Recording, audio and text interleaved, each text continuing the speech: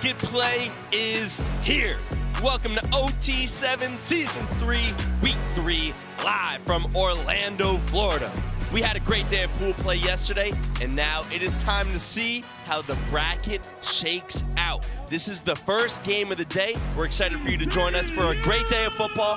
And first up, we have Team TOA from California, led by 4-star Madden Yamaleava versus Silly U. This is a matchup I cannot wait for, and I've got the very best Kieran Hickey Simple and Mo Hassan QB1 standing next to me. How are we doing, fellas? Doing amazing, brother. The sun is shining out here in beautiful Orlando, Florida. And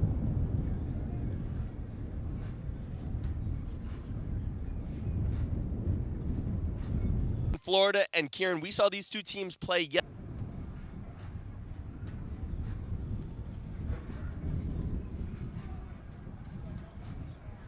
The 7 victory, getting a stop on a money drive early on, and Silly U just could not come back from there. They're going to end up having to overcome some challenges here for Silly U, but I'm interested to see what they can approach with this weekend against Madden Yamaleava. Yeah, TOA is my sleeper pick for the Final Four. I've gotten a lot of hate for this comment. I love Madden, the quarterback. I think he's a baller. He's got some weapons on the outside, and they are going to do some big things today. Team TOA is going to start with the ball first. The winner of this game will face off against LoPro. Best of luck to whoever wins this game. Yeah. But you know what? I am excited for this one. Anytime Madden Yamaleava plays, it is showtime. We've seen the Yamaleava family for a couple years now, and it is always a treat. Here we go. 20-minute games. Start on the 10. Need to get to the other team's 20 for a first down. That's an early completion to Marcus Kier to get things going. He's got an offer from UNLV. Mo, on the Team TOA side of the ball, what do you see from Madden Yamaleava yesterday? Yeah, he makes the difficult throws look easy. Even this pass throw, that was not an easy throw. That was on a rope, 15 yards outside the hash, perfect ball placement, outside shoulder. Those can get easily intercepted if there's not enough velocity on them. Now the issue is he makes the easy ones, sometimes he misses those, right? And so we saw this RAW game this past week. They should have won, but he missed a few guys in the flat, easy throws in the end zone. I'm looking for him to take that next step today and make a run. I'll bring it a third and short here. Kieran, yesterday we saw Jace Brown, 3-star wideout offers from Washington State, Nevada, Utah. He was eating yesterday. They're going to target him early and often. Now, he was making a lot of incredible catches, especially towards the back of the end zone. He is their go-to red zone target. He plays on the same team as Madden, and as you see, they have that chemistry. He's the guy that they look to in situations like this down right here on a third or a fourth to get their easy completion, and boom, there he is. I got you, Booth. On cue. Oh, I don't know if he got touched there. He got touched. We had a pretty good angle at that. It'll be enough for first down yardage. He thinks he got way more, but he'll be down at around the 15-yard line. We'll bring up a first and goal. Let's take another look right here. Oh, barely. Got the towel. I think barely. He got the towel. He got the towel. He got the towel. He barely got it. All right, speaking of towels, although wait, he took it out. anymore. In warm-ups, Madden had a, Hilton Hotel size towel. It was the world's longest quarterback towel. Good. So 4-star Madden Yamaleava at QB. Southern California, that's complete out to the flat. Short gain to Dylan Booth, 3-star wideout, class 2026. Yeah, I love how he's taking the easy stuff early right here. Very methodical, doesn't have to take any shots. Silly's just playing a lot of off coverage, a lot of cover 2, cover 4 corners are off. I think they understand Jace Brown's deep threat. He's a big body too. He's all of 6'3", 6'4" out there and can move. He's lined up on the far left right now. On an island over there. Adams in the back of the end zone. Yep. He's still going to go to him. Oh, doesn't matter. Better late than never. But never late is better. Jace Brown for 7. Yep, just going through his reads. I think his reads started on the right side of the field, came back, worked to his left, found his guy late, and it doesn't really matter. You can make that contested if you have a guy like Jace Brown in the back of the end zone. Look at this right here. Doesn't matter. I'm too big, too strong. My hands are too good. Touchdown for Team TOA. Beautiful touch, putting it over the linebacker, only where Jace can get it. And like you said earlier, Kieran, they're high school teammates, so they're comfortable with each other. Yeah. This is a combination that we're going to see very often on Friday nights. Mo, I feel like it's pretty rare when the QB misses his first read like that and then waits a little bit too long, comes back to him, and it still works out. Yeah, those in-breaking routes, sometimes there's second, third, and fourth windows. He was able to go through his progression, which honestly was very impressive to do, and he was able to find him late. You see Diego Martinez can do right here.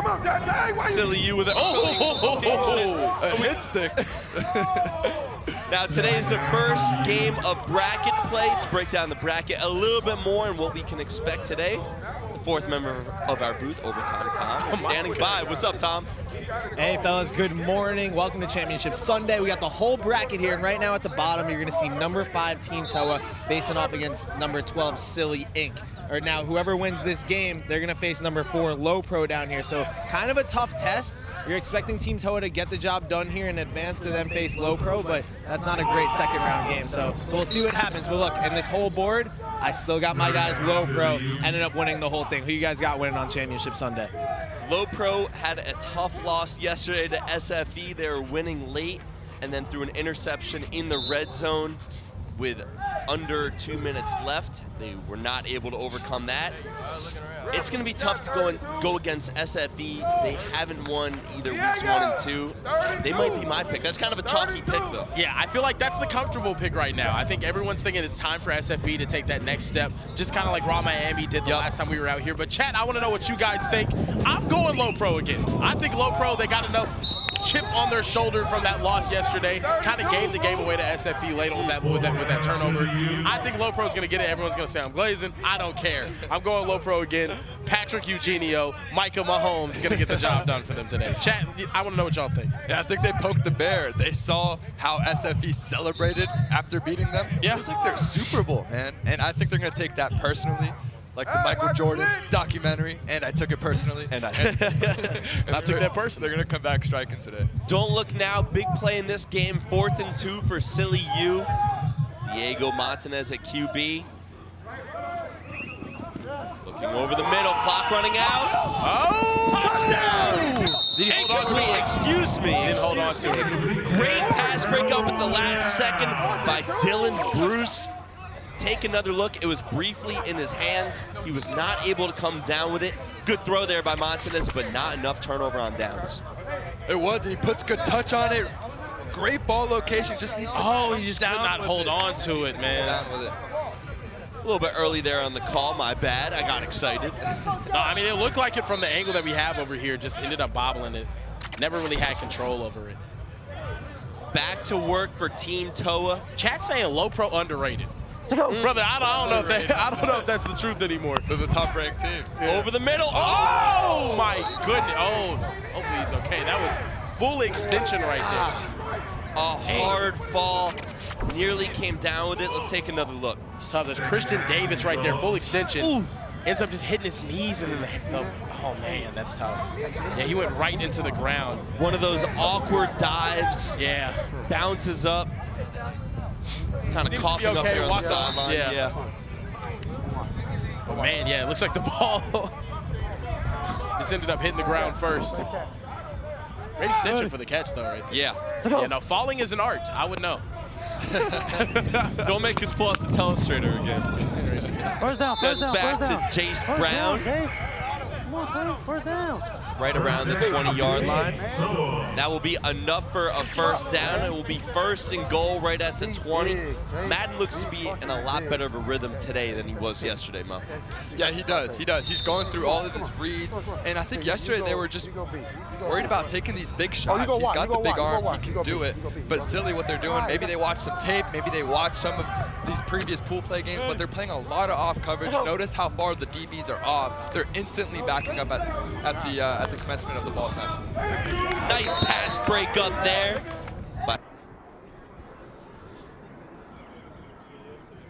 Out of San Francisco. Now, Madden's older brother.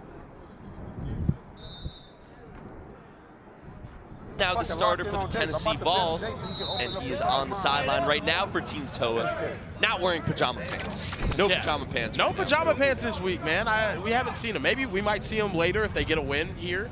But I don't know, the no pajama pants, I'm not sure if I'm rocking with it. I like their swag a little bit more with the pajama pants on. That was the Team Toa staple back in the day. It was, man. Now he's just rocking the regular sweats. You know. Madden over the top. Oh my goodness.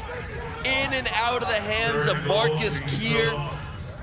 I think he thought that ball was going to get broken up, and he wasn't expecting it. Honestly, it was right there, but you got to maintain your concentration even if the DBs are jumping in front of you, there's always going to be some traffic there. Yep. Right there just goes right through his hands, man. That was a perfectly placed ball, too. Literally right over his fingertips, and that's what I was saying about Madden earlier. He's making these difficult throws look easy. Those high school kids shouldn't be making those throws on the regular, and Madden is all the time. Taking another shot to the end zone, wide open. Javon Downing, Tui. Now he goes by Tui. Kieran, I'm gonna need you to help me out with his last name, though. You are the Hawaiian expert right here. Give it your best shot. I don't know why I got put in this position. He goes by Tui. We're gonna say Tui Pelotu. Either way, he's got a great pair of hands, wide open for the touchdown. Good for 7. Yeah, no, it was an incredible route right there. I'm not going to be able to say his name too much, but he's wide open in the back of the end zone. All you got to do is not drop mama's milk, and he did just that. Always love a mama's milk reference. Oh, hey, top of the morning. Top of the morning to you all. Silly U needs a score badly here, down 2 possessions as we near the midway point in this game. Montanez looking to take a shot. That is that was up in the air. Yeah, that is intercepted by Team Toa. They're gonna try to return this one too. They are running the other way. Oh, he might. Crossing the 10. Nice return here, crossing the 20 and down at the 17-yard line. First and goal for Team Toa. Jermichael Gillis sets them up. Yep. Another great start here from Team Toa. Yesterday, whenever these two teams played each other, we were talking to Madden on the sideline. Well, Tom was talking to Madden on the sideline, and Madden was saying, you know, we gotta not play to the level of our competition. We gotta start really performing on a different level, and they're kind of showing right now they are on that different level. They are. I love the confidence, and you know, kind of what a shame, man. I think Diego's gonna watch this back and understand he needed to put this ball out there in the end zone. His receiver beat the DB actually by a few yards. Yeah. Just left it inside, let the safety make a play on it. We can be honest, that was a wounded though. It's tough. It was tough. Yeah. Caught by Brown inside the 5. Now Gillis is a 3-star DB. Like me. Every time I throw it deep. He's the number 8 player in Maryland in the class of 2025. 6'1", 170, big DB, already has offers from USC, Tennessee, Penn State, a bunch of other schools. Nice looking DB. Now, that ball looked easy to catch, but tough for a DB to track that over his shoulder. He made that look easy. Yeah, no, he really did make it look easy. Normally these corners make a lot of plays on the ball. Oh, and Chase Brown makes it look easy. I feel like Chase has gotten about 90% of these targets, and for a good reason. This dude understands defense. Now, there's a term called being quarterback friendly as a wide receiver. So he runs an out route. He understands that the corner is sitting there with inside leverage in a zone concept down here in the low red zone. He sits, he throttles, he doesn't run to get covered, and it's a touchdown. Yeah, I think that's why a lot of these schools in the Mountain West Conference, in the West Coast area, these guys are looking at Jace Brown, and I think he'll be a late riser as well. He's a big target, really solid hands, and now he's showing, hey, I can compete with some of the best as well. 5 touchdowns this weekend for Brown. Kieran, what'd you say yesterday's pool play score was? 25-7. 25-7. It's 21-0. Monson is taking a shot, has a man open, overshot him at the 10-yard line. He had to step on him too. Yeah, he had his guy right there, just couldn't find him. Still, you trying to find some rhythm here though. Got to get on the board, at least. And again, just missed him. He beat him, right? He's got to step on him. Let's just put the ball, give him a chance, really. Just give him a chance. Put that ball about a yard outside so he can drift a little bit. 2 missed opportunities early on for Silly. Look like Mo throwing me out there. You run better routes than that, kid. Oh, man. I try my best, you know. Real coordinated athlete. Montanez towards the sideline. Nice catch. Fell out. They're going to say he caught it to him. They gave it to him. Now the other ref is coming over and saying, I'm not sure. Yeah, incomplete. I was going to say incomplete. All right. Chat refs, catch or no catch? Let me know. Great effort by Lee Dwayne to go up and get that. Yeah, whenever he tries to tuck it away, he loses control of the ball. As you see, he brings it right back down here to his body, and he loses the ball. I like the thought, though, getting Lee Dwayne Thomas involved early. Like, to me, he's their biggest threat on the perimeter for that offense. No, I mean, I think he's the best player on this team, offense and defense. Kid needs some O's, though, as well. Playing out of Antioch, California, plays at the same school that Najee Harris played at. Montanez shot deep. and broken up. Great pass coverage in the end zone by Team Toa. Really solid defense deep. Stays gentle. Great name. I'm liking the ball tracking that I'm seeing from these Team Toa DBs, man. It's about alignment, assignment, and whenever you turn it and locating, can you make a play on the ball without tugging at that wide receiver? You have just as much right to the ball as the receiver does, and I like corners that take that sort of approach towards it. So let me ask you guys, Team Toa looks really good early on. Looks like they're going to play LoPro next round. How did they stack up? Look, man, Silly U, LoPro, I think different types of both underrated prospects. Oh my goodness, that was a beautifully placed ball. But Toa has the talent to stack up with almost anyone out here. Yeah, no, Toa did. Dude. If Madden's on, they have a shot. That's the way I look. Yeah, 100%. If Madden's on, they can get into a shootout with anyone. I think right now what I'm seeing out of Team Toa defense, this is a better defensive team than what I saw last year. The thing is, though, last year you had the Elijah Moore. You have enough weapons on the offensive side of the ball outside of Jace Brown to make that run. Obviously, you have the big tight end. We'll see what they can do. Now, we have a full day of football ahead of us. It concludes at the end of the day with the semifinal and final on NFL Network starting at 4 o'clock Eastern. That second semifinal game will be at 4. The finals will be at 5. We hope you join us from Touchdown Team Toa. And will we see Team Toa playing on NFL Network? We just might. They're rolling right now with a front flip into the real cost foam pit. I'm getting more and more excited for this matchup against LoPro next because Matt looks locked in today. I think he's had like 2 incompletions all day. Yeah, I don't think I've seen him throw a bad ball. Please tell me you saw FLEAUX front flip into the end zone as well. It's ridiculous. Foam pit. It doesn't make sense. You shouldn't be 6'6" in that athletic. We saw him do the backflip yesterday, which was... Look at it. Oh my goodness. The tuck. The tuck. He could have landed that on the ground. Yeah, I think so. That's crazy. He got height on that. And all these kids just do gymnastics class or something? Like that's a prerequisite. Is it just like, I'm bored? Yeah, Hunter does a pre-screening. Could you do a backflip or not? Not exactly. 28-0. Coming up next, we have Fast Houston versus Coastline Stars here on YouTube. Monton has taken a shot deep here. A little too far out of bounds. We have a full day of football here on YouTube. We said NFL Network. But coming up next, Fast Houston Coastline Stars. Anything that we're looking forward to in that game? That's going to be a good one. And they are swapping out right now the wide receivers for the DBs. So Jace Brown is now in at safety with Vanderploeg. Wow. Or not with Vanderploeg, with Marcus Kier. That's hilarious. The disrespect. They're just having fun out there right now. Hey, maybe, you know, I'll take the I'm just going to throw this out there. I don't know if there's any truth in this. Maybe playing a little safety could help you as a wide receiver understand it a little bit better. I could see that, actually. I don't know. I think most guys that are real athletes playing both sides of the ball, it helps you a lot, man. It helps you develop toughness, ball skills, all of that. We saw Bryce Fitzgerald for Raw Miami. He's been a dog on both sides, although he's primarily a DB, and then he'll just play offense here for Raw Miami. I think most DBs in high school should be playing receiver. You can see if they have the hands. No, the thing is though, you can work on that. you can work on that. You having elite ball skills at the DB position is going to make you a lot of money come Sunday.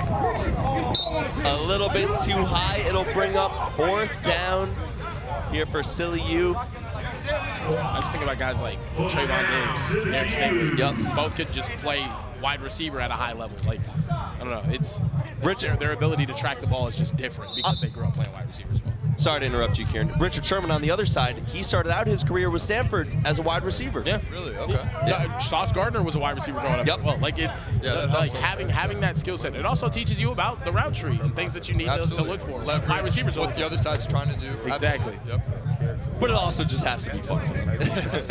I wish I was athletic enough to play corner like a wide receiver. Just too slow. My 6-second 40-yard dash not doing it. Balances. Jace Brown got a good read on that one. Wow! The first receiver into the hands of Javon Durr just as they drew it up. Makes sense. Yeah. Makes sense. This was on 4th down. Ian Andrzejczyk at QB. Loving the shiesty that Andrzejczyk has going on right now, man. Just a beautiful day out here in Florida. He's got to stay warm, though. Yeah, 100%. The shiesty with the chain. It's a nice little combination.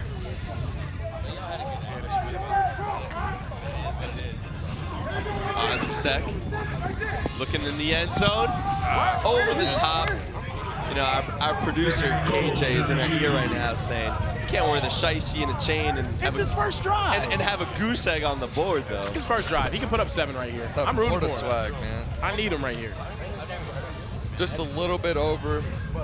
I think even if you put it on, that might have gotten picked off, honestly. So. Yeah. It looks like it was intended for the OT7 side. SEMIFINALS trying to get their first points of the game. Can't get bounced with a goose egg. There it goes. Down inside the 5. That Team TOA defense looks like they care a lot about the shutout. They do. They love to target number 9. They're smaller guys. Terrell Turner, he's 5'8", 150. But we saw him yesterday in pool play actually score a few touchdowns in the red zone. They leak him out into like the wheel route area out of the backfield, and you know the defense kind of loses him sometimes.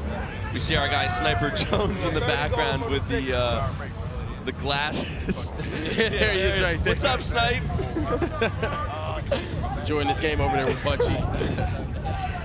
Andrzejczyk rolling out to the left, touchdown. SEMIFINALS gets their first points of the game. Oh, they're gonna say he's short. Oh, come on, ref. They're gonna say he's short. Let him live. Hey, let him live. Everything earned, nothing given, okay? This is OT7 football, baby. Drawing up a quick play here. One last play. Ticking down. They got to get in the end zone right here, don't they? Come on. Rolling out to the right. Oh, man, everything is locked up. Uh-oh. Oh, my goodness. Chase Brown catches 2 touchdowns and then straps up the final play of the game. Message sent. Team TOA is here to play. I don't care who they're playing. That is impressive to pitch a shutout, and now they play the defending champions, the LoPro. Team TOA will face off against LoPro in the quarterfinals later this afternoon. But coming up next, we have Coastline Stars versus Fast Houston. Continuing pool play here in Orlando, Florida. Great day of football ahead of us. We hope you're with us for the whole day. Don't go anywhere. OT7 Season 3 continues. Ski.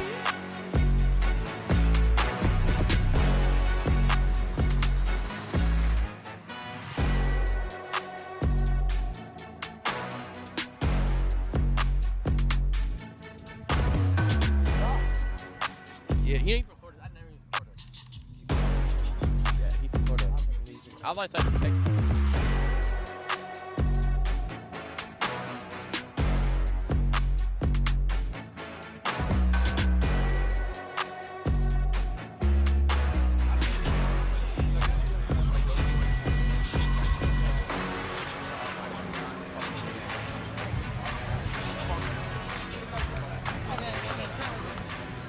Hello and welcome to Orlando, Florida for week 3, season 3 of OT7. We just had an amazing game. I don't even know if I want to call that amazing. Team That was a ball, bro. just dismantled SEMIFINALS. That was a beatdown, bro. That was a beatdown.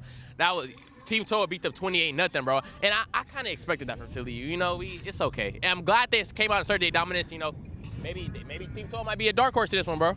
I don't know. Team TOA is one of those teams that can go off at any time. And yesterday, it was looking like they had what it took, but it was like back and forth. Yeah. Today, we seen them dominate out the gate, 28-0.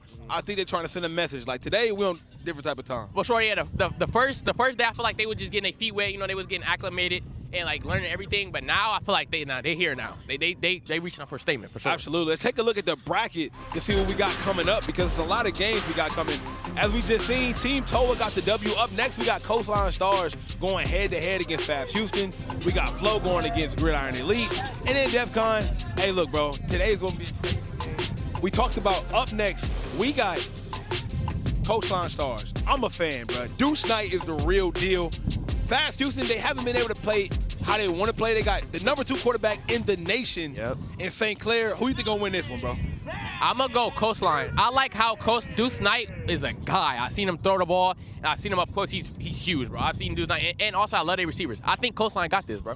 Hey, look, don't think Fast Houston ain't one of them ones, all right? They got Trey McNutt on. I think he playing both sides of the ball, right? One of the best safeties in the entire country, not to mention, hey, Sinclair, number 2, Ohio guy, committed to Ohio State.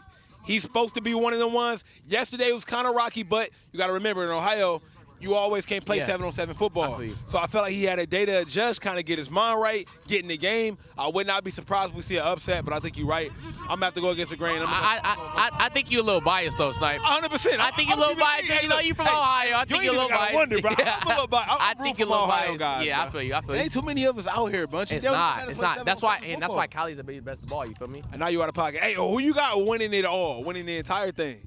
SFE. I said this yesterday, SFE. Like I said, my prediction, when they was going to beat LoPro, they beat LoPro. I got SFE. I'm going to go LoPro. And the reason why I'm going to go LoPro is SFE only won off of the flukiest interception from the goal line I've ever seen in my life to a pick 6. If it wasn't for the craziest error, they lose that game. It came down. Did they win? Yes. Okay. No. Is LoPro going to do that again? Is LoPro going to do that again?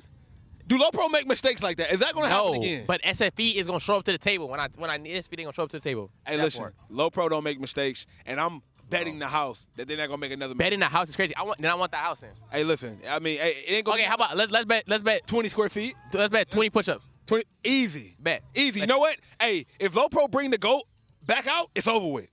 If they bring the GOAT back out, it's done. I got a chance to interview the GOAT, man. No. I got to meet the GOAT, though. I got to meet the GOAT. You with the GOAT now, but no worries. Don't go anywhere. More OT7 football coming up right after this.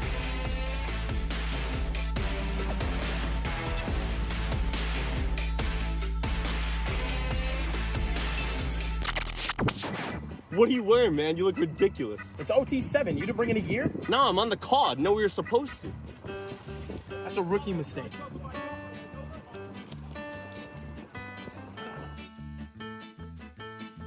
Looking good, Kieran.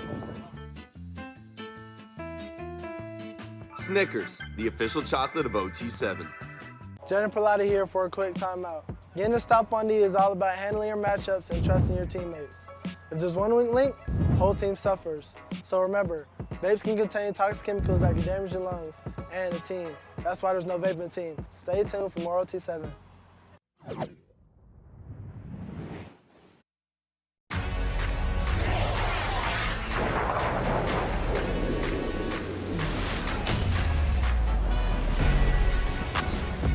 Bracket play is here. Welcome to OT7 Season 3, Week 3, live from Orlando, Florida. Pool play was great yesterday. Bracket play is going to be even better today. And we have a great matchup between Fast Houston and Coastline Stars. We have one future Ohio State quarterback in Tavian St. Clair and one future Notre Dame quarterback in Deuce Knight. And I could not be more excited for this matchup. I've got QB1 Mo Hassan and the Care Bear himself, Kieran Hickey Simple to my right. How we doing, fellas? Good morning. It is Championship Sunday, the 2 best words of all time. And we got a great quarterback matchup, so let's go. We do have a phenomenal quarterback matchup. We saw it yesterday, but today it is for all of the marbles. Yesterday, these two teams played. Coastline Stars got the best of them, though. Yes, Coastline Stars did get the best of them, led by quarterback Deuce Knight. Look, we saw him last year play for Mississippi Heat, and we saw him play for Pressure. He looks like a completely different quarterback out here, though, this time. And he's facing off against Tavian St. Clair, who really didn't have the best day yesterday. Can he bounce back and show Fast Houston something? Yeah, Fast Houston has one of the most elite rosters you'll ever find, led by quarterback Tavian St. Clair, the Ohio State commit. There were issues with chemistry yesterday. Can they get over the hump and make a run? That's what I want to see today. Yeah. Coastline Stars is my dark horse to win this whole thing. I like it. I like it. They're my dark horse to win this whole thing, and they can go as far as Deuce Knight takes it. It is Sunday today, but you will be seeing both of these QBs play for Saturdays to come. I was going to say Big Ten football, but Notre Dame, you know, they just... It's Big Ten country. It's Big Ten country. They need to pick a conference already. You hear me right now, Notre Dame, elites. Touchdown Jesus doesn't like playing for no conference. Oh! Deuce Knight overshoots his wide receiver to get things going. And they will start with the ball. So Deuce Knight, 4-star wide receiver out of Mississippi, 6'4", 206, southpaw, and he's got a big arm.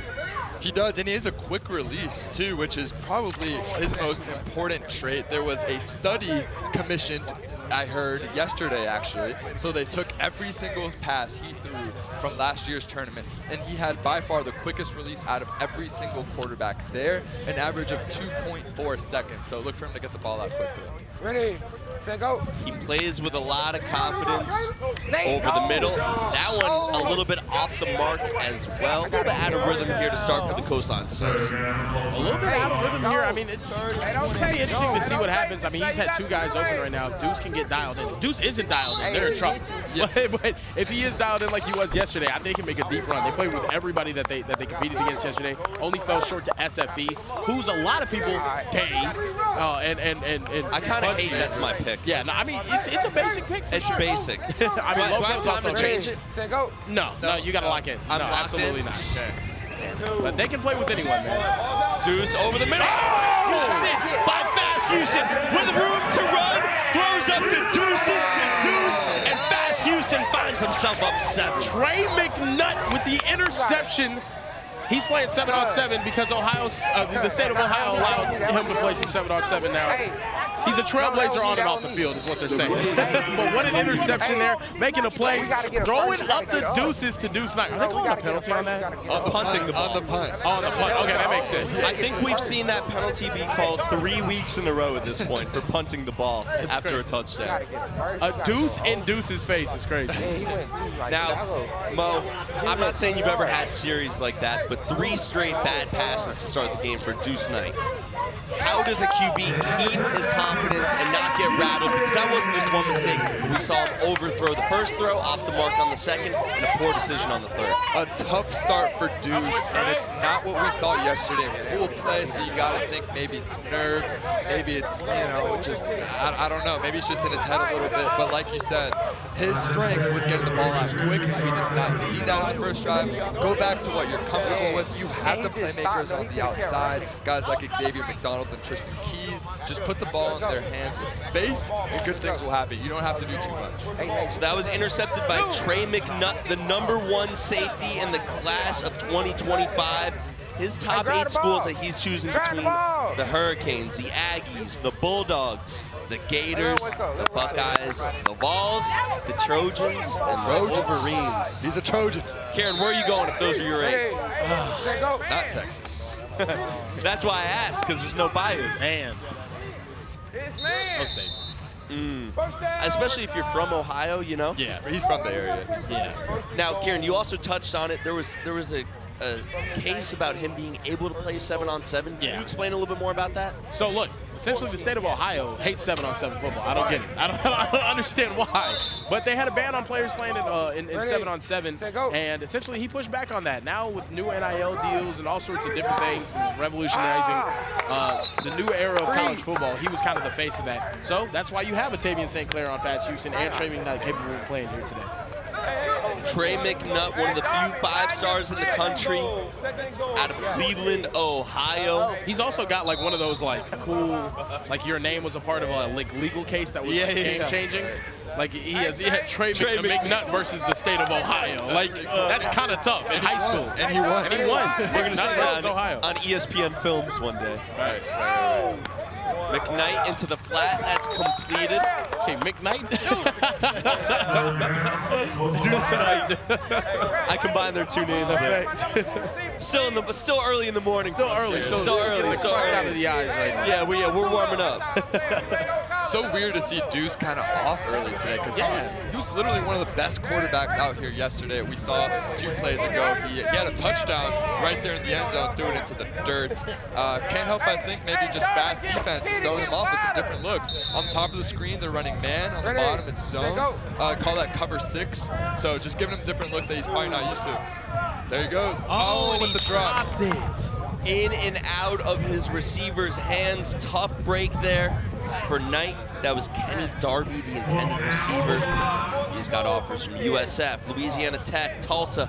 Couldn't reel this one in. Oh, man, it was right in his chest, too. That's tough. Yeah, I love that ball. He throws him outside shoulder on purpose, outside of that defender's reach. Just got to come down with the grab. Big fourth down right here. Big play in this game, Kieran. Yeah, no, getting off to a slow start, not really what you want to do. And we haven't seen what Tavian St. Clair's look like. Maybe he's on one today. Deuce over the middle. Good kick. Did he catch it? He did. Touchdown, Coastline Stars. What a catch. Oh my God, he just jumped to the back of the foam pit. What, oh my goodness. Tight window there for Deuce Knight, and he threads the needle, and we have a tie ball game. It's your boy Baby DK, Tristan Keys as they call him, dude. Jumping all the way to the back of the foam pit might have been more impressive than the catch, bro. He launched himself back there. The 4-star Keys was unguardable yesterday, a favorite target of Deuce Knight. That's his first catch of the game. What a catch through the contact. Look at this jump. Oh, because he stepped off of it. Oh my goodness. That's crazy. I've never seen anyone do that with the foam pit. He's a dog in the basketball court, too. He's got some hops from there. That's crazy. The step on the front of the foam pit all the way to the back. Because I was like, there's no way he just jumped all the way back there.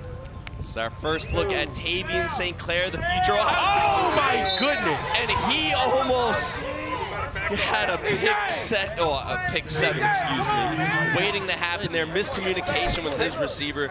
Let's take another look. Right through his hands, too. Oh, he just didn't extend as much as he possibly could have. Maybe he lost his footing right there. I was expecting him to get that one. That was Sammy Watkins, as we call him. Samuel Watkins. He had a nice pick the other day, too. He did. St. Clair looking towards the right side. Oh my God! And both of these superstar QBs are playing with fire in the first half of this ball game. Goodness gracious, man. All the arm talent in the world, but they are throwing that thing. That's what I was saying. This dude has one of the strongest arms in the country. There's no doubt when the ball comes out of his hand, it's very pretty, but there's a lot of issues with just taking care of the ball and accuracy down the field. This is the second game of bracket play. Let's take a look at the greater bracket. The fourth member of our booth, Overtime. Tom, what's going on, Thomas? Thank you, fellas, and yes, I am down here at the bracket. And what you'll see here, number 6 Coastline Stars facing off against number 11 Fast Houston. Great game, love these both.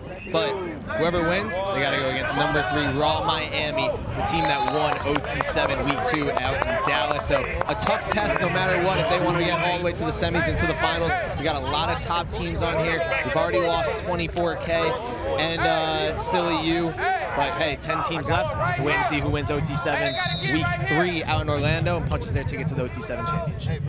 Thank you for the breakdown, Tom. We have a big play here after that incompletion. Not flipping 4th and 20, not flipping the field. Fast Houston rolling the dice. Interesting decision right here. They need to get to the other team's 20 for a first down. Interesting to say the least. St. Clair looking over the middle. Oh! Intercepted with room to run is Coastline Stars, and we have our second pick 7 of the game. I cannot for the life of me, I cannot for the life of me, Alexander Day, understand not flipping the field and going for a 4th and 21 instead of just trusting your defense right there. And now you throw a pick 7. What is going on? I don't get the decision.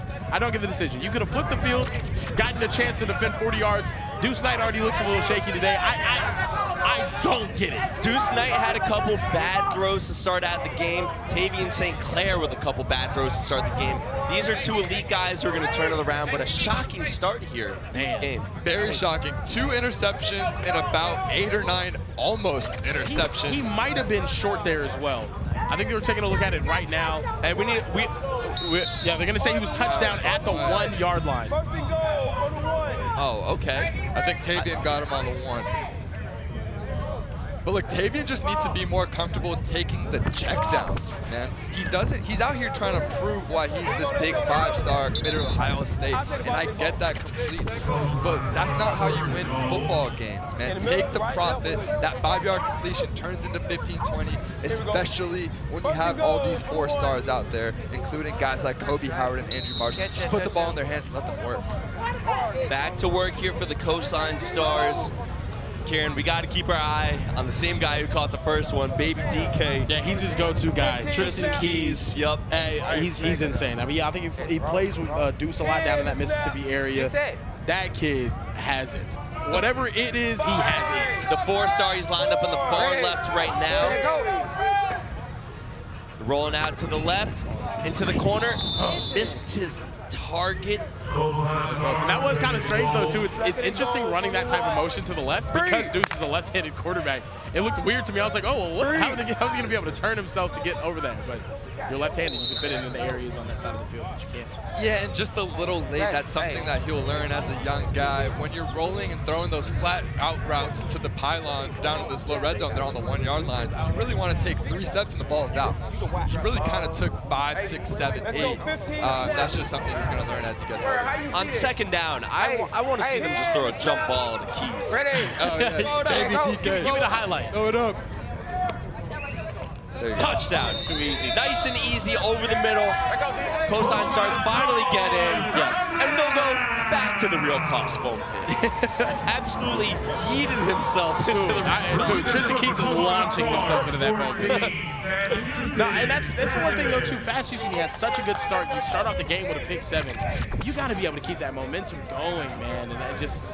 Now, have just handed all of the momentum over to the Coastline Stars. And Coastline, to their credit, is taking advantage of it. This is why I think they're one of my favorites to win today. Yeah, that's just been the story for Fast Houston, I feel like, traditionally, too. One of the most talented teams. On paper, they're on the level of a Raw Miami or SFE in terms of the star talent. St. Clair pumps a couple times. That's complete for a 15-yard gain. Let's throw it down to Tom. Someone special standing by with him. What's going on, Tom? Thank you, fellas. Here with Deuce Knight. Just got a nice little easy touch on how we feeling here at Championship Sunday. Yeah, I feel good. I feel like if we just come out and play our game, we're gonna go a long way. And obviously, it's a matchup. You going to Notre Dame, Tavian going to Ohio State. We've got a lot of top quarterbacks out here. Do you look at the other guys? Is this like a way for you to prove yourself even more? Do you think about that at all? Kind of somewhat, but I just come out here to compete and have fun. Oh, Kobe Howard. Compete and have fun, man. And if there's one thing you got to work on, you're focusing on to keep getting better at, what is it? It's just really staying consistent. You know, sometimes I get a little streaky, and I don't like that. I should make every throw out here. There's no rush. I love it. Appreciate you, bro. Notre Dame commit, Deuce Knight. Keep getting after it. Back to you guys. We need to take a look at that last catch. Kobe Howard, strong hands in traffic. You got soft hands, brother. I just got off a 17-hour shift catching balls over them. Kobe Howard was a standout early in OT7 week 3. We haven't seen him that much this week so far, but keep your eye on number 6. They like to work him out of the slot a lot, and he's wide open. He had him again! Oh. It's gonna be late. He was jumping. Man, Kobe was begging for it right there. He was doing jumping jacks in the end zone. Yeah, something's off early for this Fast Houston offense with Tavian because he's had guys open, especially in the flats. Right here, you watch them run a mesh concept, which almost all of these 7-on-7 teams have in their arsenal, especially down here. When you get a lot of man coverage, usually you go left to right. One of these meshes is going to pick these linebackers. He just missed them wide open in the end zone. 2nd and goal from just outside the 10-yard line. St. Clair. 1, ball's out. Up top. A little bit too high. Now, flag on the play.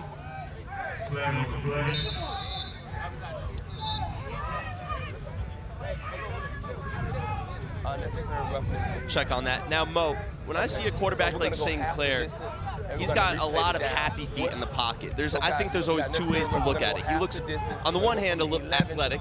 On the other hand, a little bit unsettled. Which side do you lean towards? In terms of what I'm seeing right now, yeah, unsettled for sure. Like he's double, triple pumping some of these balls. He's not comfortable with either the system or what the receivers are doing, and so I'm not sure if it's schematically he's not used to some of these schemes or the coaching, but for sure something is off early on. We had a defensive holding on that last play.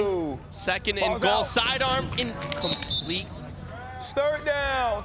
Looking for Andrew Marsh, the 4-star wideout. He's got offers from Bama, A&M, USC, Kentucky.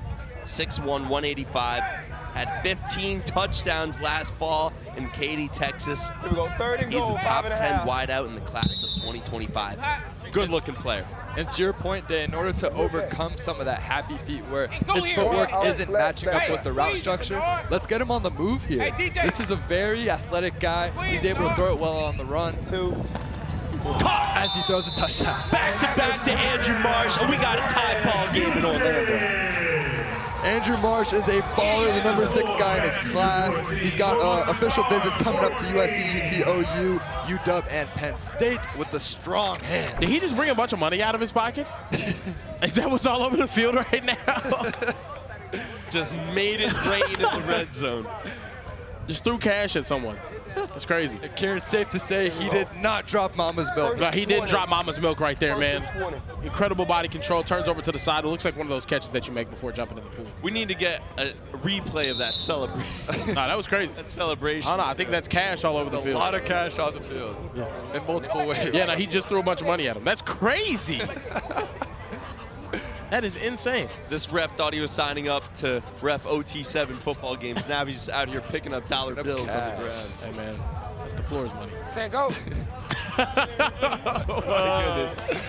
We get in trouble. A little did he bit scoop low, that? incomplete. What am I doing? Second and 20. Second down. Deuce Knight, not too happy. So what am I doing? Yeah, you hear him on the mic. He's frustrated because he usually makes these throws. There's 2 or 3 low balls right now. He's just missing guys. Guys are getting open. Yep. He's just missing them. And with 3 minutes left in the game, you got to dial in here. Yep. That was intended for who else but Tristan Keys. It is Sunday. It's bracket play, though, as well. It is. Do y'all think Money Drive right here? Another they didn't go for it. They've just struggled on offense. That's the only thing. They have. Yeah, I trust my defense in this type of game. Looks like the wide receivers kind of bumped into each other at the top of their route there. Bring up a long 3rd and 20 for Deuce Knight. Oh, man. A game that no one really expected, right? No. Because 2 of the most highly touted quarterbacks in the country going at it. If you would have asked me about 15 minutes ago, I would have told you shootout. Yeah. You can run That's the other thing, Tristan. Go post the Here we go, let's go, let's go, let's go. 15 to snap. That playbook's looking like a Cheesecake Factory menu. Yeah, that's crazy. No, that's the one thing, though, that Deuce was saying about his own game. He's like, I'm a little too streaky. Yesterday, we saw he was hot. Today, it's been kind of shaky. Deuce has his man. Good for first down. That's a first. What a throw and catch. Baby DK, gain of 21. Man, Tristan is extremely consistent right now. Just where Deuce is kind of struggling up and down with his accuracy, he knows he can throw it to 5, and 5's going to make a play. Hey, ZZ, you go straight. Does a great job of boxing out the DB. Big 6'2", 175 receiver using all that frame. Yeah, lean on your players that you know are playmakers, right? That's a skill in itself. You know you're off. You're not always going to be as sharp as you want to be. Say go. Tristan's got one of the biggest catch radiuses I've ever seen. Into the flat. And I like that type of play call, though, here. If your quarterback's shaky, what do you want to do? You want to get the ball out of his hands quickly, give him easy throws to get in rhythm. That's what we got to see in this game. And now, look, this is a team that's going to be possibly facing either one of these teams. They're going to possibly be facing Raw Miami, who loves creating crazy turnovers next. So these guys got to get in the rhythm right now against these other teams. You got to find it right now, because if you don't have it, Raw Miami will get out and get out early on you. Oh, yeah. Tie ball game, under 2 minutes remaining. Deuce Knight, the future Notre Dame QB, trying to send his team to the quarterfinals. Tie ball game, 90 seconds left. Looking over the middle, incomplete, and that will bring up 3rd and goal as the clock winds down. Let's see if they get a play out before the 1-minute warning. Yeah, they're getting a lot of zone coverage down here, which I think is smart. It's just so constricted. Usually with these offenses, the reason why they have pre-snap motion is to distinguish, is it man, is it zone? No one ran with the guy, it was zone, and I kind of want to see these wide receivers moving more, finding windows. It seems like they were jogging through the end of their routes. Let's be more active and give Deuce Knight some bigger targets. We have Gridiron Elite and Team Fleaux, the future of LSU, coached by Ryan Clark, coming up next. Full day of bracket play football here on YouTube, and then the semifinal and final at 4 o'clock Eastern on NFL Network. But right now it is Deuce Knight's time here in the red zone. Looking over the middle, touchdown. Who else? Baby DK. Tristan Keys is on one right now. He's probably been the best wide receiver we've seen out here this weekend. He is tearing it up. Deuce Knight, if you're nervous, if you don't know where to go, number 5 down there somewhere. Chuck it down there somewhere, man. He got to be down there somewhere. Touchdown, Tristan Keys, man. When in doubt, go to the guy that you trust. And again, back to the zone concept. Tristan, he knows where he's going to be. He understands the defensive leverage. He just keeps moving in the back, and he ends up finding it. They got to win leverage, run you up. Fast Houston going for the win here. They got a chance. They're using their money drive. Gold football is out. A touchdown is worth 10. Points are, of course, on the table for the defense, but right now it is all about the future Ohio State QB trying to punch this in, keep his Fast Houston team alive to face off against Raw Miami in the quarterfinals. Clock just over 40 seconds left. These guys are not running back to the line as fast as they need to be. But they need to work with a little urgency. Yeah, I don't think they know the plays like that. We'll lose 20 seconds. You run back quicker and you find what the play is, man. Second and 13 over the middle. Oh my goodness, what a catch. You got to get back up to the line again, though. But clock continues to run. They're jogging around again. This is crazy. There's so much time going by. And they don't have no huddle stuff. 15 seconds left. Still don't have a first down either. Oh, man. It's just backyard football. Complete to the 10, but they got to go again. I would just. And they're walking again. 5 seconds left. 3. It's the last play. Last play of the game. Got to get in the end zone. St. Clair to the end zone. 2. Oh, and it's way out of bounds. And Coastline Stars survive. Oh, my goodness. You got to give your guys a chance. Happening? You have to give him a chance. You can't end the game throwing it 5 yards out of bounds. You just can't do it. That was not a very pretty 1-minute drill there. That was nasty. Not the most efficient. I'll be honest, that was nasty. The end of that game was nasty. Everything was to the middle of the field. Guys were not getting back to the line quick enough, and then the last play of the game, way over the head of the intended receiver, 4-star Andrew Marsh. Tough ending for a talented Fast Houston team, but Coastline Stars punched their ticket to the quarterfinals. Hit a cameraman over there. Hit a cameraman. Hey, we're putting that on his bill. Put on his tab. But Coastline Stars have a date with Raw Miami in the quarterfinals. But coming up next, Team FLEAUX, coached by Ryan Clark versus Gridiron Elite. Stick with us. Much more OT7 bracket play coming up next.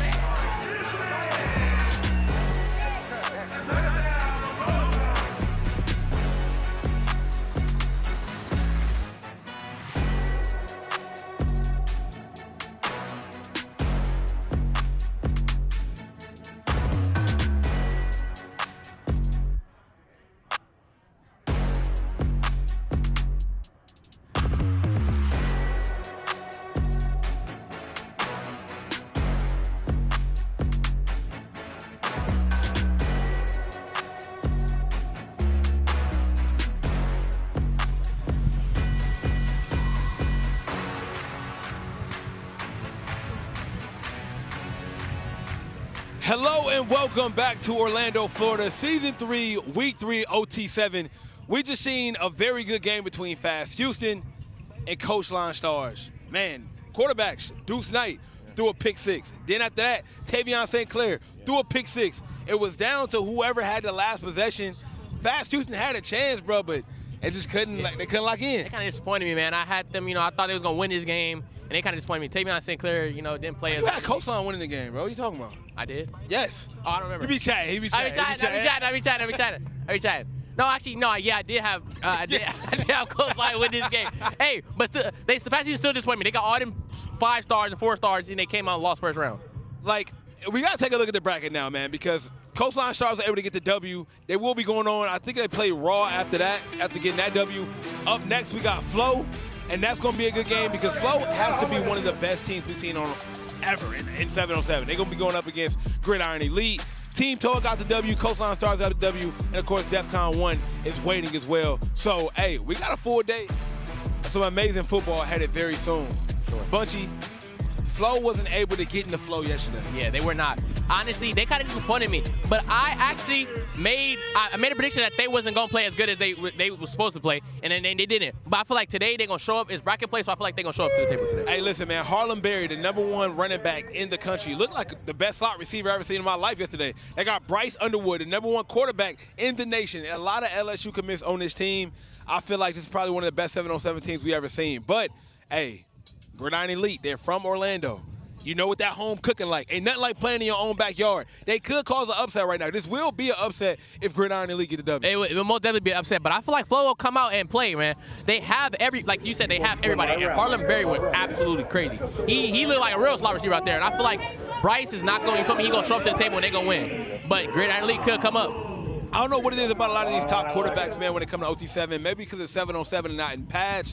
A lot of the top quarterbacks don't perform the way we think they should, yeah, right? For real. So yeah. I'm excited to see what Bryce Underwood decides to do today. Like I said, yesterday he wasn't bad, but I felt like chemistry was a lot. You know, a lot of option routes. He didn't know. It wasn't on the same edge of the receivers. I want to see, after having the data, be in a hotel, kick it, learn each other, joke, watch some movies. I don't know what they did, but hopefully the chemistry is better. And they're rocking the LSU colors today, too. So you already know, hey, it's a lot of New Orleans boys. You'll hit your gas snipe? So what? Hit the gas. Nah, I don't really know what that is. I ain't nah, but yeah, I feel like if they come out and play, and you know Bryce knows his chemistry, has his chemistry with the team, I feel like they're gonna be great. So who wins the game? Oh, FLEAUX. You've been right on all your predictions. I have, bro. So if you're wrong, no, you will hear from me, bro. FLEAUX is not gonna come out and lose. They have everybody, Snipe. They have everybody. They got four LSU commits. Come on, bro. Nah, they like 14. All right, even the dudes that's not committed to LSU. They have LSU offers. So if you're around 17 #1 players that go to LSU for a weekend, they gonna talk to you, bro. Hey, you know, if we had you over there, that's all we need. That's all we need. Exactly. Trust me, it's gonna be a lot more LSU commits. On the other side, like I said, Gridiron Elite, they got a powerhouse as well. I don't know who's gonna win this one, but it's gonna be a good game. Don't go anywhere. One of the best games you're gonna see here at OT7 coming up right now. Yes, sir.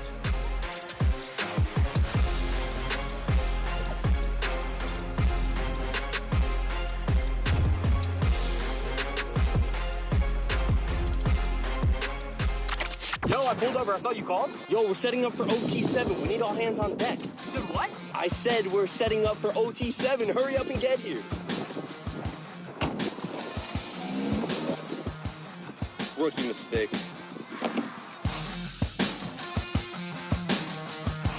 Snickers, the official chocolate of OT7.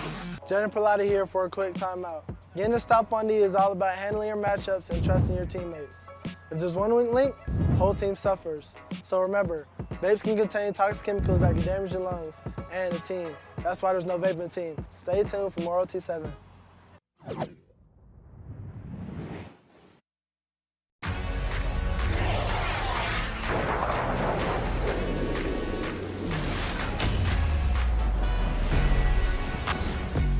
And we back. Welcome to OT7 Season 3, Week 3, live from Orlando, Florida, as bracket play marches on. We have the best high school players in the country looking to not only put their names on the map, but compete for an OT7 championship down here in Florida and punch their ticket to the OT7 championship in June. We've got a great matchup between the hometown kids of Gridiron Elite taking on the future of the LSU Tigers, Team FLEAUX, coached by former LSU Tiger, Ryan Clark. That's Mo Hassan. That's Kiri Hickey Simple. I'm Alex Day. How we doing, fellas? I'm doing phenomenal, brother. Mo, how are you feeling? I have never been better ever in my life. Ever? Ever. Wow. Okay, I'm going to tell your girlfriend that. It's crazy. But Forever. Forever is kind of crazy. No, I'm excited to see this matchup, man. We got to talk about it, dude. Gridiron Elite taking on FLEAUX.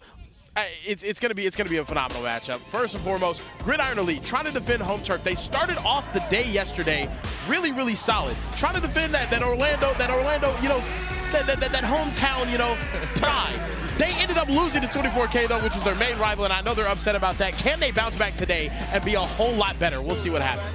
FLEAUX is the team with the most intrigue in this entire tournament. It's a brand new team. It's an all-star team from Louisiana. It seems like every single guy on the team is committed to LSU. They're led by quarterback Bryce Underwood, the #1 player in the country. I want to see what he does with this amazing supporting cast. Team FLEAUX will start with the ball. They have so many stars on this team, but fully haven't hit their stride yet. Still looking to build that chemistry. It's going to be interesting to see what one day of practice together will do for them on day 2. Yeah, they got to gel, man. They got to gel. If that chemistry's together, who knows how far they can go. But we'll see what they can do right now. When you have that man right there, Bryce Underwood, anything really feels possible. The #1 player in the class of 2025. 5-star QB, the future of LSU. He's got an early completion to the 20-yard line. So 20-minute game here in bracket play. Have to get to the other team's 20 for a first down. And Mo, I don't know about you, but I was super impressed with Bryce yesterday. Yeah, we had this discussion yesterday. Immediately, there's a few guys in the country where the ball comes out of their hands and it just jumps out.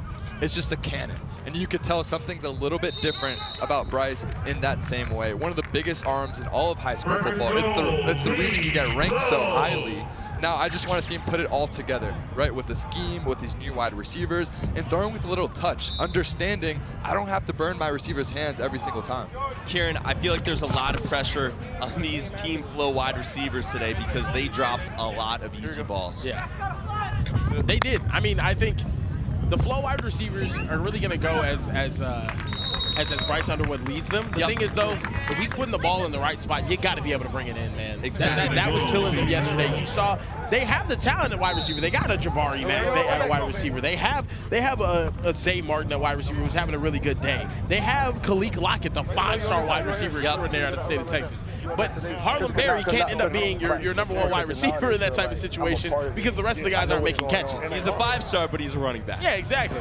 Underwood over the middle, touch, oh! No. And there it is. Another drop. Mama's milk on the ground again.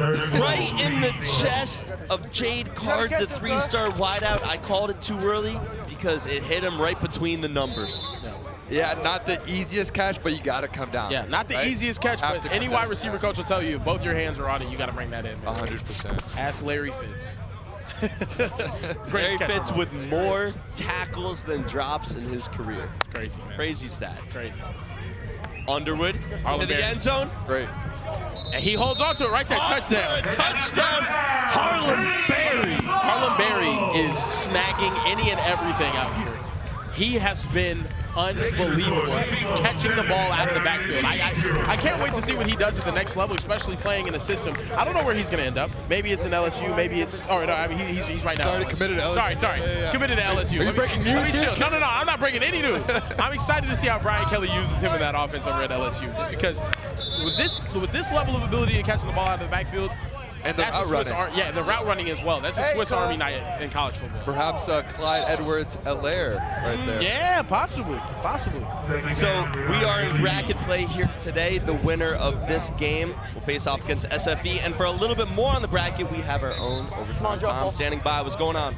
Hey fellas, thank you. We are looking at number 8 seeded Flow right now, facing off against number 9 Gridiron Elite. The winner here is going to face off against the number 1 seed and the heavy favorite right now, SFE. Oh my God! Here we go, fellas. Shut up, Tom! That's a touchdown from Tyson Carter. What a catch with one hand. Tyson Carter says, "Let it be known, I'm here to."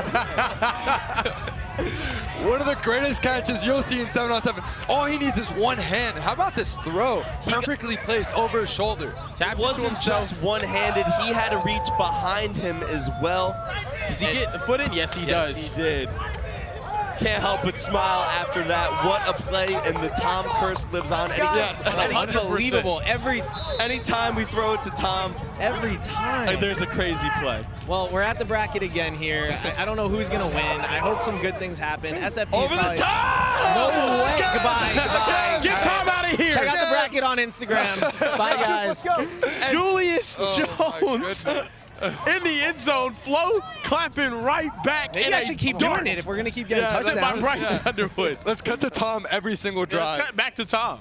He has the Mickey Mouse ears on his head. A great look in the 2027 wideout from Fort Lauderdale, who already picked up 15 offers freshman year. Hey, slides into the end zone for 7. That's a pretty ball, man. That's over the middle, good for a 10-yard gain. And everyone out here should be scared if this is what the Flow offense has evolved to. Yeah. Because this is not the team that we saw yesterday. It is if not. If these guys get it right, they can play with anybody in the country. This is that team that everyone was saying, okay, if they can put it together, they can play with anyone. And as you saw right there, Bryce Underwood, oh my goodness, that kid can spin it, dude. I cannot wait to watch him on Saturday. Oh, yeah. To the flat, that's broken up. Give Atticus right here. So because we've had a lot going on early in this game, we haven't even really dove into the Gridiron Elite offense. Mo, what are you seeing from their QB play? Yeah, Grant Connor, I think he's a local guy, right? And so he's 6'5". Watching him right now, he's a big kid, very underrated at a Winter Park High School. I think he's very consistent. I like what I saw yesterday. They didn't have as much success as we had predicted necessarily, but a lot of it kind of comes down to his wide receivers too. Some of them are undersized. I want to see them get separation at the line of scrimmage because he's putting the ball where it needs to be. That's broken up. Good coverage on the play there. Phenomenal defense right there. It's Aiden Hall. 4-star safety, the number 6 DB in his class. Uncommitted. He just went on a visit to Florida State, but I got to believe some of these future LSU Tigers are trying to get him to change his mind. Ryan Clark trying to dial it in right now on the defensive side of the ball. 4th and 9, big play in this game. Gridiron Elite not looking to fall down 2 possessions. There comes the rush. Incomplete, but a flag on the play. We will take another look. It looked like there's some contact at the top of the route. Oh, goodness. It's going to be a repeat of 4th down, though. Defensive hold. It's going to be about a 4th and 4. Offense gets bailed out because there really was nothing going on for the offense. Again, it goes back to that matchup. These Fleaux DBs are probably the best coached defensive backcourt in the entire nation as far as 7-on-7 goes. Anytime you have an all-pro coaching you with this level of talent, all 4 and 5 stars, it's going to be really tough to complete a ball, especially on a 4th and long situation. And with the day of adjustments as well. Like, he got an opportunity to get out here and see what the 7-on-7 circuit was looking like. Oh, and that was on the floor. I'm not sure if that was intended for Jermaine Hayes.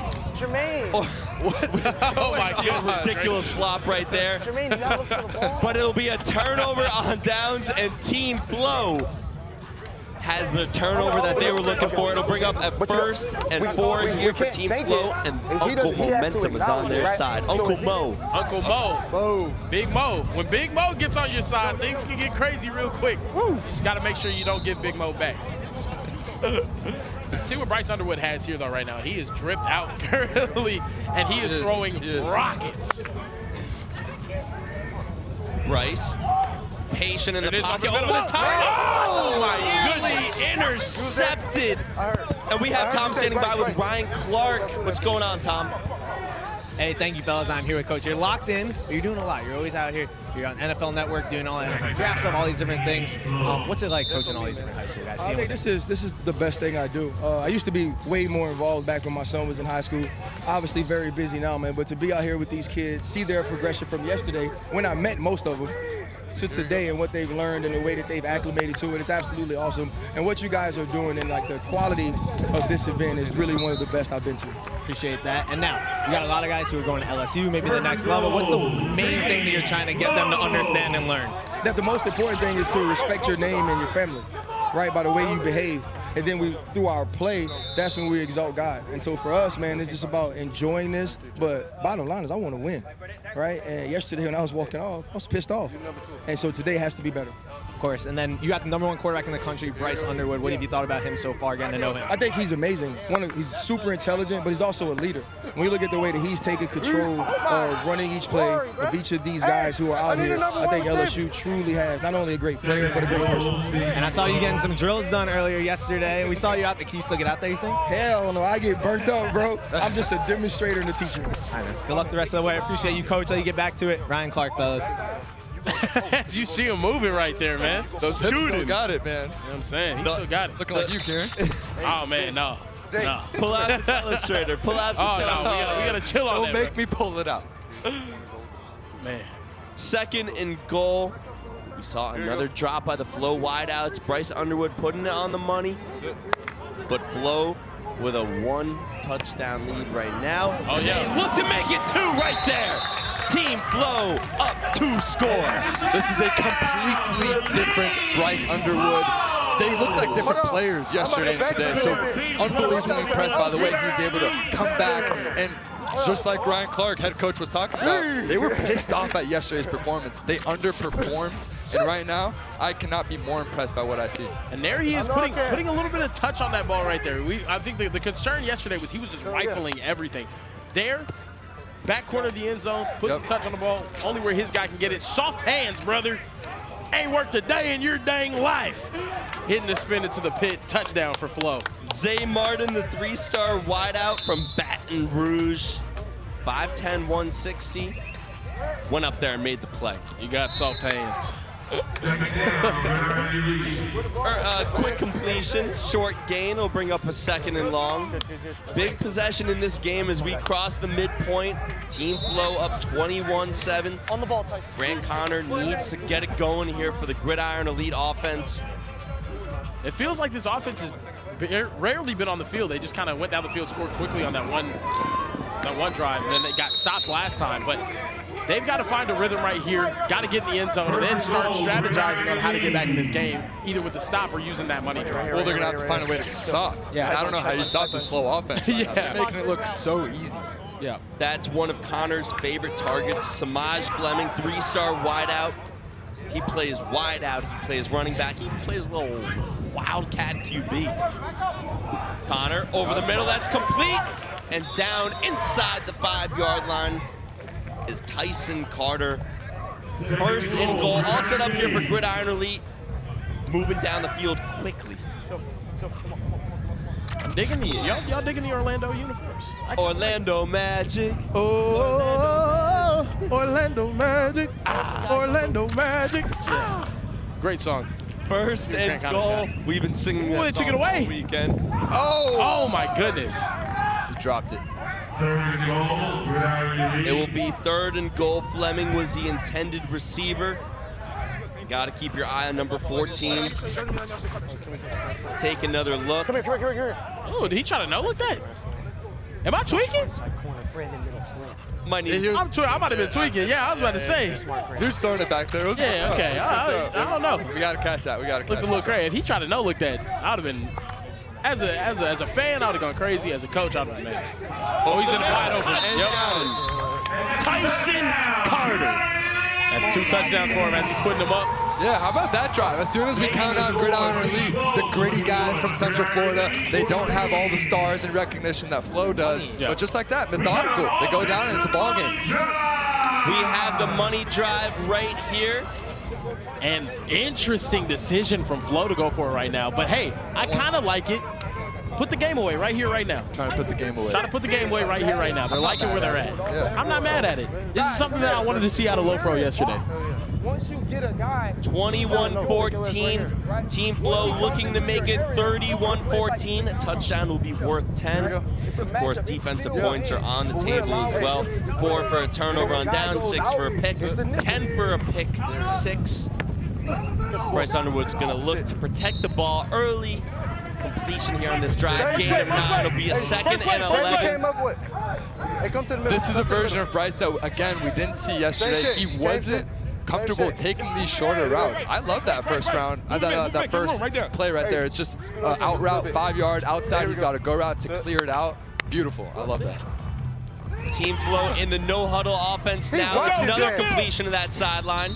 It'll be a 3rd and short. Really good start to this drive, though, too. Hitting 2 easy completions, making sure that you're moving the ball forward, especially on a key drive like this.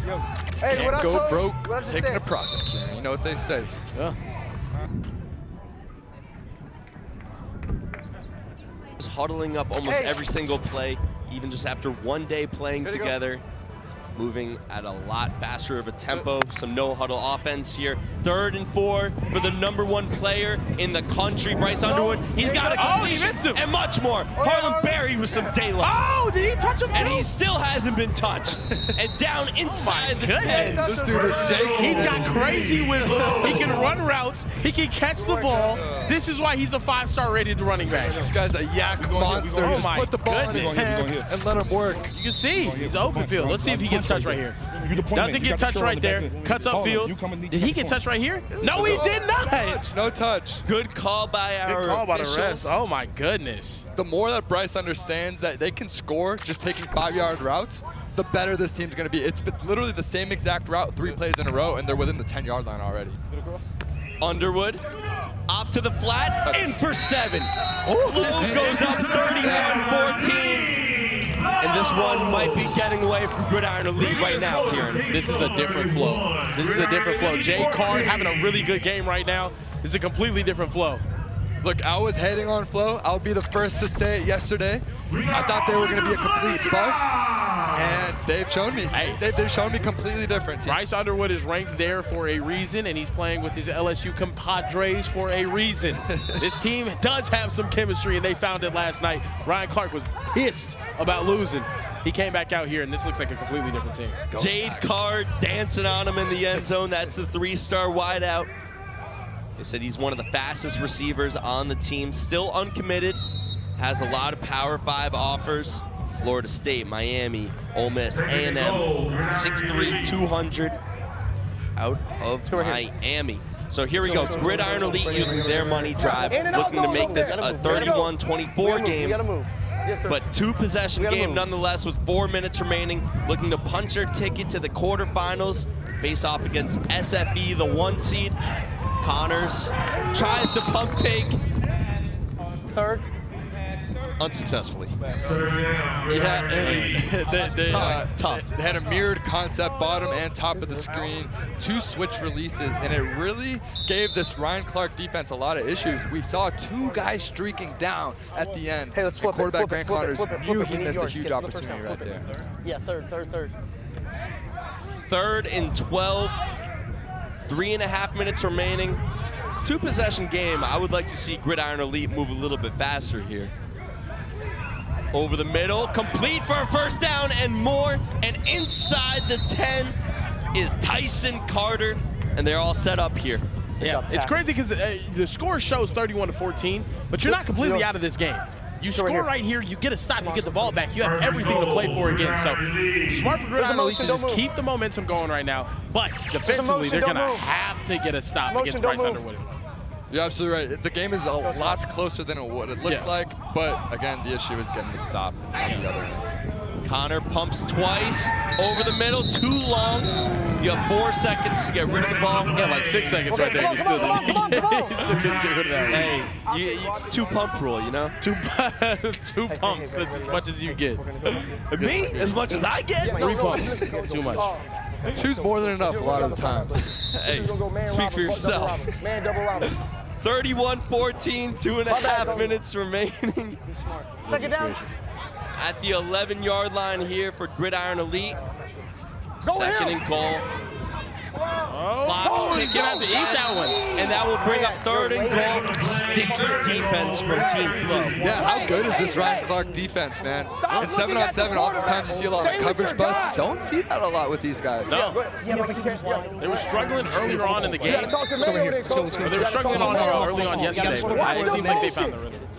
We got to communicate on the 3rd and goal from the 15. And your boys, the Knicks fans, losing. Hey. Gridiron Elite moving backwards into the end zone. Count them up. Not once, not twice, but thrice for Tyson Carter.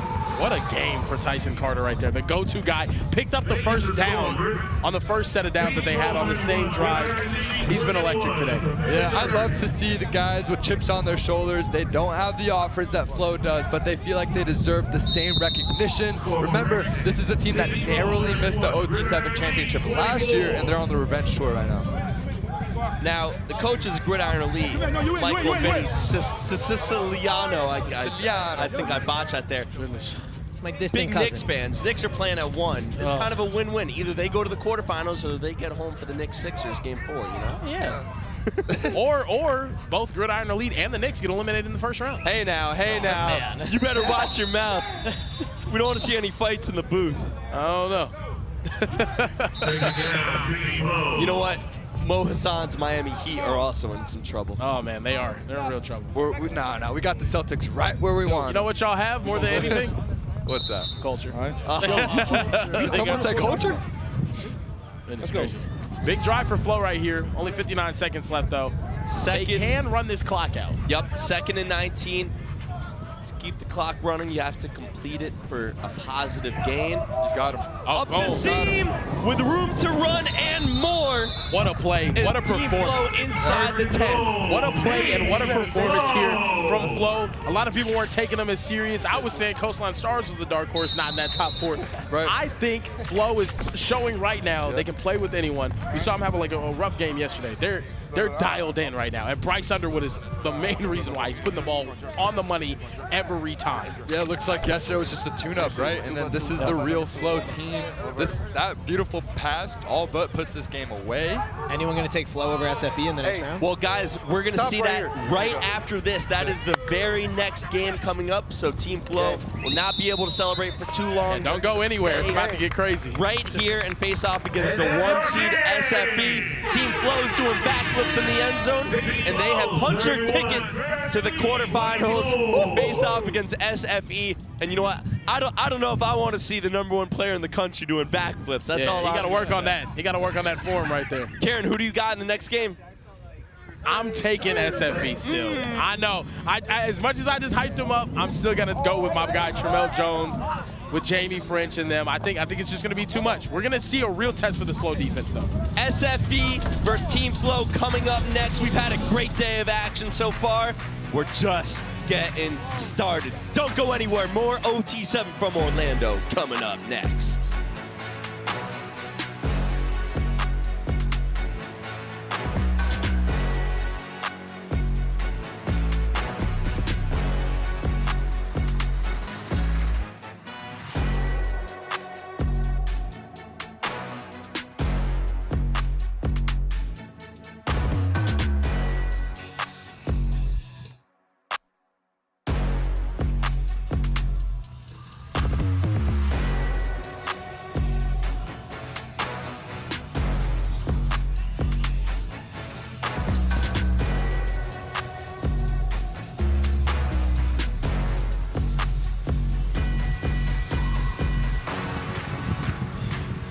Welcome everyone back to OT7. We got a little break in the action right now before we get to see one of the biggest games of the day. We just watched Fleaux take down Coastline, Gridiron Elite, I should say. I'm overtime Tom. We got overtime day here. Day, how you doing? How are we doing? That was a great game. We didn't know what we were going to see from Team Fleaux. They honestly did not look very good yesterday.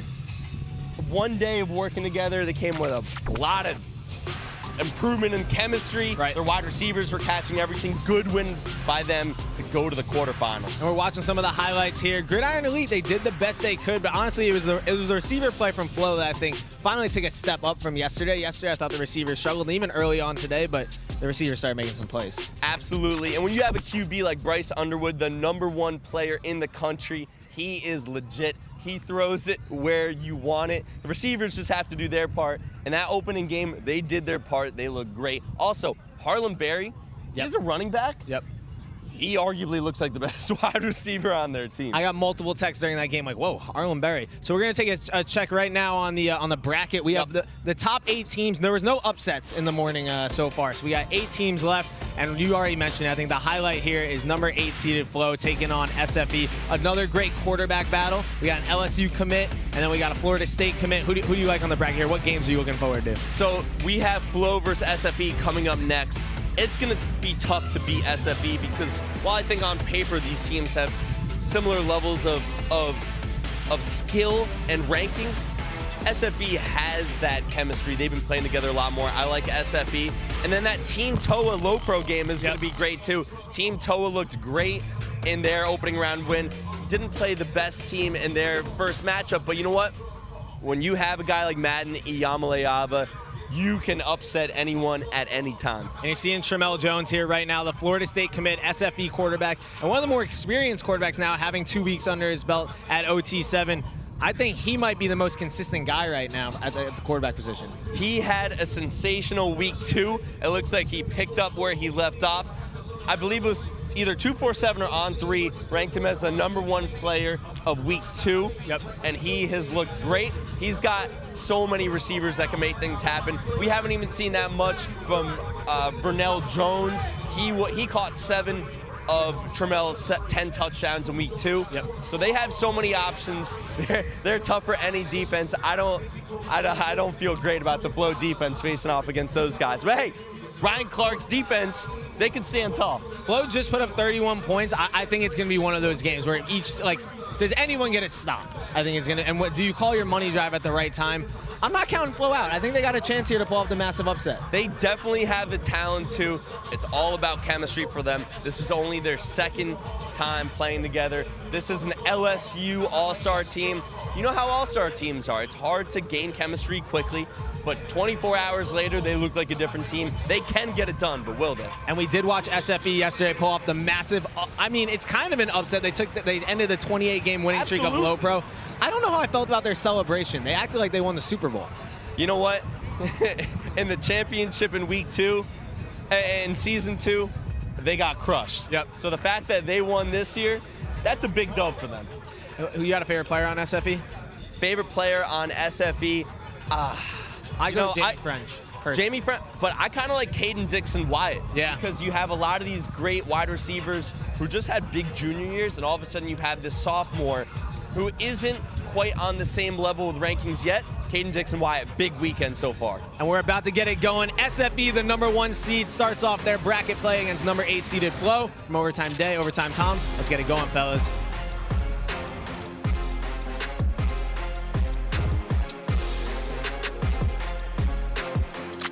Darren Pilati here for a quick timeout. Getting a stop on D is all about handling your matchups and trusting your teammates.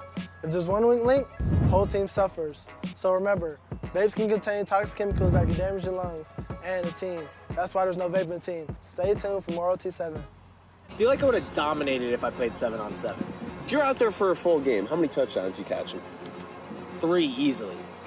What if I'm covering you? 5. I bet you couldn't catch a 10-yard pass on me. Bet, let's do it.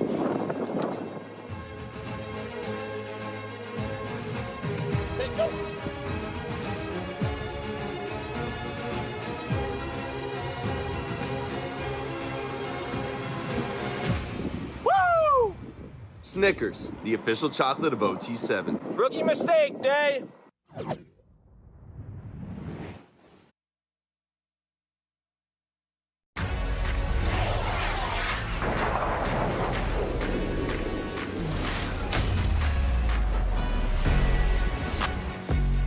Hello and welcome to Orlando, Florida for Season 3, Week 3 of OT7. We have some of the best high school football players from around the country competing to see who's going home with the OT7 trophy.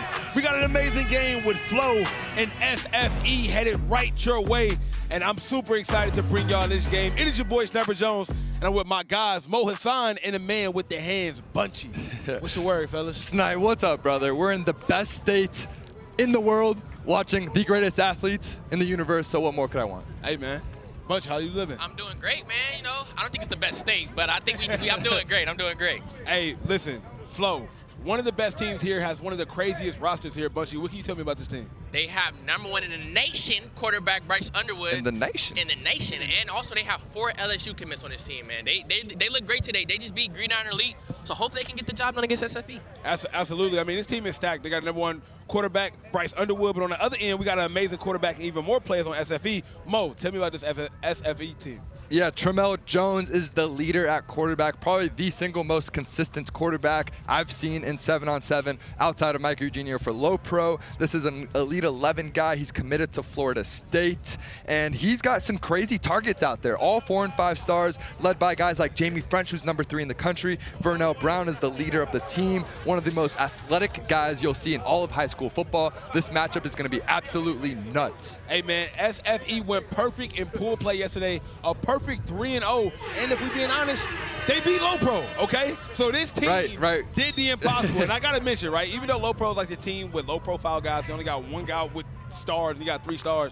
When they beat LoPro, it was like they won a championship, bro. Everybody. That was their Super Bowl. It was their Super Bowl. So I want to see if they got any left in the tank after celebrating like that, beating LoPro. Right. How do you react after a high like that, snapping a 28-game winning streak? That's going to be interesting. But it seems like they're dialed in. A huge first completion right there. Absolutely. Bunchy, you caught it. I have to say, Bunchy caught it, by the way, guys. But, you know, Bunchy. Nah, lucky guess. Oh, man. no, Lucky guess. I know. I just know. But you got SFE winning the whole thing. Yes, I do, and I have them beating FLEAUX right now.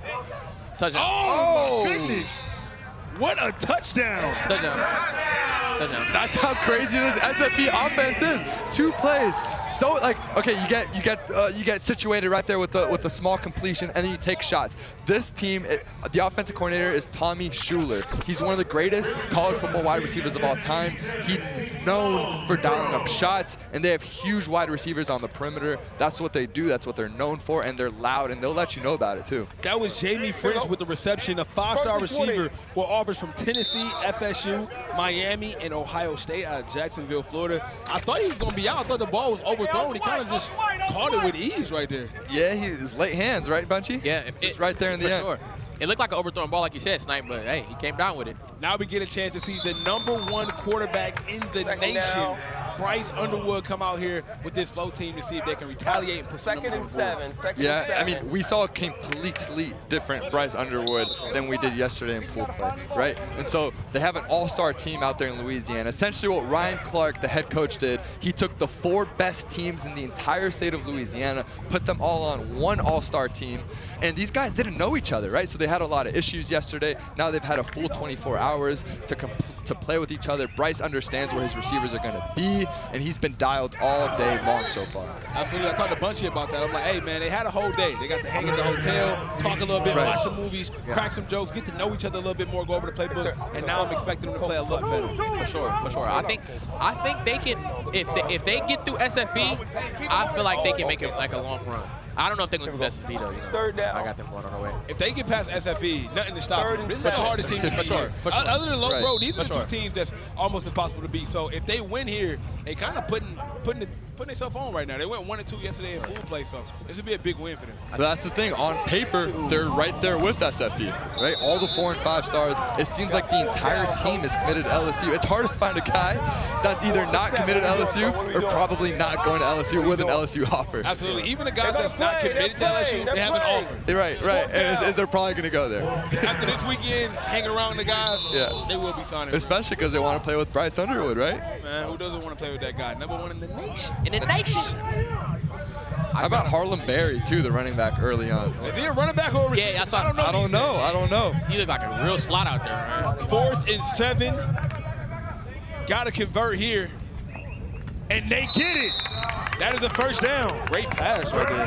Yeah, beautiful ball in between coverage, in between the nickel defender and the linebacker to Kalik Lockett. Kalik is a baller too, man. This dude is massive. He's a 5-star, 6'7" wingspan, by the way. Hey, offense. He can touch his When we're switching, let's get in fast. 5-star. Y'all should be running before the play's over. FSU, of course, LSU. He's going to LSU. Let's be real. Texas, USC. But just know, hey, if you are an LSU fan at home watching right now, you are looking at the future of your school. A lot of these guys, like Harlem Berry, who just caught the ball right there. #1 running back in the entire country. He's committed to LSU. Bryce Underwood's committed to LSU. You also get the #1 safety in the country as well. Blaine Bradford, he's going to be committed to LSU too. It's a lot of Who is it, brother? Go Tigers. Everybody committed to LSU. Right. And a lot of these short completions, they're not going to make highlight plays. They're not going to make your tape here for Bryce Underwood. But this is what wins football games. In real football and in 7-on-7, it's not what we saw yesterday from them. I think they were forcing a lot of deep shots. But this is a completely retooled team. Absolutely. You got to take what the offense gives you. And just like that, that is a touchdown. Julius Jones Jr. with the TD. With the Mickey Mouse ears. How about that? With the swag. Orlando, baby. In Orlando, he's got some huge offers. He's a young guy, 2027. He's got A&M, Auburn, Miami, Penn State, out of Fort Lauderdale. His dad also, NFL guy, played for the Cowboys and Saints. He's been sharp early on, too. Hey, man, he's been balling, man. 15 offers this year alone, which is insane. 15 in a year is crazy. That's wild, crazy. That's wild.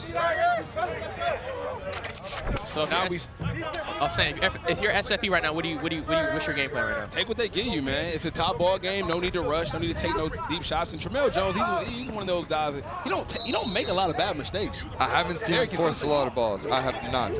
And I talked to Brett, who's their head coach. He's kind of the mastermind behind this SFE program. one of the longest standing, actually, 7-on-7 teams in the entire country. And he said that he hasn't seen a guy with a better arm talent than him ever come through the program. And I'll remind you, some of the past quarterbacks, a guy like Geno Smith, Tyler Huntley, and Teddy Bridgewater, he's right up in that alley. And it seems like he's going to be doing that for a long, long time in Tallahassee. Absolutely. I got a chance to talk to him yesterday, and I asked him, who would you compare your game to? And he said Jalen Hurts is somebody that he actually looks at a lot, see his own game and he try to take from. And I can see bits and pieces of that. You gotta remember, SFE won the first ever OT7 championship. This team has been here from the beginning. They've always had 5-star, 4-star rosters. But since the first year, I think this is probably the best chance to do it. Sure, no doubt.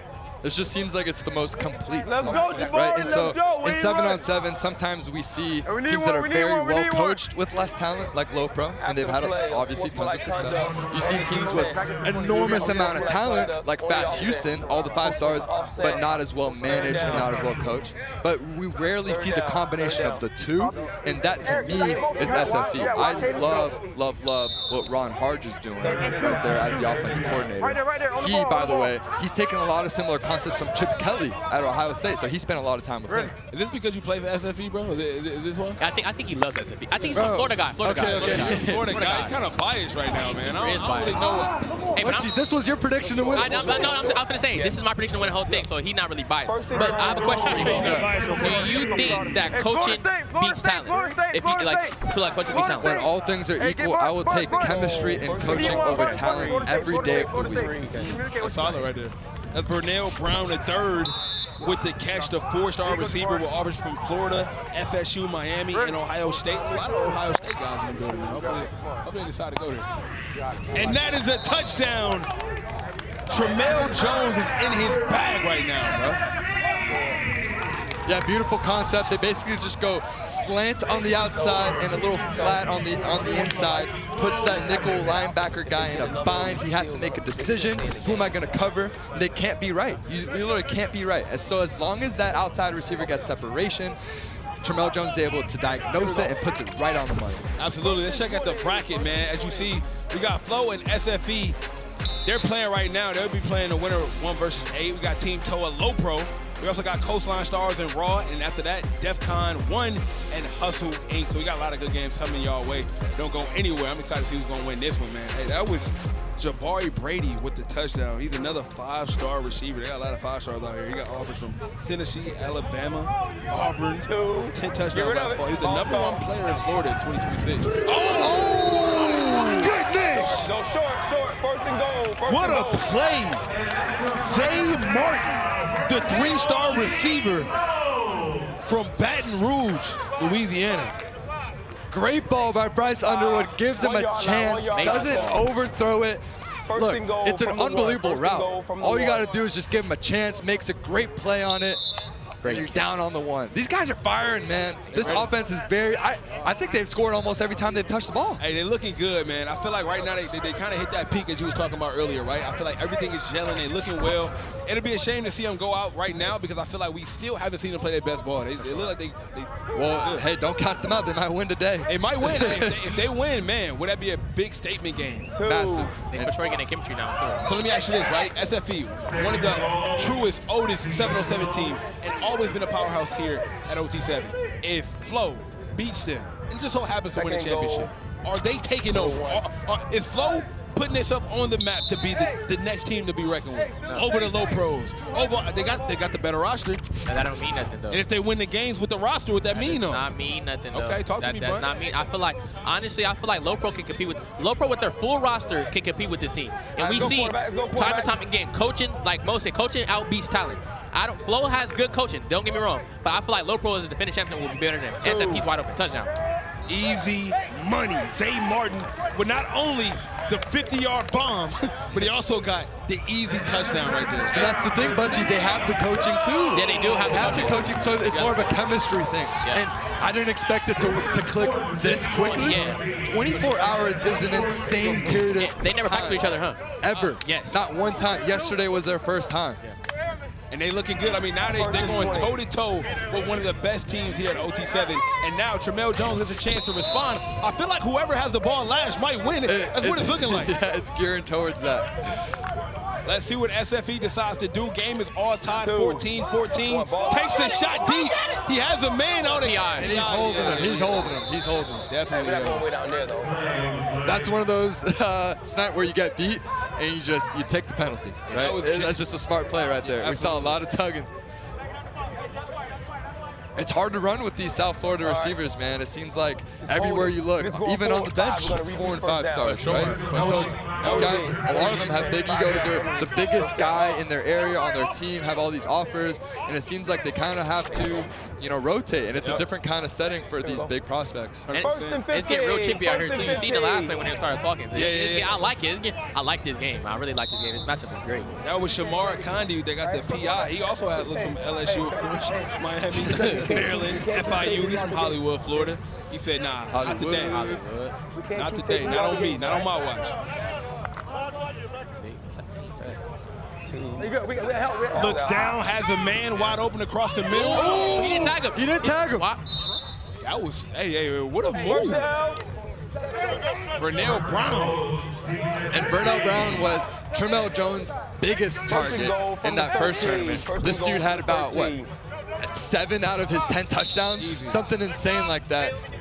We were talking to Brett earlier too. He's the heartbeat. He's the leader of this team. He's waking up early. There was a story. He was up at 4 a.m. getting guys encouraged to train and you know, get together and build that chemistry. So this is a big target that Tramel likes to go to in pressure situations.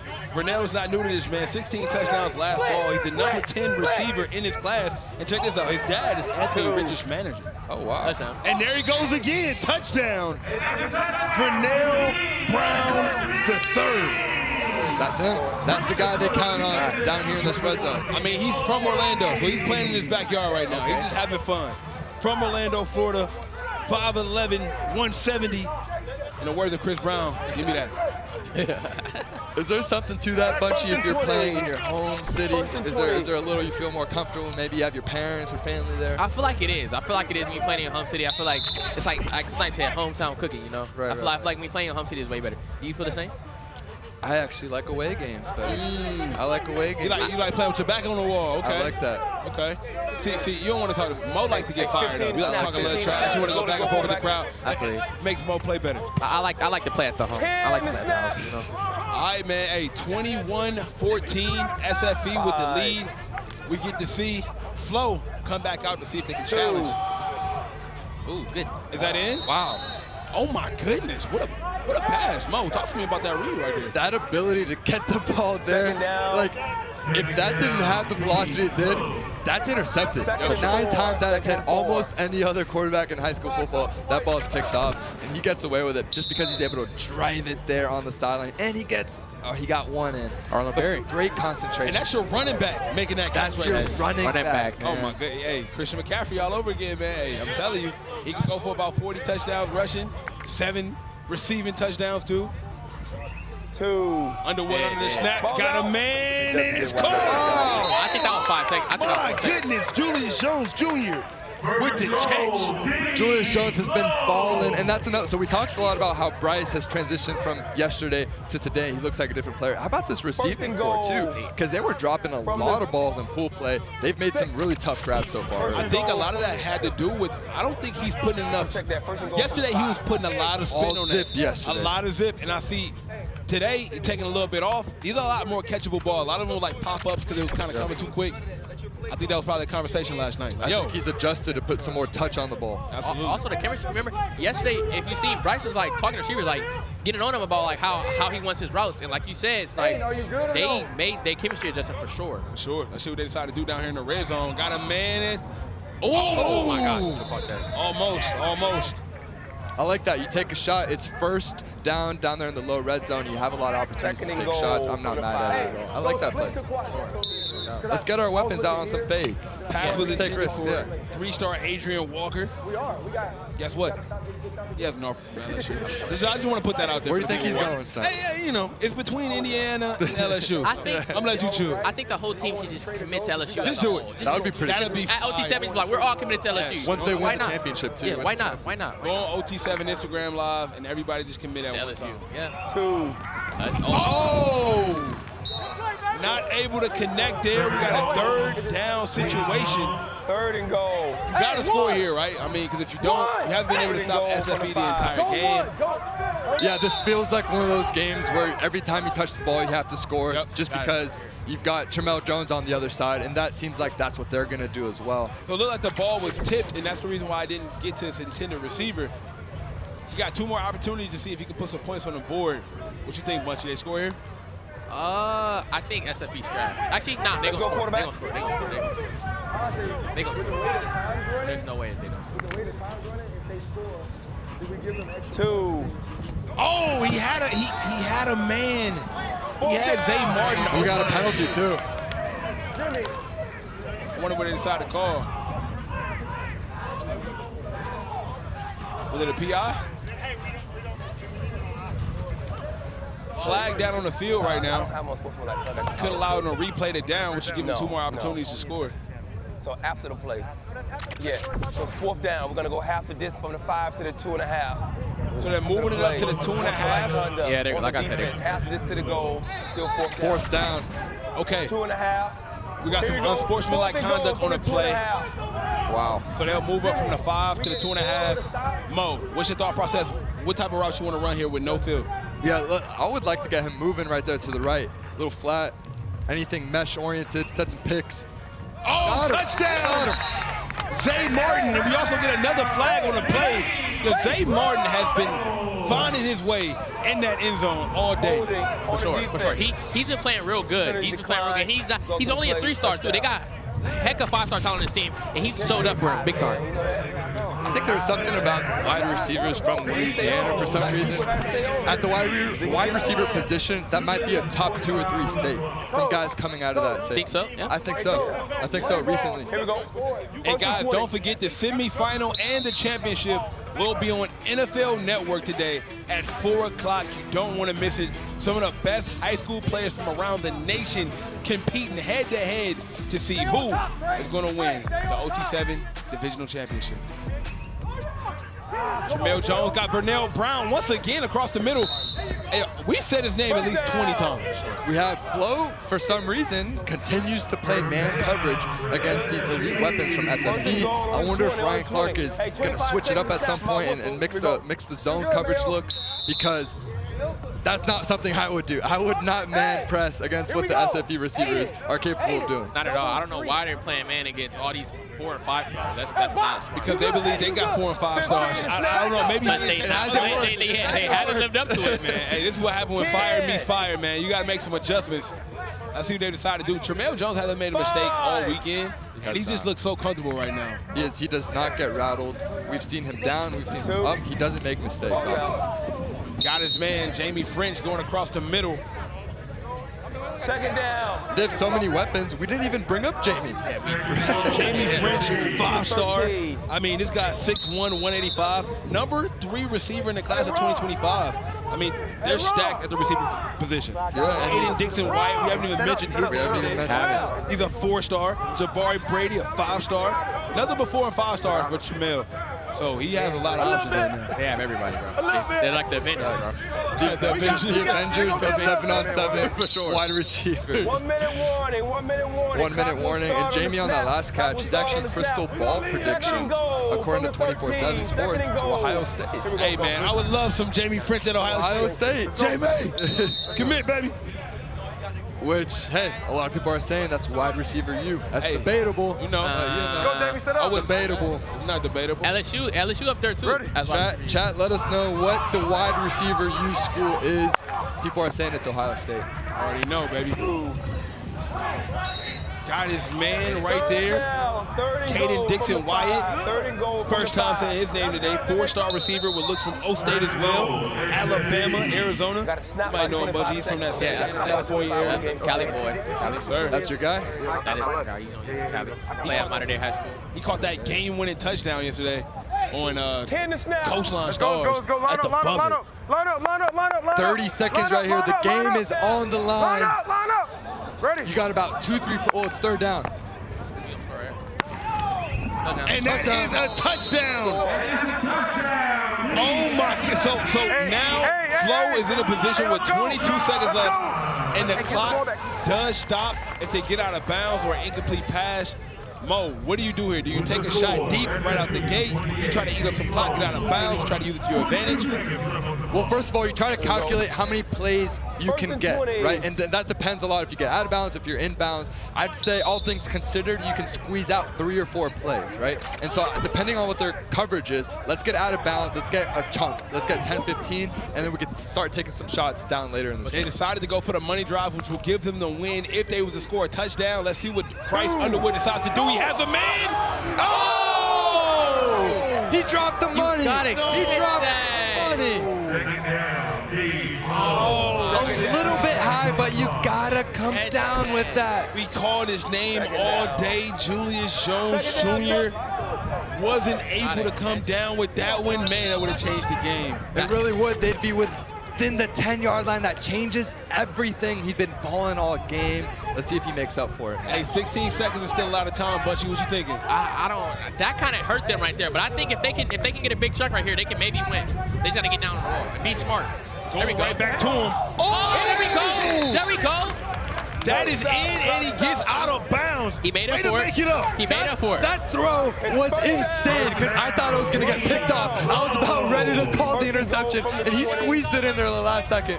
11 seconds left. These guys are on the 20-yard line. The game is on the line. Talk about the trust to go back to the same receiver who recently just dropped the ball, put him in the same position, and he's able to come up with a completely different result. 10 seconds on the clock. Takes the shot. He has it. He did it! Oh my goodness! Zay Morton, once again, his 3rd touchdown on the night, and none bigger than that one. Oh my goodness! And remember, they chose the money drive, so now they're up with 6 seconds left. Probably not enough time. Flo just shocked the world. Oh, Bryce Underwood, the #1 quarterback in the nation, with an absolute bomb. In the nation. In the nation. In the nation. When it counted most, Bryce Underwood delivered 3 straight strikes. That first one dropped. Hey, doesn't matter. I'm going to the same guy. Throws an even better throw, and then throws a touchdown. We got some prevent defense. They're going to go a Hail Mary. Vernell Brown throws it up. It's anybody's chance. Oh, it's intercepted. LoPro does it. They do it. Oh my goodness. Come on now. Zay Martin is pointing at the broadcast booth, and that's game. Unbelievable interception. SFE is shocked. These guys were the favorites to win everything. They beat LoPro yesterday, and now Flo, the new team, comes in and upsets them. The first time I've ever seen Bunchy wrong prediction. My prediction is cooked. They cooked my prediction. To the end. What a game. Wow. Let's check this out. He gave his receivers a chance to get it. Yeah. Had a lot of hang time, but man. Honestly, that's what you want in a Hail Mary. You waited the appropriate time, put enough air on it. The Flo DBs, led by Ryan Clark, they got the job done. And this game was typically no defense. I mean, every team scored every time they got the ball. And when they needed to stop the most, and when they needed an interception the most, they finally got it. Flo wins 31-28. Don't go anywhere. More OT7 football coming up right after this.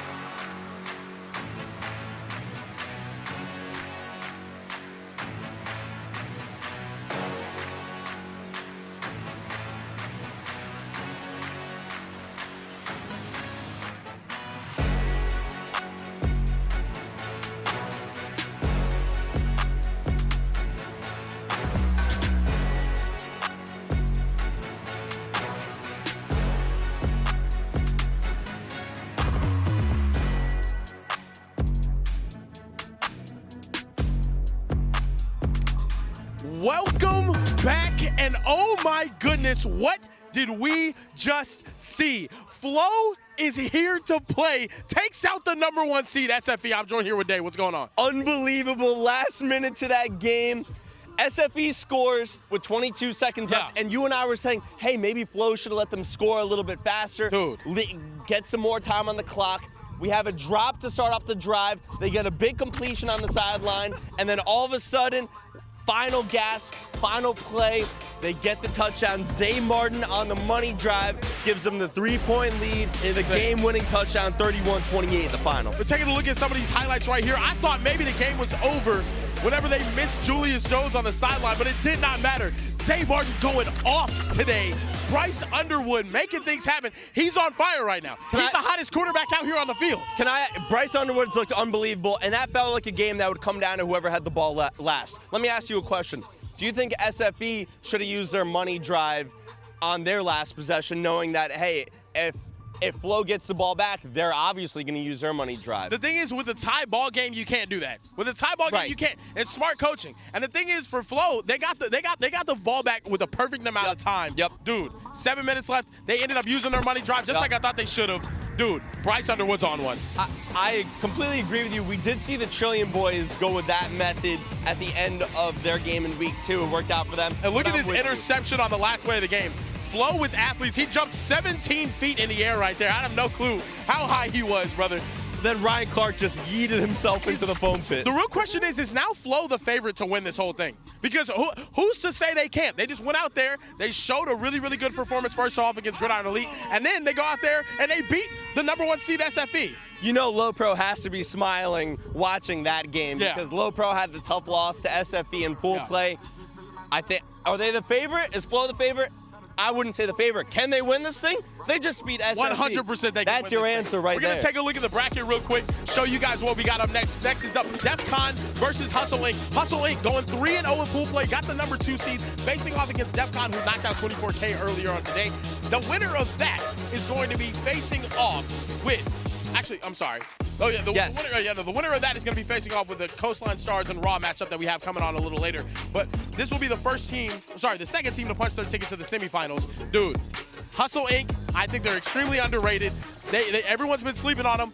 Are they going to get the job done against Defcon? I think they do get the job done. After the games yesterday, we play one game that's not televised. Yeah. We were on the sideline with Hustle Inc., and they were saying that they feel slept on. They went 3-0. A lot of people talking about SFE, LoPro, Raw. Hustle Inc. wants their respect. They're great. And by the way, my favorite player in this whole thing, Meatball, #20. Meatball, Bo Walker. Big Bo. Bo Walker. The Bama commit. Keep your eye on #20. Georgia commit. Don't mix those up. He's a Georgia commit. He's a Bulldog, okay? Go Dogs. Go Dogs, all right? I want to see what Defcon can do, though, too. Defcon, everyone's been sleeping on them. They went 1-2 in pool play, but they ended up winning against Raw Miami, and they won Battle Nationals last year. This year. This team is legit. I want to see what they can do. We're going to see what happens next, though. Don't go anywhere. We'll be right back with more OT7 football live here from Orlando.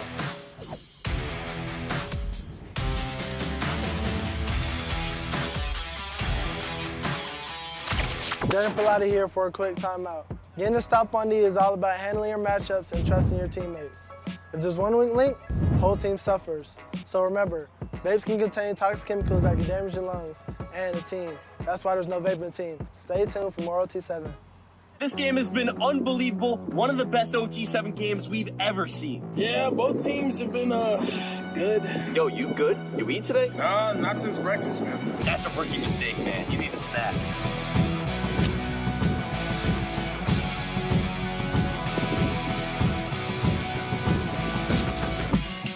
Snickers, the official chocolate of OT7.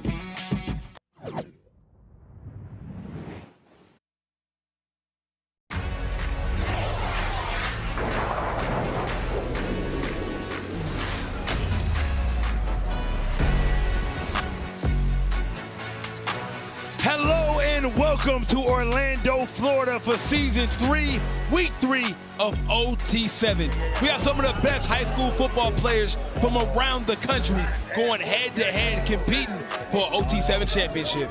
Amazing game about to happen right now. We got Hustle Inc. going head-to-head against Defcon1, and I cannot be more excited to bring it to you. It is your boy, Snapper Jones, joined by my guys, Overtime Tom, and the man with the hands, Bunchy Young. What's the word, y'all? I got Bunchy's chain on. He does have my chain on. You got Debo for your chain early this morning already? He took my chain, man. Oh, my goodness. Speaking of Debo, Defcon, They've been deboing everybody, Tom. Please tell me about this team. Look, this is one of the more confusing teams that I feel like we've seen at OT7. A little bit up and down. They're 2-2 so far this weekend. And this morning they won a very close game versus 24K 32-31. But they're led by quarterback Sebastian Serco, and they got a three-headed monster at receiver. Kyle Washington, Waden Charles, and Denarius Gray. All 4 stars, all guys that are going to play high-level Division I football. They're the 7 seed, but you never know with them. They could upset Hustle Inc. for sure. Absolutely. This team is an absolute stunner. But we can't talk about this game without talking hustle. They surprised a lot of people, Bunchy. What can you tell me about them? Like you said, Snipe, they surprised a lot of people. They went 3-0 yesterday, and they're led by quarterback J.R. Harris, who's actually Julian Lewis' backup. And they have 4-star Bro Walker, which is a Georgia commit. So if they keep that hot start today, I feel like they can play real good. Absolutely. Yo, they beat FLEAUX, who, if you haven't seen, just beat SFE, the #1 ranked team here at OT7. And if you beat them, you can beat anybody. For sure. They have a puncher's chance. Our producer, Sterling, had them from the beginning. But now they actually got some weight. And we get to see J.R. Harris, the underrated quarterback out of Carrollton, Georgia, finally get his opportunity to see if he can punch his ticket to the next round, starting out. Nothing will. And I will say one thing that really impressed me with Hustle Inc. is their coaching. They feel like they're a little bit of LoPro. Absolutely. Got an incident on the field. They bumped into each other a little bit. Hopefully everybody's all right. But this Hustle Inc. team comes from Georgia. All their talent is from Georgia, different parts of Georgia. Whether that's Fairburn, Atlanta.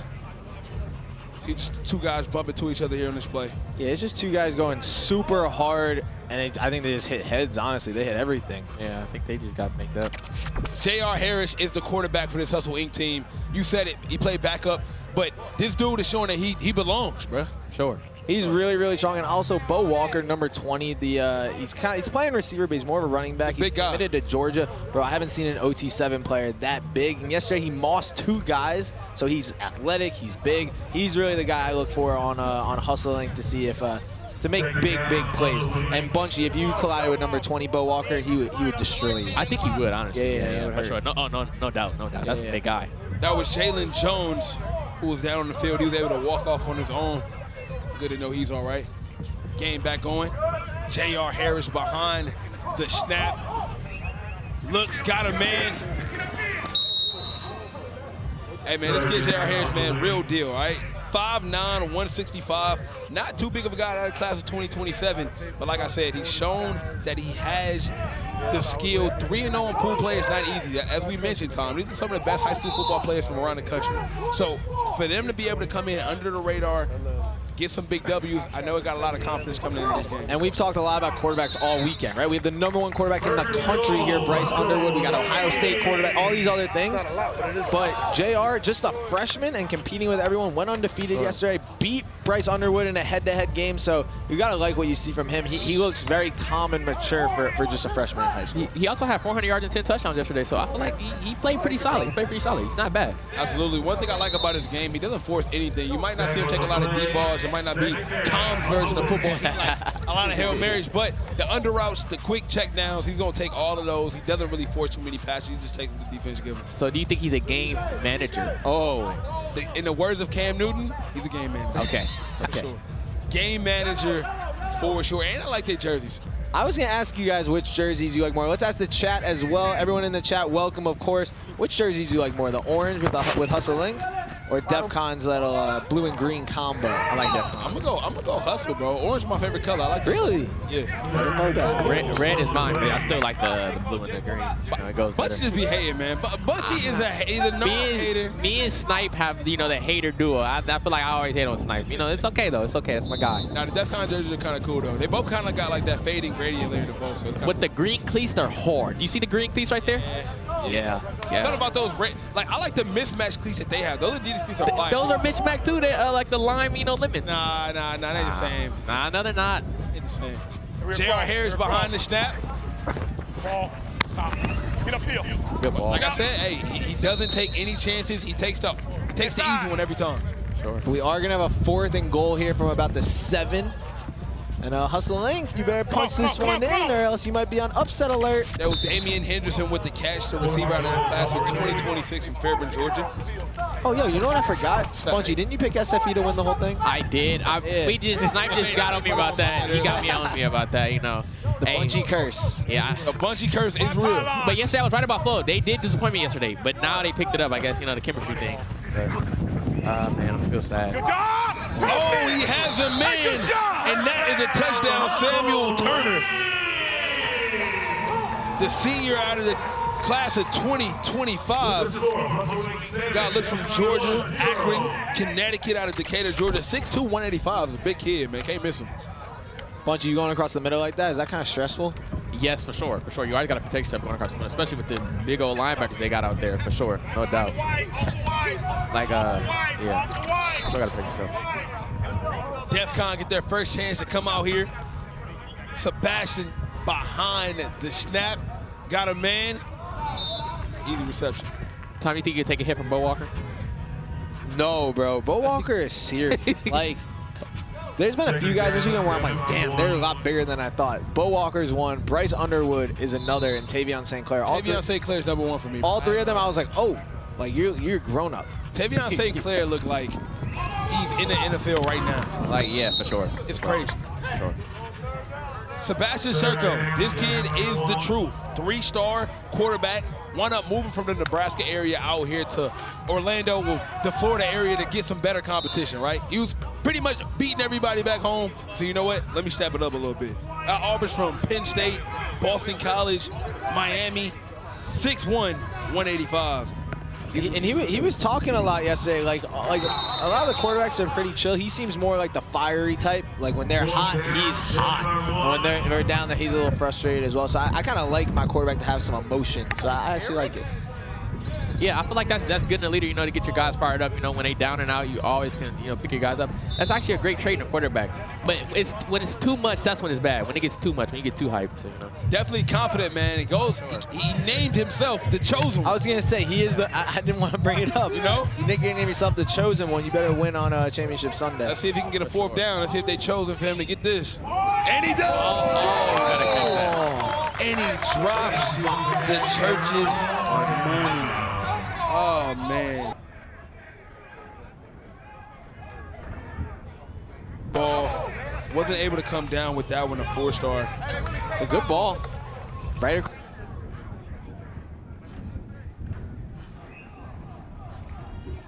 Darius Johnson without the 3-star. Wasn't able to come out with that one. It's tough. Yeah, you got to. Oh, when you call out someone for dropping it, you gotta get it right. You gotta get that right. Yeah, that was Darius Johnson on that one. Bunchy Young with the drop. It's like, damn, that's not even me. Wow, man. No, that you would never. Are you foreshadowing next week, bro? Is that what you're doing? No. Bunchy, yeah, exactly. Are you trying to jinx me, Tom? Bro, you might have the best hands on all of OT7. I feel like it's you. Who else is even? Decorian Moore. Yeah, Decorian's got better hands. Deshaun Montgomery. Deshaun's nasty, but he's dropped a couple, I would say. Madden Williams. Yeah. The Trillion Boys guys there. He's somewhere in there, bro. He's somewhere in there. Yeah. I feel like okay. You're top 100. I feel like I just have great hands. Let's not rank me. I just have great hands. Okay. Yeah. But you told me if you was on Madden or NCAA, you said your hands would be on like a 95. So that's kind of crazy. They would. Do you have big hands? No, I don't. I don't have big hands. Not at all. I just have strong hands. How about that? You can barely hold a Snickers. That is wow. It's like wow. True story. He Snickers with a. I feel like you have a big head. How about that? How many Snickers How many Snickers could you put in your hand? Huh? How many Snickers do you think you could hold at once? 2. Like 5. Nah, that's cap. 5. Somebody please bring some amazing Snickers. We got Bo, first time naming him today with the reception. Anybody named Bo, just don't mess with him, man. Bo Walker, 4-star athlete, Georgia commit. I'm not gonna lie. Last night when I got home, I was Googling. I was kind of stalking. Because I was like, is he really like 17? Like, what's the deal here? Because I feel like he could be playing at Georgia right now. Yeah. Georgia obviously known for. Almost picked off. What do you? How much do you think Bo Walker squats? So I want to get a vibe cam with him later if they keep winning. I want to ask him like all the measurables. For sure. The measurables. I will definitely be. I think he's 500 easy. I think he's a 500 squat. Easy. I think he's a 315 bench. Yeah, easy. No doubt. That's me, bro. Y'all just yelled out my stats real quick. He is huge. Wow, the chat is saying Bunchy couldn't hold more than 1 Snickers at a time. He got small hands. I keep telling people, bro. Nobody won't believe me, man. The guy, Ro in the chat says Malachi Tony might have the best hands. That's a pretty good one. Yeah, that's a good one. He's got really good hands. Oh. Oh, catch it. Dallas Wilson, too. Yep. It's a lot of guys. Incomplete pass, which will end up in a turnover on downs. Kind of sucked there because Hustle Inc. is up 7-0. They could have put themselves in a position where they're up 2 touchdowns, but now you give Defcon. I want to keep it close. Close to the people. That's a polite team. Maybe a little bit too polite. You got to be mean in this game, Tom. For sure. If Defcon would have just scored right there, they could be up right now. They could be going up, you know. And you guys will see on defense now, number 3, Antonio Cromartie Jr. Antonio Cromartie played a bunch of years in the NFL. A lot of different teams. Jets and Chargers, most notably. Great guy. And yeah, his son, who got Antonio Cromartie Jr. as the name. So I feel like if you're the junior, I feel like you're the most important son in the family. Yeah, for sure. Oh, no doubt. For sure. No doubt. Sebastian Circa. I see what he decides to do with the opportunity to put some points on the board for the first time. Cannot score this drive. Yeah, you have to. You have to. There's no way. In order to win, you have to score this drive right here, right now. Good. Got a man across the middle. Oh! Is that a touchdown? Are they calling it a touchdown? I don't feel like he got touched. Kyle Washington, the 4-star. Oh my goodness, he got up out of there kind of quick though. It's kind of review, please. It's kind of tough to see if he got touched tonight. Didn't touch him. Didn't touch him. Who got it? Touch him. I don't think he touched him. That's a touchdown. I don't think he got touched there. Man, it's so hard to tell, man. Hey, man, these guys are so fast. The game was happening so quick. I don't blame the rest.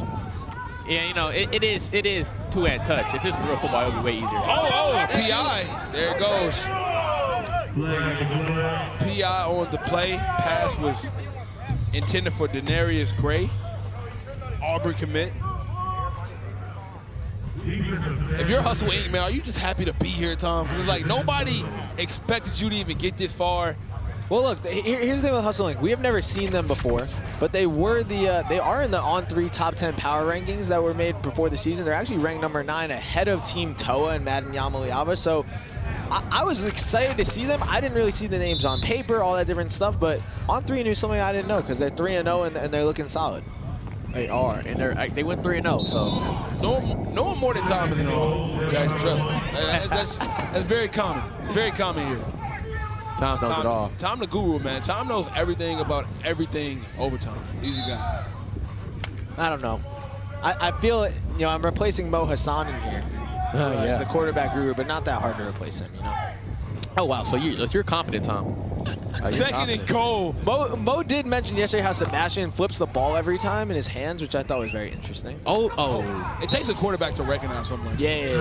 I definitely wouldn't have caught that. I don't like how Defcon is taking so long to score right here. Yeah. They need time is not on their side, and they need time. They need time good out here, man. To be honest, it's not flowing. Did he try to go for a fancy catch when he could have just went for 2? I think that was just a low throw. You're a receiver. I think that was just a low throw. Okay. I don't think he could have had to right there if you really look at it. I'm a one-hand catch kind of guy. No, you're not, Tom. Tom, you're not like that, bro. But it's okay. Tom, you're lucky to catch kind of guy. You know what I'm saying? You're lucky to catch. I think Snipe got good hands. Hey, what? Hey, it's true. What? It's true thing, man. Snipe has huge hands. Have you ever saw Snipe's hands? It's true, man. I definitely. Oh, he has a man. Oh! Of this boot, I have the best hands by far. No, I think Mo has one of the best hands out here. No, in this boot. On his boot. It goes me, Snipe, you, Tom. Yeah. I will actually bet $1 million. Don't do that, Tom. I will bet $1 million. You know, and $1 million would do me great. So I don't think you want to bet that, Tom. I'll bet your chain. I'll bet your chain. Oh. Okay, Tom. 4th down. Defcon has been struggling the entire game to put some numbers on the board, man. They have to score here or it's over. Touchdown. And they do. 0-0 Robert Ortega with the backfoot. That's a big guy doing the back. Triple O might be the best number out here. 5'6", 175, and then throwing a little backflip. Triple O might be the best number I've seen in all my days. For sure. They were just calling him out in the chat, saying that he's always wide open. Triple O finally able to put some points on the board for Defcon. Tom, you got to teach me how to do a backflip. You can't do a backflip. I cannot do a backflip. Are they trying to say it's not a touchdown? What are they? Play is being reviewed right now. Shout out to our glorious refs that are reviewing the call right now. Amazing backflip. Perfect form. For sure. Perfect form. Look like me in my prime. You cannot backflip. Oh, I definitely can. No, you can't. 100%. You went to Wake Forest. You went to Ole Miss. You can backflip. What is it, Snipe? What is it? You also forgot. Let me guess. You Superman? You forgot about Penn State, brother. You did not go to Penn. Oh God. Let me guess. You Clark Kent? You Clark Kent? No. Okay. Kent Clark. We got a lot of reviews going on right now, but I just keep reviewing the backflip, and it is finally called a touchdown. He did another backflip to celebrate. 0, Robert Ortega. Him doing another backflip to re-celebrate after it got confirmed. I love it, man. Only OT7. I want Robert Ortega and Bo Walker to run into each other. That would be crazy Oklahoma dream. I think the world will like split in half. That would be a crazy Oklahoma dream. for sure. You know, sound great right now, Tom. Snickers? Subway sandwich, man. Ooh. I'm starving right now. Subway sandwich. Wash down some Gatorade. Would be amazing. No, that's not. Thank you. Called a PI, I believe. Let's check out the bracket for the upcoming games. We got Defcon1 and Hustle Inc. going head-to-head playing right now. They will play, whoever wins this game will play the winner of Coastline Stars and Raw. Then we got Team TOA and LoPro going head-to-head to see who will be going to go up against FLEAUX. And if we get a FLEAUX versus LoPro game, that would be insane because they just beat SFE. So if FLEAUX beats both of them, I'm gonna tell you now, nobody's shopping. I'm a little disappointed we're not gonna get a LoPro versus SFE rematch. Obviously, SFE broke the 28-game win streak of LoPro yesterday, but yeah, I mean, there's a lot of good teams on there, and now that you lost your squad bunchy in SFE, who do you think's gonna win it all? FLEAUX.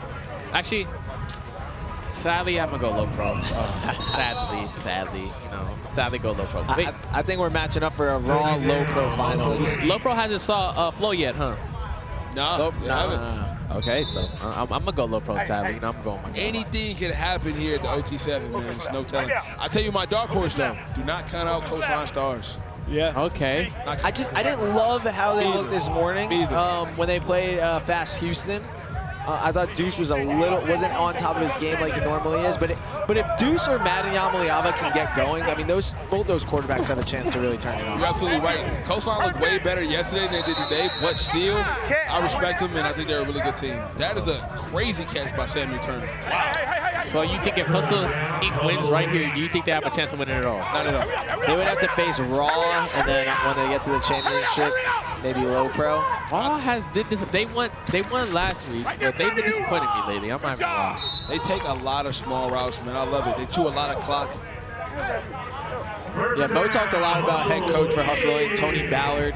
He's coached a lot of NFL guys. Like, he definitely is in command the way you see kind of maybe only LoPro kind of has the same command. So if you're Hustle Inc., what is your game plan right here, Slight? Just take what the defense give you like they've been doing the whole time. I think the reason why we see Hustle Inc. in this situation where they 3-0, they don't make a lot of mistakes because they're not forcing anything. I won't be surprised if we get a nice little small completion here. Hold it, put it on it! Oh, wow.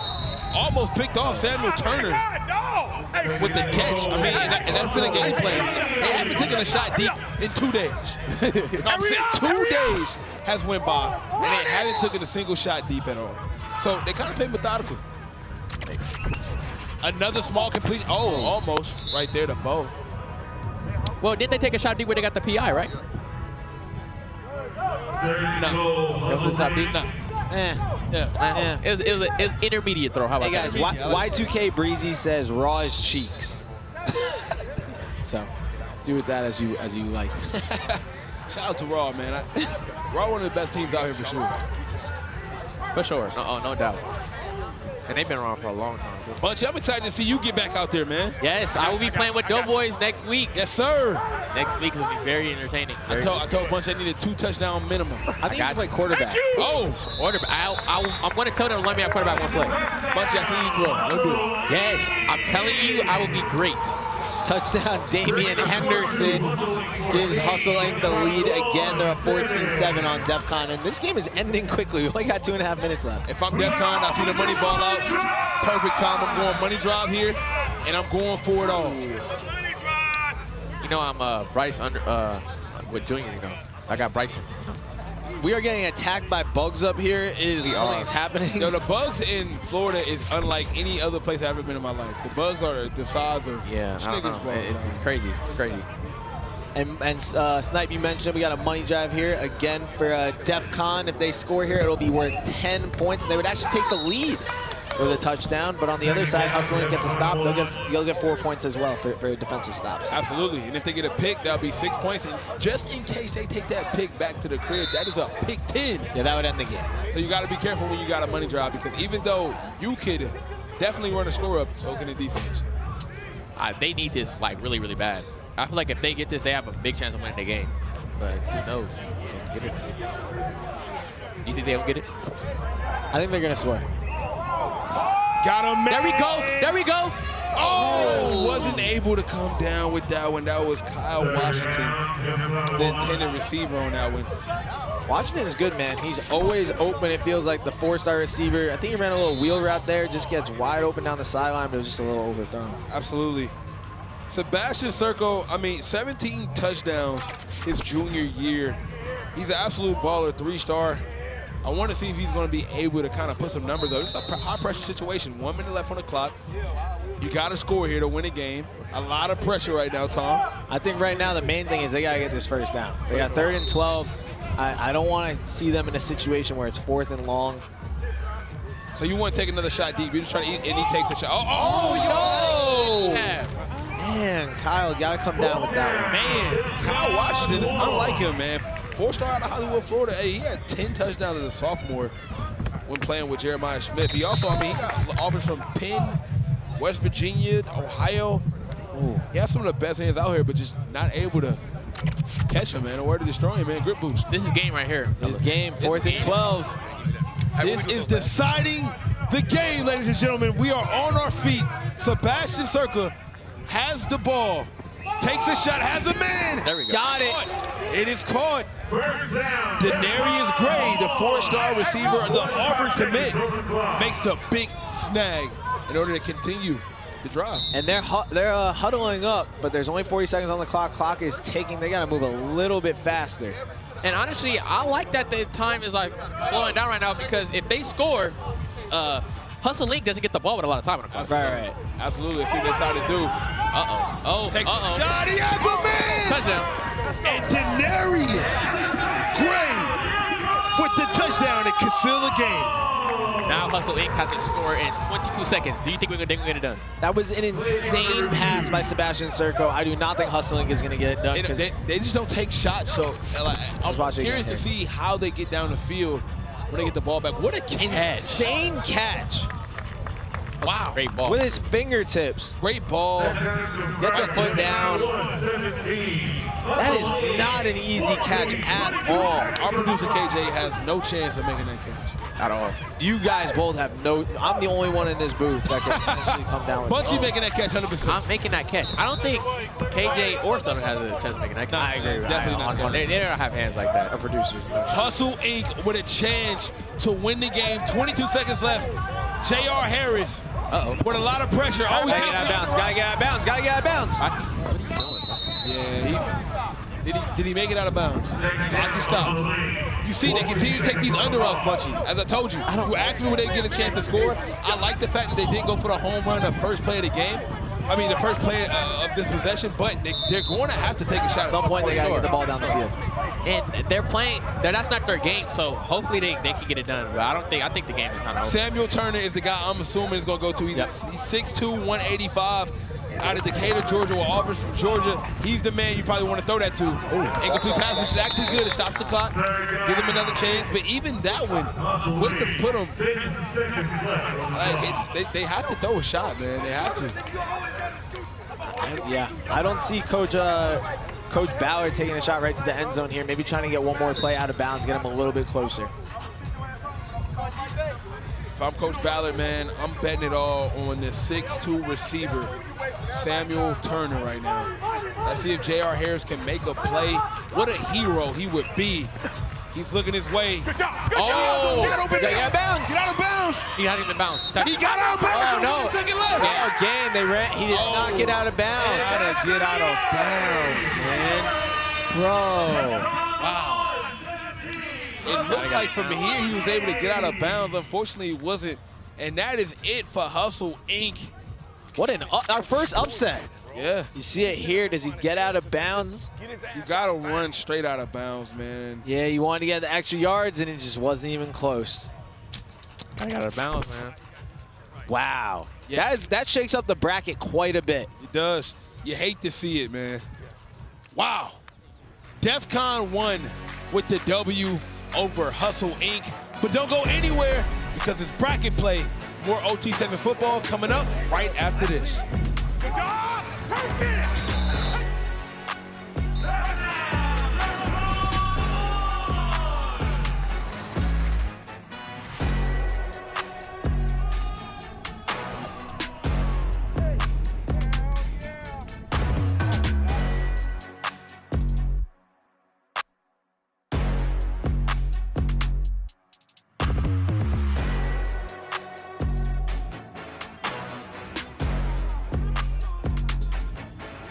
Welcome back to the most unpredictable OT7 we have ever had. Both teams that went undefeated in pool play are now eliminated from this tournament. I cannot believe it, Mo. This day is full of upsets, like you just said. I feel like I've been wrong with just about every prediction, right? Hustle Inc. went undefeated yesterday. I thought they were going to make a run. They lose on a last game-winning drive. Sebastian Sherko looked great. Unbelievable catch there in the end zone. So we'll see what happens going forward. Look, man, we told you guys Defcon won that Battle National Tournament. They are still a really good team. They won this tournament last year. They're trying to come back to Orlando and win again. We saw them on this exact same field do their job. Hustle Inc. Unfortunate for them, they go 3-0. They look like an unstoppable machine yesterday, beating some very talented teams. And then Defcon comes out here, puts a stop to all of that, man. Did not matter.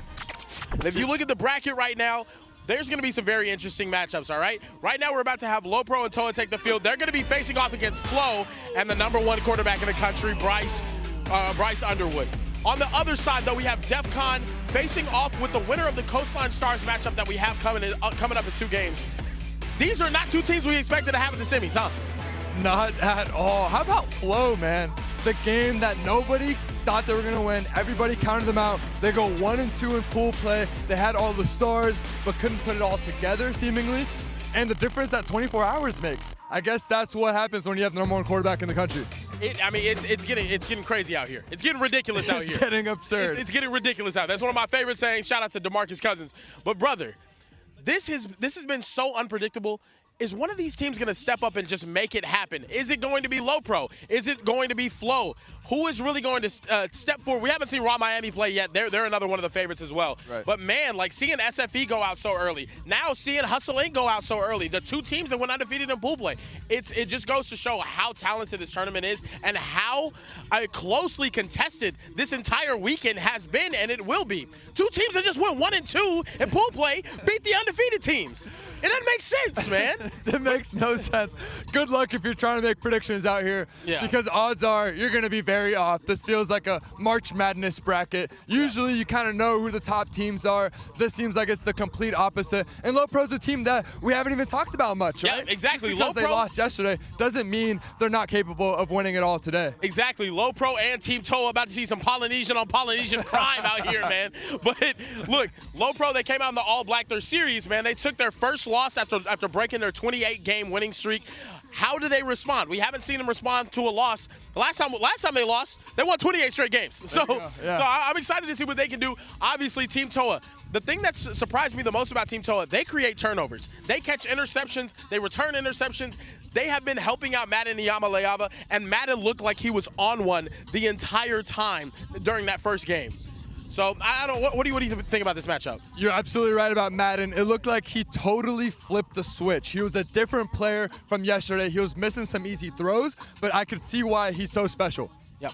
Guys, don't go anywhere. We got Toa and LoPro taking on each other next, right back on OT7 here in Orlando. Don't go anywhere.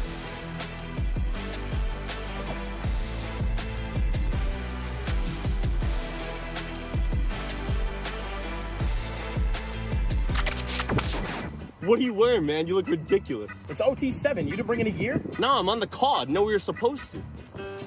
That's a rookie mistake.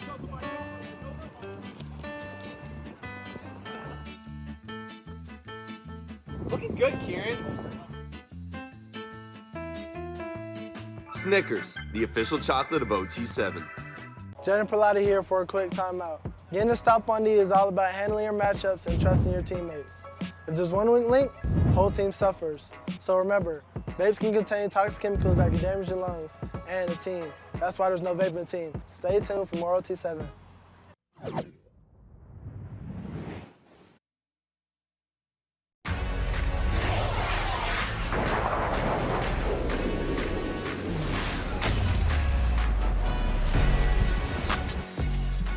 Hello and welcome to Orlando, Florida for some of the best football you ever gonna see in the world. We got some of the best football players from around the country going head-to-head for the OT7 championship. Team TOA versus LoPro, and I could not be more excited to bring you this game, man. It is your boy, Snapper Jones, and I'm joined by my guys, Alex Day and Bunchy Young. How y'all feeling today, man? Doing great. Bracket play is here. We've had a great day of football so far. Happy to be in the booth with you guys. How you doing, Bunchy? I'm doing great, man. Happy to be in the booth with you too, man. Hey, man, Team TOA has been changing and defining the odds here. Bunchy, what can you tell me about this team? So yesterday went 2-1. They played pretty decent, and today they beat Smiley U 28-0. So they look pretty strong. Oh, Silly U, my fault. And also, they're led by four-star quarterback Mana Emieva, Nico's brother. So they look pretty good this year. I think they have a chance of winning it. On the other side, LoPro's streak came to an end. 28 straight games. The Kansas City Chiefs of OT7 football, led by Micah Eugenio. They fell to SFE in the final game of pool play yesterday. LoPro's missing a couple of big players, but it looked like they didn't miss a step yesterday. Fluky interception in the red zone. That play cost them the game and their streak. But LoPro, as dangerous as ever. Hey, man, LoPro without their full team, without Kina, without Titan Lackinen, without Jet Washington, is still, in my opinion, the favorite to win this, bro. I'm going to be honest with you, right? It came down to a fluke. I'm going to call it fluke. Yep, I agree with you. Interception at the goal line to cost them a 28-game streak. And I'm telling you right now, no way you win 28 games straight and lose 2 in a weekend. I feel you. Sadly, they're my chance. Oh, take a shot deep. Already? Oh. Was that no look from Micah there? He was, from first glance, he was looking at number 2 in the flat and then took a shot deep. I need to see that one more time. No, maybe not. They just bid on it. Overthrew him just a little bit on that one. But like I was saying, Snipe, they're sadly my favorite to win it all. You know, I had SFE. It's okay. You know, LoPro's gonna be LoPro. Hey, man, Bunchy, you was right about a lot of things this weekend, man. You know, you should be proud of yourself, bro. You've been spot on. I want to go perfect, though, and I didn't go perfect. If Team TOA beats LoPro, taking another shot. Micah putting a little bit too much on it today. You don't really see him make that many mistakes. I mean, Micah Eugenio, first off, we can't mention Micah Eugenio without talking about him getting his 3 stars. Hey. He's officially a part of the Star Club. 3 stars, 6 feet, 180 out of Las Vegas, Nevada. He got looks from Arizona State, FAU, UNLV, Northern Alabama, and he is what we would call OT7 royalty around here. He picked up his 3rd star from On3 and 247, and Micah really kind of started out his OT7 career a lot more checkdowns, a lot more slants. At this point in his career, a lot more down the field. But here they are faced with a 4th and 20, sticky defense from Team TOA. I guess this is what happens when you take 2 shots deep right off the back, and now you're looking at a situation where you haven't got any yardage because your first 2 plays was just shots, and you didn't get no yardage. Never see that from LoPro, man. I've never seen them get strapped up on a whole drive. I haven't seen that from them. So. Absolutely, and now they don't have their 4-star Jet Washington on defense, so they kind of, easy to beat on defense now. So they decided to flip the field. LoPro did, which we don't have punts here at OT7. No special teams. Sorry, destroying. So instead, you can take over at the 10-yard line, and that's what Madden Iyama will do here for Team TOA. First time getting to see Madden Iyama. Ooh, when your name is Madden, you're meant to play the game. That's all I can tell you, man. This guy's a complete baller. One of the best quarterbacks in his class, 12th in his class to be exact. 4-star with looks from UCLA, Nebraska, Auburn, Miami, just to name a few. 6'3", 185, and he got a cannon on him. For sure, no doubt. Also, Team TOA is my dark horse. Remember I said that. That is my prediction. So if they win, I have my prediction's not botched that bad. It's not that. I feel like everybody you have winning has to beat LoPro. It's tough, man. Yes, for real. It goes through LoPro. Hey, man, it makes it more impressive. LoPro got my number right now, man. Oh, pass. broken up. What a play right there on defense. That was intended for Marcus Kier, but you know what, Snipe? We were just talking about Madden. He's developed so much the last couple years. He's picked up offers from UCLA, Nebraska, Auburn, Miami. He's continuing to get better. Big 6'3", 185 frame. He's also, by the way, a nasty volleyball player. Yeah. Like, he's that kind of athlete where he plays above the rim, as you would say. He's a freak athlete.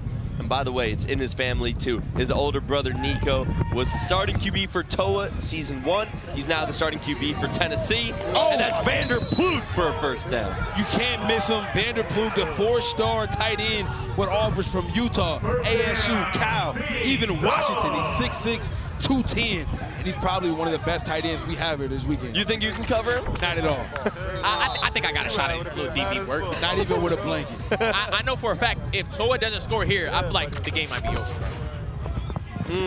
Because they got to score every single drive. Yeah, you might be right. They have to score every single drive. If TOA scores here, they have a huge chance to win. If they don't, it might be bad. I don't know. I don't see LoPro coming back out on offense, putting up. Not scoring, exactly.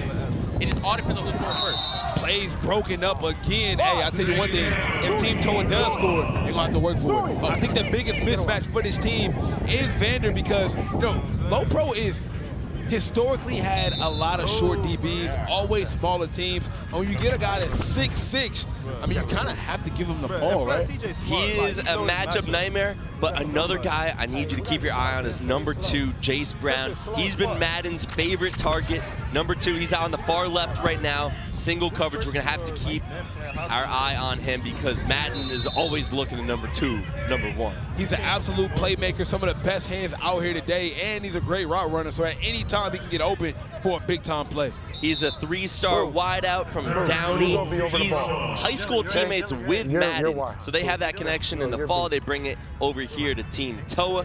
Keep your eye on number 2. I promise you, he will find himself in the end zone by the time this game's over. And if not, you can kick me out of the booth. I've seen them warming up together, bro. Like, Madden will throw passes, and before he even turns his head, it's right there, and he knows it's there. So that chemistry is right on the money. And as we mentioned, Vander, I mean, you got to give him the ball. He's the biggest guy. Vander, he's the biggest dude on the team. He's the biggest guy, or he better come down with that ball. He's huge. That's why he's a 4-star. Hit a backflip yesterday. So not only is he 6'6", 210 pounds, he's also a freak athlete. I've never seen that like that before in my life. That was crazy. The standing backflip, but Snipe, big 4th down here for Team TOA. If they want to take the early lead on LoPro, they need to find the end zone right here. I'm going Vander or Jace right now. You got to go Vander. They're looking his way. Oh, he's wide open. They didn't go there. Oh, my goodness.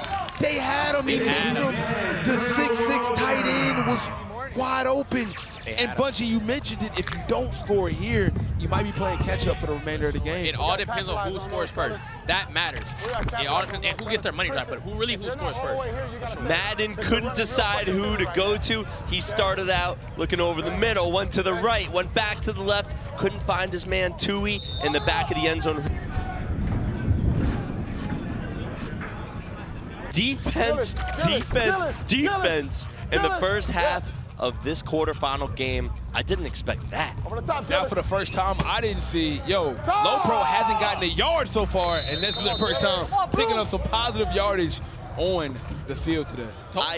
Sorry, you go on, Bunchy. TOA's playing great defense, man. Like, they have been really shocking me with their defense. Their defense really didn't show up yesterday, but they're playing amazing defense today, especially against LoPro. I mean, hey, when you look at a guy like Michael Eugenio, and when it comes to LoPro, they've been playing together for a very long time. One of the reasons why they've been so dominant in OT7 is because a lot of these guys have been playing together for 3-4 years. So just seeing him hold on to the ball for 4 seconds is just letting you know how tough it is for these receivers to get open, Dave. Absolutely. And you know what? Team TOA is really well coached on the defensive side as well.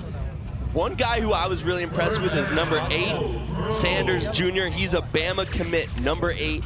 I saw him just kind of, I don't want to say chewing out his teammates, but holding his teammates accountable in ways that you normally see in fall football. And he was letting guys know not only what their assignments were, but if they miss their assignment, what they need to do better. I like number 8's leadership, and I mean, I guess Bama did too. Abdul walked straight up to me and he checked me. He said, hey, stop calling me a 3-star. Yep. I'm a 4-star going to Bama, and showed me his gloves. So you know what? The 4-star Abdul Sen. We had that written wrong. Hey, I take it back. Excuse me. Hey, we all make mistakes. Let's give it to our own overtime Tom right now. Tom, what you got going on? Hey, fellas, I am down here at the bracket. It's a fully busted bracket so far, it seems. We already had number 1 SFE lose the flow, but down here, you're going to see the number 5 seed Team Toa right now face off against number 4 LoPro. The winner of this will face off against number 8 seeded Flow, and we'll see if we can keep getting some upsets. On the other side, we already lost the number 2 seed Hustling, so it's up for grabs. You lost the 2 top seeds already.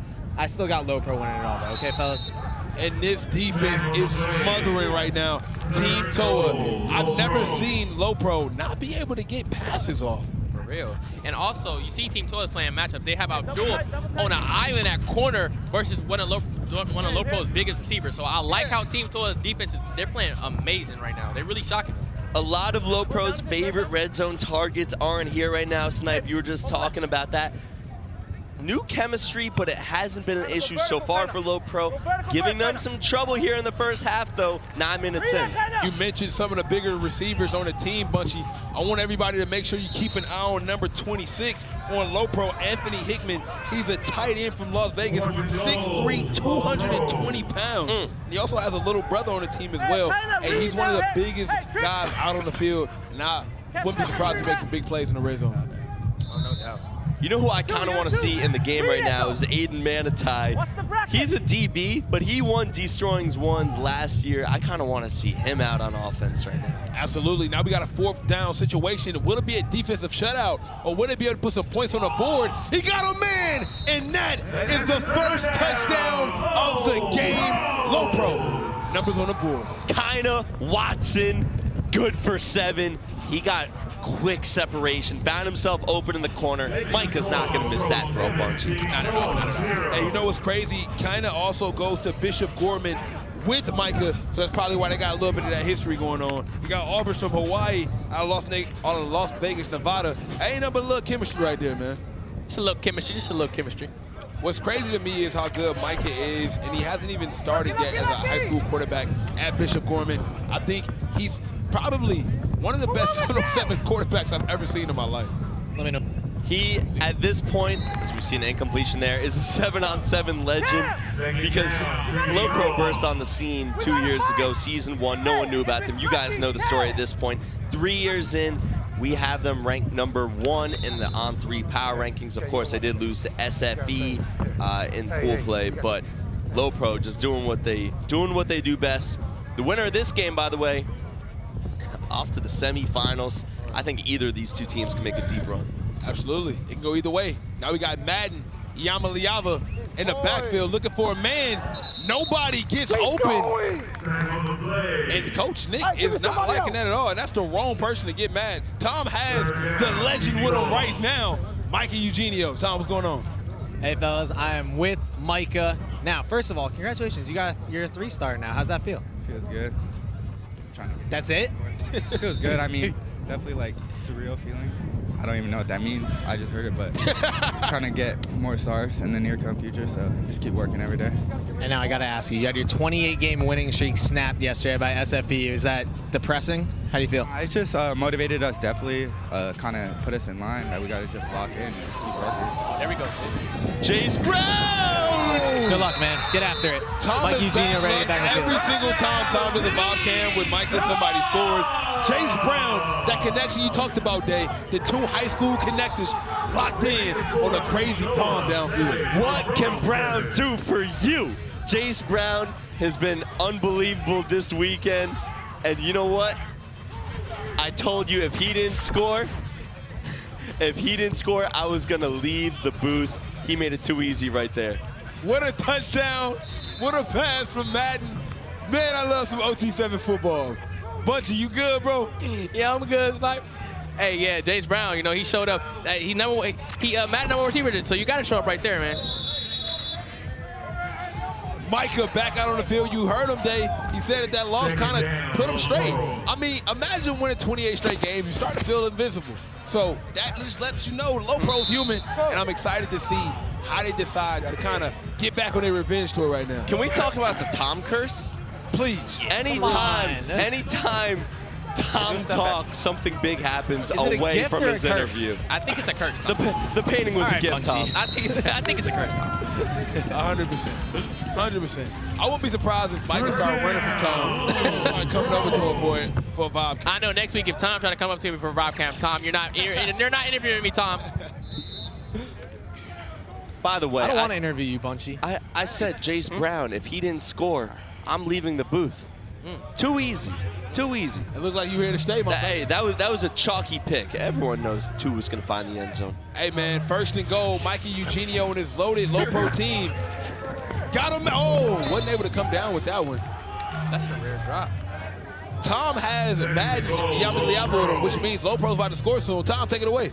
Hey, fellas, but actually Nico Yamaliava is giving Madden some words of wisdom right now and kind of coaching him up. Madden actually is watching the footage on his phone. Madden, can we get you real quick? I saw Big Bro giving you some advice just now. What was he saying? Just making sure I read that safety. Switch release is going to be there. Just making sure I go through my reads and hit the open guy. And yesterday, you guys, up and down, how are you feeling after yesterday? And what were some of the main things you want to focus on today? Just finishing, really. Knowing that we could compete with the top guys, knowing that we belong on this field, and just going out to compete, being some dogs. That's what I'm stressing my guys. Was Dad happy or frustrated with how you guys played yesterday? A little bit frustrated, a little bit cussing out at the crib, but we all good. We back right now, and just all about applying everything that we went over. And you're going against LoPro right now. They're known as maybe the top team in OT7. They were on a 28-game winning streak that got snapped yesterday. Does that matter at all playing against them? No, sir. Just wanted to compete, really. We know LoPro, one of the top teams out here, and we want to see what they're against us. Right, man. Let you get back to it. Matt and Yamaliava, back to you guys in the booth. Team Toa is playing some of the best defense we've seen, and Abdul Sanders is making sure Micah knows about it. 7-7 with 5 minutes left, and we have a massive 4th down. LoPro's red zone offense is normally rolling, and right now, they're kind of stuck in neutral a little bit. They look beatable for sure. They do. They don't look invincible no more, man. You know, my pick is getting sold again. I said they were going to win it all, and now... No. It's still early. It's still maybe early. Not early, but you know. It's only 4 minutes left, and it's 7-7. So 4th down and goal. You have to score here if you LoPro. They got an opportunity. Let's see if they can put some numbers on the board. Low-scoring game so far, 7-7. Takes it. Oh! He's wide open. Touchdown. Number 2 for Kina Watson, and how did he get so open? Blown coverage there from Team Toa, and in the same corner of the end zone, Kina Watson, Micah Eugenio, like peanut butter and jelly. Man, I like that one. I like that one too. Here we go. Hey, listen. Here. Come here, Jace, come here. Come here, you're here. Tui, where's Tui at? You're three. Here, you got this corner. Jace Brown when he can step up right here. Hey, listen, talk about a very climatic touchdown. I didn't know what was about to happen. I thought it was about to be a turnover on downs. The defense that Team Toa is playing is very impressive. Very. Oh, he has a man not able to connect right there. How you feel about Bunchy? You're a receiver, right? How do you feel about receivers wearing the shiesty match? I don't really like this. I don't really like the receivers wearing a shiesty mask because you got to be a guy. If you're a guy, then I feel like you got to wear a shiesty mask. If you just regular degular, That's Dylan Booth, number 22, the intended receiver, wearing a shiesty mask. Not saying he's a regular degular. Not saying. It just remains to be seen. He may be supernova. It remains to be seen. Yeah, exactly. Guys, 3 minutes left. Quarterfinal game, a chance to go to the semifinals. Pressure is building right now. Dangerous pass. Rocket across the middle. What a pass, what a catch. The coverage was so tight, I thought it was going to be an interception. And he was able to come down with that day. Marcus Kier, 2026 wideout from Mission Viejo, California. Pick body, 6'2", 185. Makes the play in traffic. Big set of downs there for Team Toa. First and goal. Hey, man, I got to be honest. I'm surprised that Team Toa didn't decide to go money drop here. You got to score, right? Regardless, I feel like if you don't score, you don't win anyway. Why not go for money drop so if you score, you win? Big Nick actually asked the team before the drive, and they said no, so he let the kids decide. Now, wait, let me ask you guys a question. if Team TOA scores, does Team TOA then maybe use a defensive money drive? No. I don't like that one because LoPro, their offense is. It don't matter at that point. Right, because if LoPro scores, they it doesn't. And if they stop them, okay. You're right. Yes, they do. They do. Also, LoPro's never used the gold football Chestnut before, so. checkers. They do. I like the defensive money drive. Yeah, I like the defensive money. Madden. Oh, wow. My goodness. Chase Brown. Chase Brown. I'm lost for words right now, Dave. Makes the play over the DP, high pointing that ball. Beautiful throw from Madden. No play for the DB there. By the way, amazing catch by Brown. Bunch, you look at this. He catches the ball on the DB's back here. I told him I need 2 tons, and he got it from me. I was talking to him. He said he gonna show up. He said he gonna show up and show up. Go corner, go to corner. Number 2 for number 2. By the way, Snipe, we don't have a money drive here. No, I was wrong over here. They just gonna play straight up, old school football. And to be honest, they didn't even talk about it. It wasn't even a discussion. So I think they might have forgotten. I think they should do a money drive here. I don't like it. Too late for Team TOA. 2. Oh my goodness, what a catch! My goodness. Wrong catch right. Anthony Hickman in traffic. He's probably the biggest receiver that LoPro has, right? I mean, at 6'3", normally a pretty small receiving core. Micah, it's got to be a good feeling getting a much bigger receiver to throw to. To have him in the red zone is an absolute pleasantry. A pleasantry. But now we're going to need to see some clock management. 57 seconds. We just seen this team yesterday scoring 55 seconds to win. So I don't think nobody's shocked here if LoPro somehow managed to score with 57 seconds. The clock management is insane. All these quarterfinal games have been close. As we see, he gets out. Oh, he does not get out of bounds there. The clock will continue to run. 3rd and 1, 45 seconds. Clock is on their time right now. But they are moving a little bit slow, down to 36 seconds. Which is kind of surprising because LoPro plays a very quick, fast-paced offense that doesn't require huddles. So it's kind of normal for them to play some football without getting in huddles. I think that was a first down. He got out of bounds. Clock's rolling. Clock's rolling. I thought he got out of bounds. Definitely got out of bounds there. Down to 15 seconds. I don't know how the clock is rolling. That's kind of crazy. 12 seconds left. Ball's out. Get a catch. He's out of bounds. Inside the 10 with 6 seconds left. Time for probably just one more shot to the game right here. This is why we love OT7 football. 14 of 14. LoPro versus Team TOA. This play will probably decide it all. Dave, what we gonna see here? If you're Team TOA, you got to keep your eye on number 8, Kinda Watson, right, Bunchy? Yeah, for sure. Oh, no doubt. No doubt. He already has 2 of their touchdowns. Remember, if this is a tie ball game, it will go to overtime. But hey, we could get a W here. Loser goes home. Mikey Eugenio. Oh! Oh my God! It's Kinda. It is Kinda.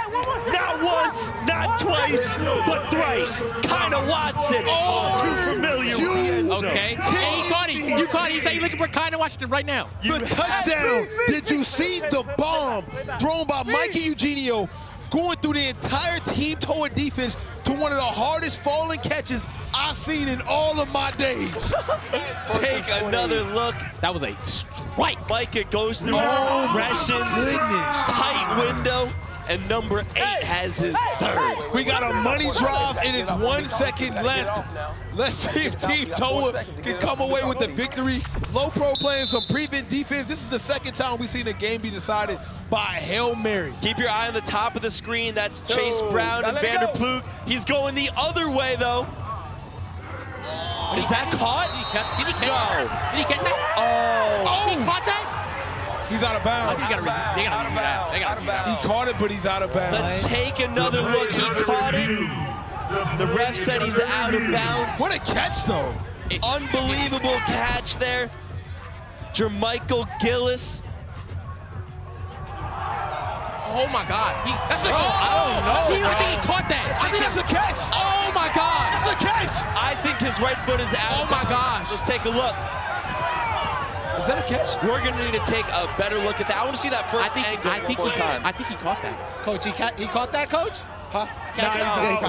He's out. So Gillis is the one with the black cleats. Yeah, Keep your eye on the black cleats. Black cleats, he's out of bounds. Keep your eye on the black cleats. Only look at the black cleats. Yeah, he's out of bounds. He's out of bounds. He's out of bounds. Unbelievable effort. Wow. Oh. That was a great catch. For a second, my heart took a dump. I was like, oh no. He's out of bounds there. Incomplete pass. Incomplete. What comes down to the wire? Only OT7. Man, they were Man, my heart went up and down, side to side. It was so close. LoPro just always finds a way. Unbelievable. Welcome to Orlando, where the magic happens. Team TOA with the L. LoPro will move on to the next round. Don't go anywhere. More games just like this coming up next. Wow.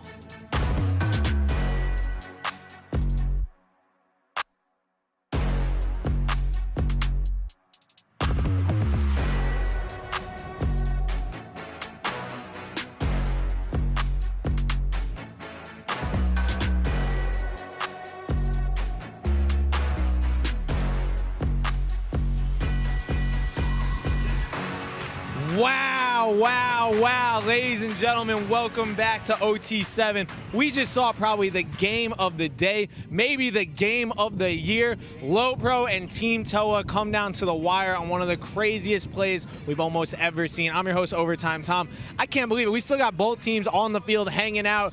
Mikey Eugenio can't believe that he just threw a game-winning touchdown again to get LoPro to the next round. But Madden Yamaliava and that Team TOA team gave them everything you could possibly imagine. Wow. I got Sniper Jones heading over to hang out with me, I think. He just called the game as well. Snipe. What a game. What a game, bro. We're checking it out right now. Some of the highlights. Man, we got LoPro, obviously the favorite, going against Team TOA, Madden Yamaliava in this squad. Could you believe that? I couldn't. I caught it myself. I thought the catch was good. It came down to the wire. Team TOA plays some amazing defense. When's the last time we seen LoPro struggle like that offensively? They struggled a lot. That game went so quick. It felt like there was no momentum on offense for almost either team. We're checking out the bracket right now. LoPro wins there, and now they will get a date with number 8 FLEAUX, who upset the number 1 seeded SFE earlier. And then on the other side, we're about to watch RAW Miami go against, I believe, the Coastline Stars, which should be a great game as well. This bracket is all over the place, but LoPro finds another way to get to the semifinals. And I don't know, man. I'm feeling good about LoPro again, but I'm nervous. Bro, my dream was to see a FLEAUX versus LoPro match, and we finally get to see it. I'm excited. Hey, FLEAUX is looking like they hit their flow. Yep. They looking amazing. LoPro, they haven't looked their best, but you can't bet against them. And now we might get an opportunity to see Coastline Stars or RAW go head-to-head against Defcon1. Do not sleep on Coastline Stars. Yep, we got a good quarterback matchup here. Deuce Knight, the Notre Dame commit, going against Ty Hawkins, the TCU commit. RAW Miami obviously won OT7 Week 2 out in Dallas a couple of weeks ago. They're looking to repeat. RAW hasn't looked as clean as we've seen them in the past. Now, Ty Hawkins is definitely a great quarterback. We've seen him. I mean, they just won the divisional not too long ago over in Dallas, but he's a good player. And we're about to get this game going right now. RAW Miami against Coastline Stars. From Overtime Tom and Sniper Jones. See you guys in a minute. Peace.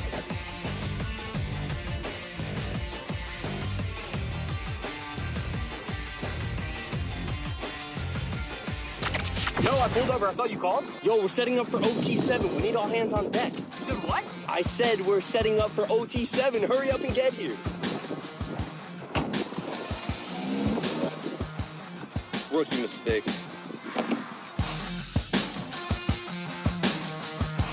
Snickers, the official chocolate of OT7. Jaden Perlotta here for a quick timeout.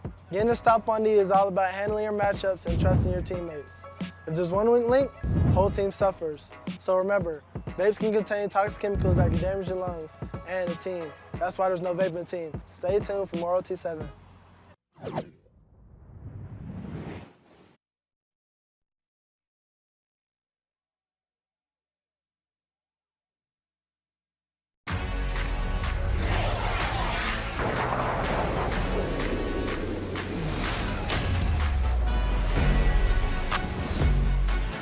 How do you do? Welcome to OT7 Season 3, Week 3, live from Orlando, Florida. This is our final quarterfinal game of the afternoon. It's been an unbelievable day of football. We've had one close game after another, and there is no doubt we have another one lined up for you here today. Coastline Stars, Raw Miami, two teams with two great QBs, the future of TCU, the future of Notre Dame, and I've got the future next to me right here, Kieran Hickey Simple, and then we've got Mo Hassan, QB1. I'm Alex Day. How we doing, fellas? I love being referred to as the future. It reminds me of how young I am and how old you are, Day. That's wow. Exactly You pay one compliment to someone, and that's what you get in return. Unbelievable.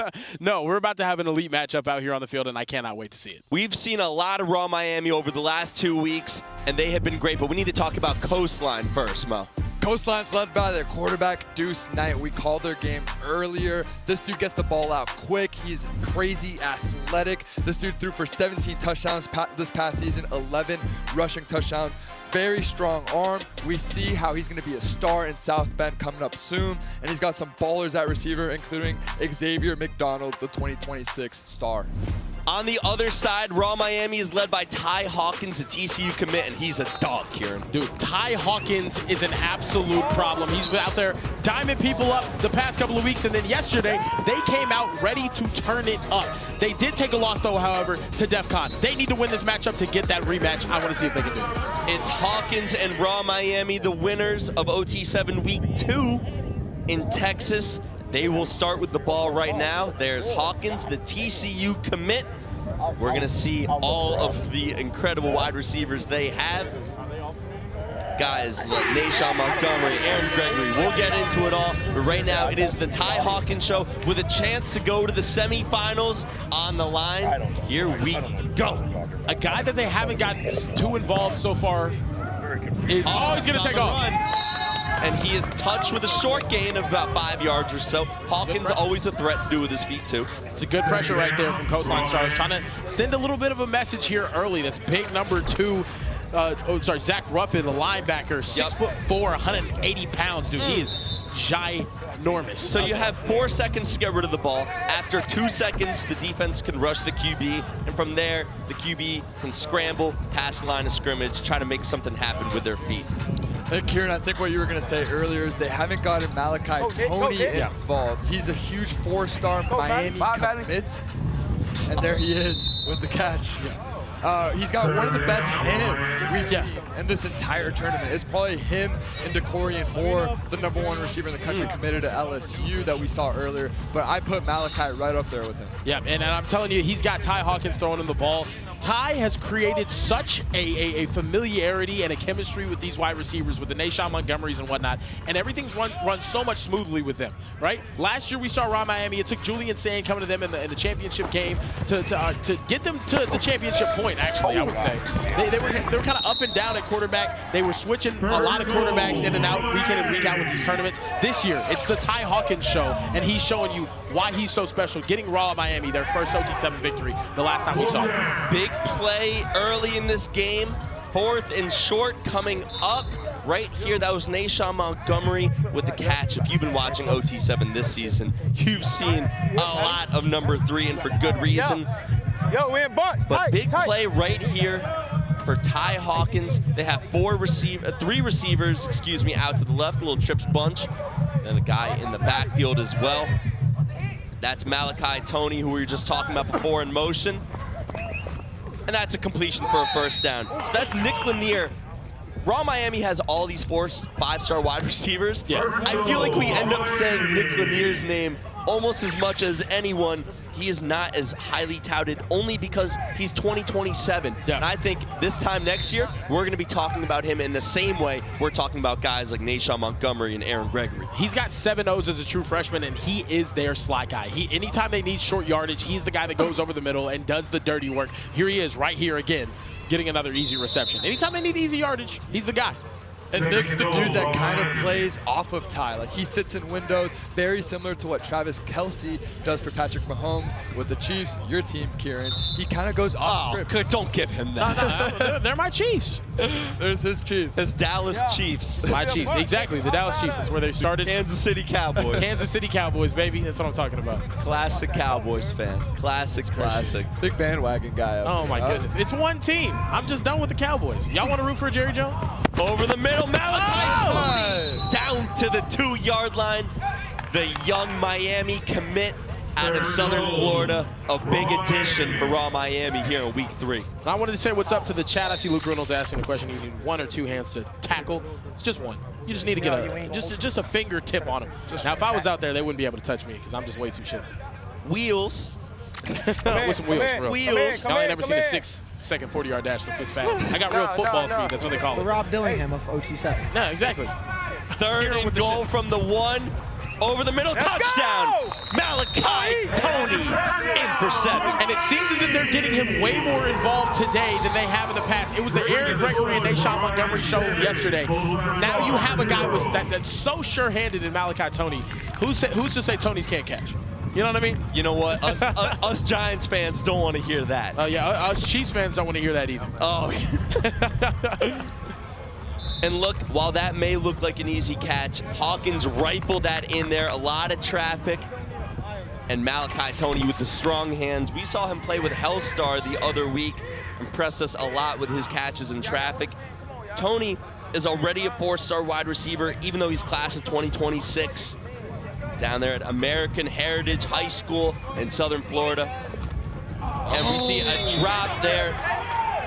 Early. Crazy. We'll get into the offense a little bit more. But first, I gotta say what up to Overtime Tom, who's standing by with the big bracket. What's up, Thomas? Hey, fellas, I'm by the bracket, and I'm hoping that there aren't any big plays while we talk about this. Probably will be. As you see down here, we got Raw Miami playing for the first time today in the in bracket play against number 6 Coastline Stars. The winner of this will go up against the big upset of the day. Number 7 Defcon has advanced here to the Final Four. So we'll see what happens between those squads. And on the other side, you're going to have LoPro against FLEAUX to see who can get to the championship. But the winner of this game goes back-to-back. No way. Okay, all right, cool. Oh, my goodness. The winner of this game will go back-to-back, and they'll play right after this. So stay tuned for all the action. Rakeem Stroud, drop and give us 50. Because that should have been a pick 7 right there. Oh, what did he just drop, brother?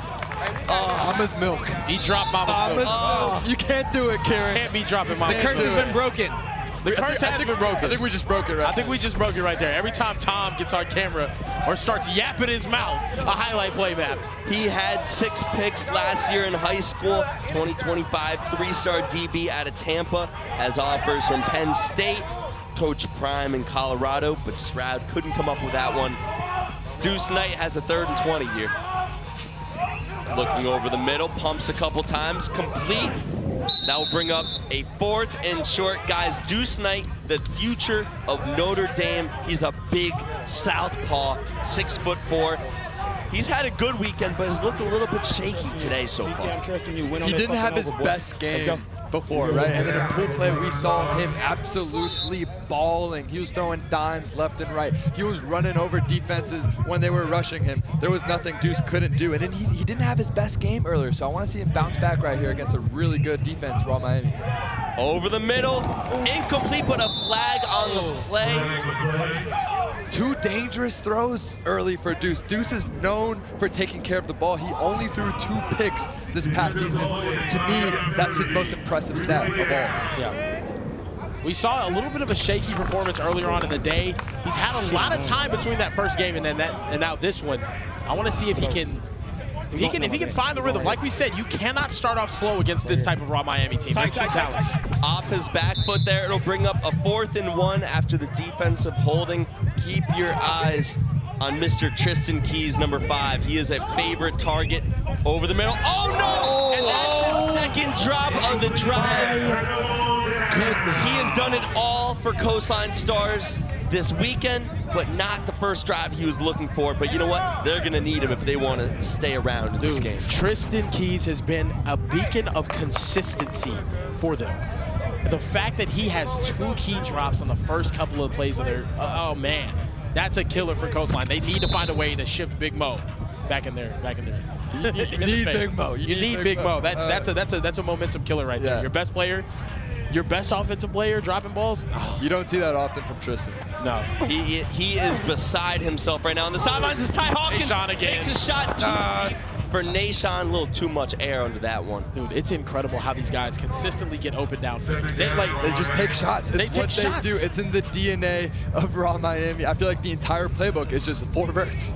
Dude, Nashon out of Warwick, Rhode Island. 103 total yards and 2 touchdowns in pool play yesterday. He is unguardable. I've never seen a guy get this consistently open downfield. I think about guys like Jeremiah Smith or Decorian Moore maybe. These guys are incredible. He's still, in my opinion, a very underrated guy. And I understand being from Rhode Island. That's not a real state. He has, it's not a real state. He has over 12 touchdowns on the season. He had a sensational week 2 down in Dallas, helping lead them to a championship there to punch their ticket to the big tournament in June.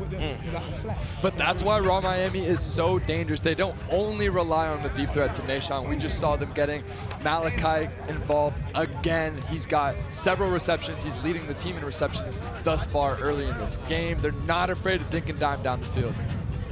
Chat saying mama's milk again, brother. Mama's milk. Cannot drop mama's milk. Oh, he dropped mama's milk again! Mo, what are we doing? Can't do it. That was 5-star Calvin Russell. There's mama's milk all over the grass, gentlemen. All over the place. Oh my goodness. And don't look now, but another 4th down. It's in your chest, Calvin. Oh my goodness. Hey guys, we have the exact same play call here for Raw Miami. Okay. Push-ups on the sideline that they're doing right now. Minus the drop. They're doing the push-ups for Calvin. Big 4th down right here. Hawkins rolling, throwing on the run. Complete in traffic for a 1st down. Big-time catch by the 4-star Donovan Aluk-Bode from Chi-Town, the number 18 wideout in the class of 2025. This is actually a really well defended. We got him. Great concentration literally there. Tipped pass right there. Really well defended from Coastline Stars. Unfortunately, this gets right through the defender's hand into the arms of Donovan Aluk-Bode. All right, you're gonna be already over there. We're gonna motion come back. D, you got the drag. Outside? Yeah. Mama put it right there.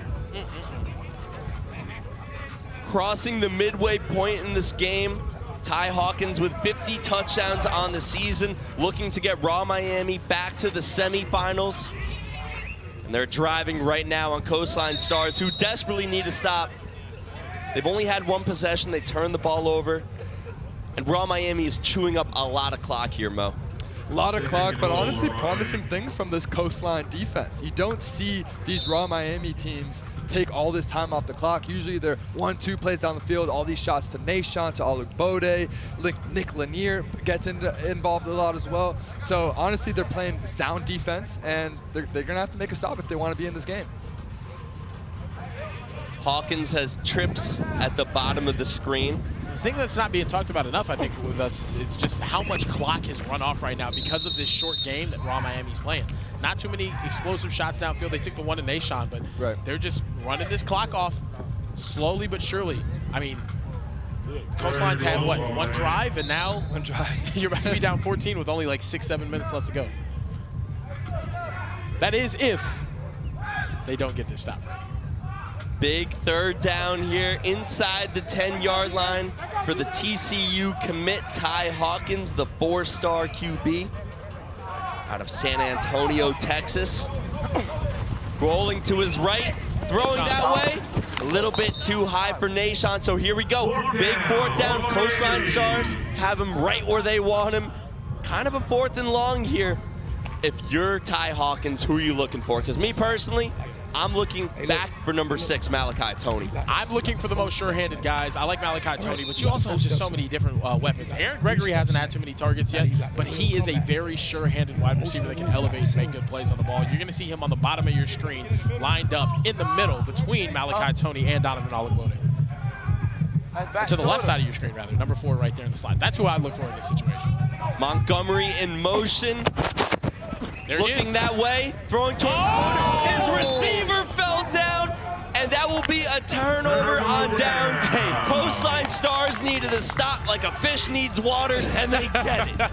What do we say about Raw Miami, though? No matter what the situation is, they will make an entertaining game out of it. If they're blowing someone out, it's entertaining. But most of the time, if you're matched up against even talent, this game's coming down to the wire. Deuce Knight, can you step up to the plate right now and deliver when your team needs you the most? Had a shaky start, some drops. Tristan, you need to make it up. I said go to Malachi Tony. He fell on the play. Kind of sold for me there. Big play here for Deuce Knight to see if he can get his team into the semifinals. Just a reminder, we'll be on NFL Network at 4 o'clock Eastern for the second semifinal game, and then the final, the championship game at 5 o'clock Eastern over on NFL Network.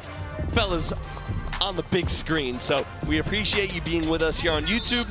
We have another game after this, the first semifinal game, but the second semifinal game in the championship over on NFL Network. 7-0 Raw right now. The winner of this game will face Defcon1 in the semifinals. Knight over the middle, got his man complete for a first down. And Coastline Stars get their first down of the game. I think the thing that I'm so excited about in this tournament specifically, some of the best teams are getting tested right now. In the quarterfinals, this is normally where you see these teams kind of dominate and just show this is why we are going to make this deep run to a championship. Raw Miami in a nail biter. LoPro in a nail biter. Defcon Texas, no, not Defcon Texas, Defcon 1. Defcon 1 beats Hustle, who went undefeated yesterday. Knight over the middle, complete in traffic. Talk about bouncing back for Tristan Keys. 2 early drops. He usually doesn't drop any. Comes back with one of the most difficult catches you'll see all day right there. He's so good and so consistent. You knew that those 2 drops weren't going to bother him. He's going to come right back out here. He was upset coming off the field. He's got a chance to redeem himself right now. Beautiful throw there by Deuce Knight over the linebacker, threading the needle. 5 minutes remaining here in the red zone. And that's going to be a false start right there. So back it up 5 yards. We'll replay the down. I think that's on the center, actually. I think he's just snapping over. Yeah, that seems a little funky. But how about the leadership from Deuce Knight? That was the first thing that caught me off guard. When I saw them coming to that sideline, the very first thing he did was go up to Tristan. His target that he's so comfortable going to, he saw that he was upset. He said, hey, you're good. You're going to make up for it. Next drive, what does he do? Catch a key pass. And they're in this game. These guys are capable of winning ugly games. Yeah. We saw that earlier today. They are never out of it.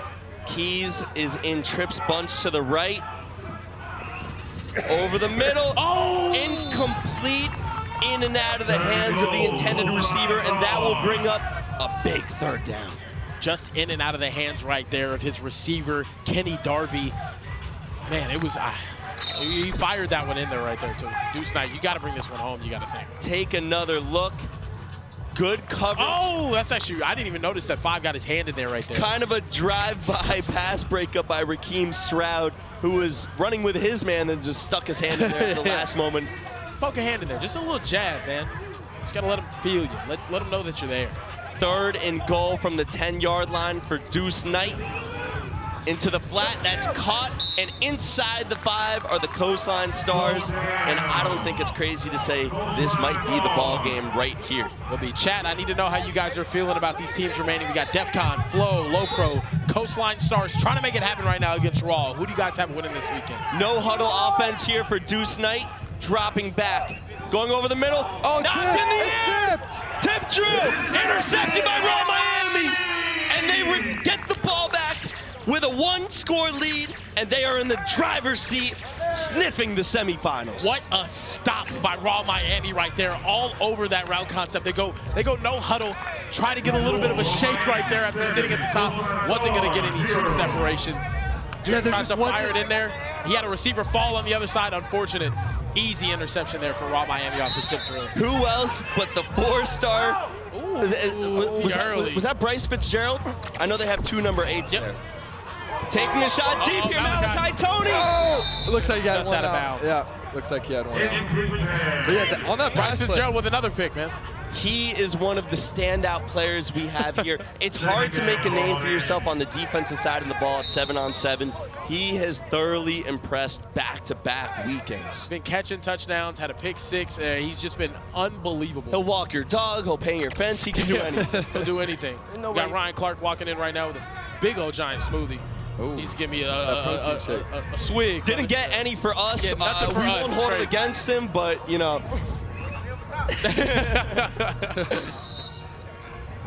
He's saying we didn't text him. Didn't text him our order. We're locked in with the work, bro. We got to stick to the work. Is what he's telling us right now. Let's go. Yeah, we got 2 minutes remaining. 7-0. Raw Miami. Everything's still to play for here for Coastline, man. You need to get a stop here. You're defending 11 yards. Only 1 minute and 53 seconds left. If they catch the ball in the middle of the field, this clock is going to continue to run. But you need to defend this first down with your life. 3rd and 11 here for the TCU commit Ty Hawkins. Wanting to take a shot deep, takes the shot, Tony. Just overthrown it. We have a big 4th down right here for Coastline Stars on the defensive side. And after that early touchdown from Malachi Tony, bro, that's 3 straight balls where Hawkins was looking for Tony, one of them 4th down in the end zone, and then 2 deep shots here, a little bit out of rhythm with one of his favorite targets. Well, I love targeting Malachi, but his strength is everything intermediate and short. He's able to sit in windows. He's so quick. He has such great hands. It was a 3rd and 11 on the previous play. I want to see them kind of just get the first. We don't have to take these shots. Let's put the game away. Now everything is dependent on this one play right here. 1 minute warning. 4th and 11. Massive play in this ball game to punch a ticket to the semifinals and face off against DEFCON 1. Here we go. You think they get it? Hawkins over the middle, complete. Donovan Alubode, the 4-star from Chi-Town, Illinois. I've seen it so many times. Anytime they need to get it done, Hawkins is going to hit his guy, pick up the first down there. Made it look easy as well. Time continues to tick off the clock, and that might just do it for Raw Miami. Ty Hawkins and Micah on the other end, we just saw LoPro win. Might be the 2 most clutch quarterbacks we see here all weekend long. Every time Raw Miami needs a play, they lean on Ty. Early rush, I believe that's what the flag is. That's Nick Lanier crossing the 10-yard line. Clock will continue to run. And we didn't expect a 7-0 score here with 2 stud quarterbacks, some of the most talented teams you'll ever find. But hey, sometimes you get a defensive battle. This has to be one of the lowest scoring OT7 games we've ever had. Literally. Long drives for Raw Miami. They never connected on that deep ball, but it never really stopped them. Continue to march down the field on a couple drives, even when they didn't score, draining a lot of time off the clock. And that will do it. That's gonna Raw Miami against DEFCON in the semis. Yeah, Raw Miami, a 7-0 victory, just what everyone was expecting. No shootout whatsoever, low-scoring defensive battle. But don't go anywhere, guys. We're going to see Raw Miami come right back out here. They get a chance to face off against DEFCON, who beat them in their last pool play matchup. No time to celebrate for Raw Miami. A 7-0 win for them, but they have a big task at hand against DEFCON 1. Don't go anywhere. We'll be right back with the first semifinal game from OT7 Orlando. Let's go! Go eat!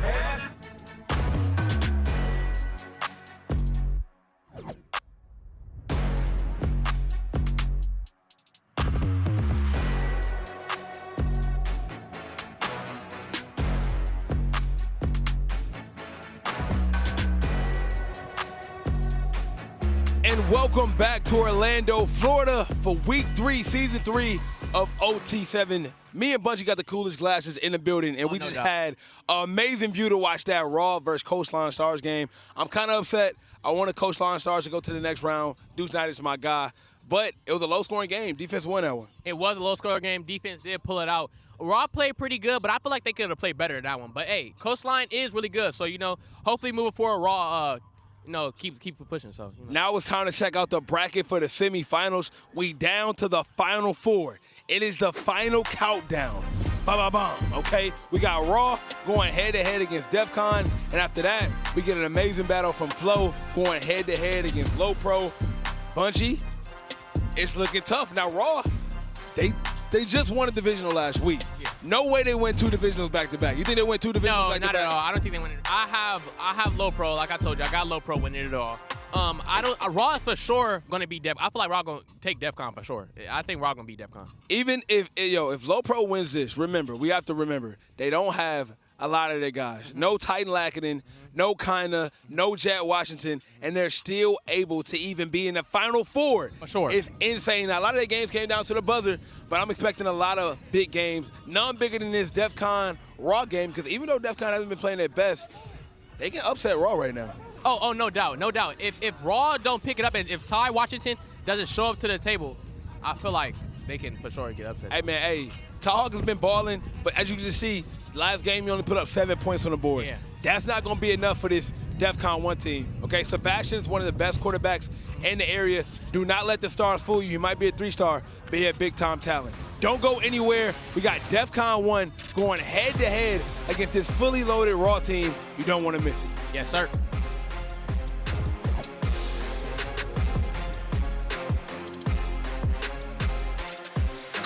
Darren Pilata here for a quick timeout. Getting a stop on D is all about handling your matchups and trusting your teammates.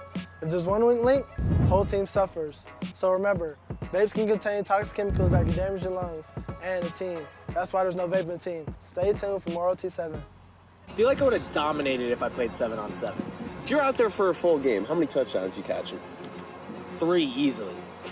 What if I'm covering you? 5. I bet you couldn't catch a 10-yard pass on me. Bet, let's do it.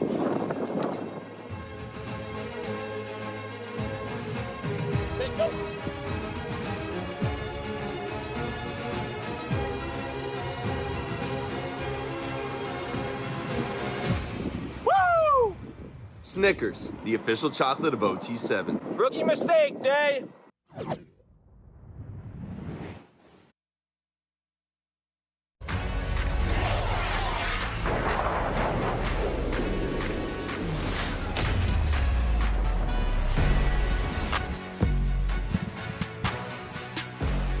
How do you do? Welcome to the semifinals of OT7 Season 3, live from Orlando, Florida.